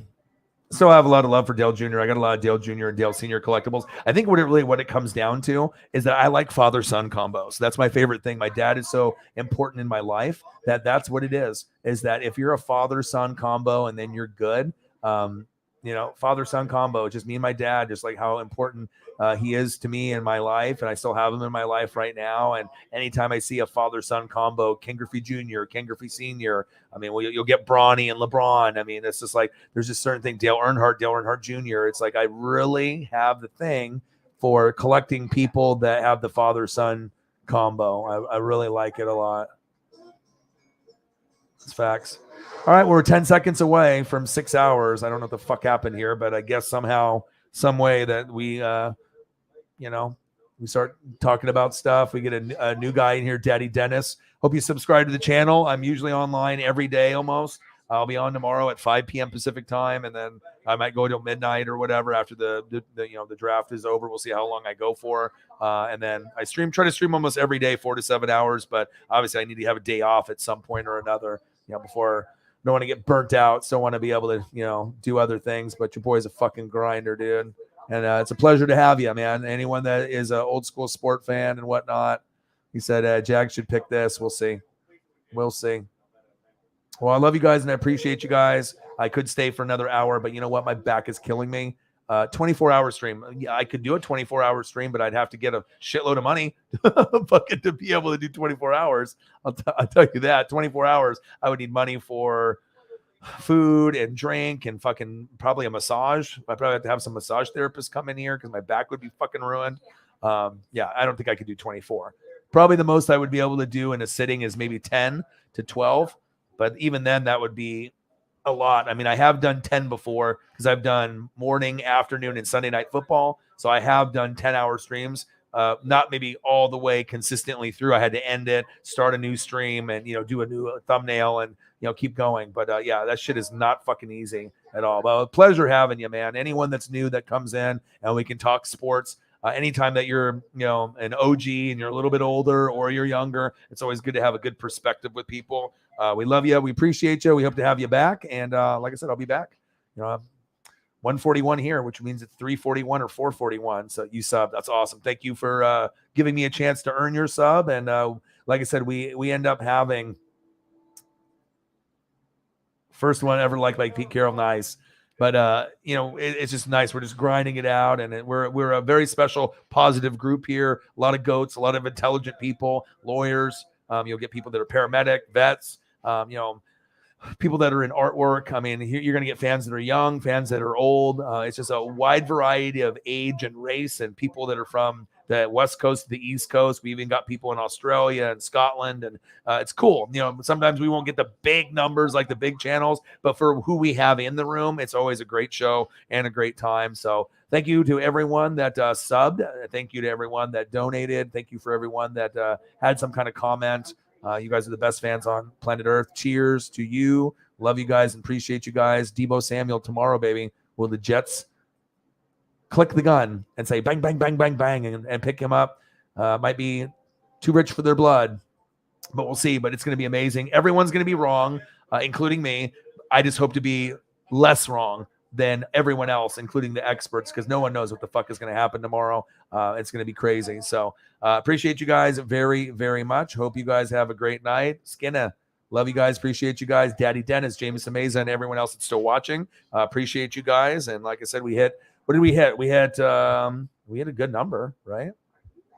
We hit, what was the final number, Jameson?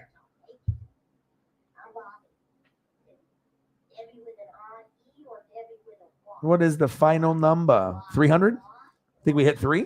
Is that what we had? I'm pretty sure we hit 3. So there we go. So shout out Cyberpunk with 44, Chief Gone Chief with 15, Holly Hundo with a 20, Chief Gone Chief with 17, and Cyberpunk with a 30. And that's just on the Cash App side. So awesome. Appreciate you guys. Love you guys. And like I said, my back wasn't fucking hurting from sitting here for 6 fucking hours straight. If that's not dedication and love to a channel and to you guys, I don't know what the fuck is. So you guys have a great night. Appreciate you. NWSF Chain Gang in the building. I'll sleep in a couple hours, and I'll be here at 5 p.m., 4:45 p.m. per the draft. And we're going to have a great time. Love you. Appreciate you. And I got one question for you. Who you know talk sports like us? Your boy Ryan, Northwest Sports Fanatics. NWSF Chain Gang in the building. Daddy Dennis, pleasure. Jameson Meza, everyone in the building. Skinner, love you guys. Appreciate you guys. Gang.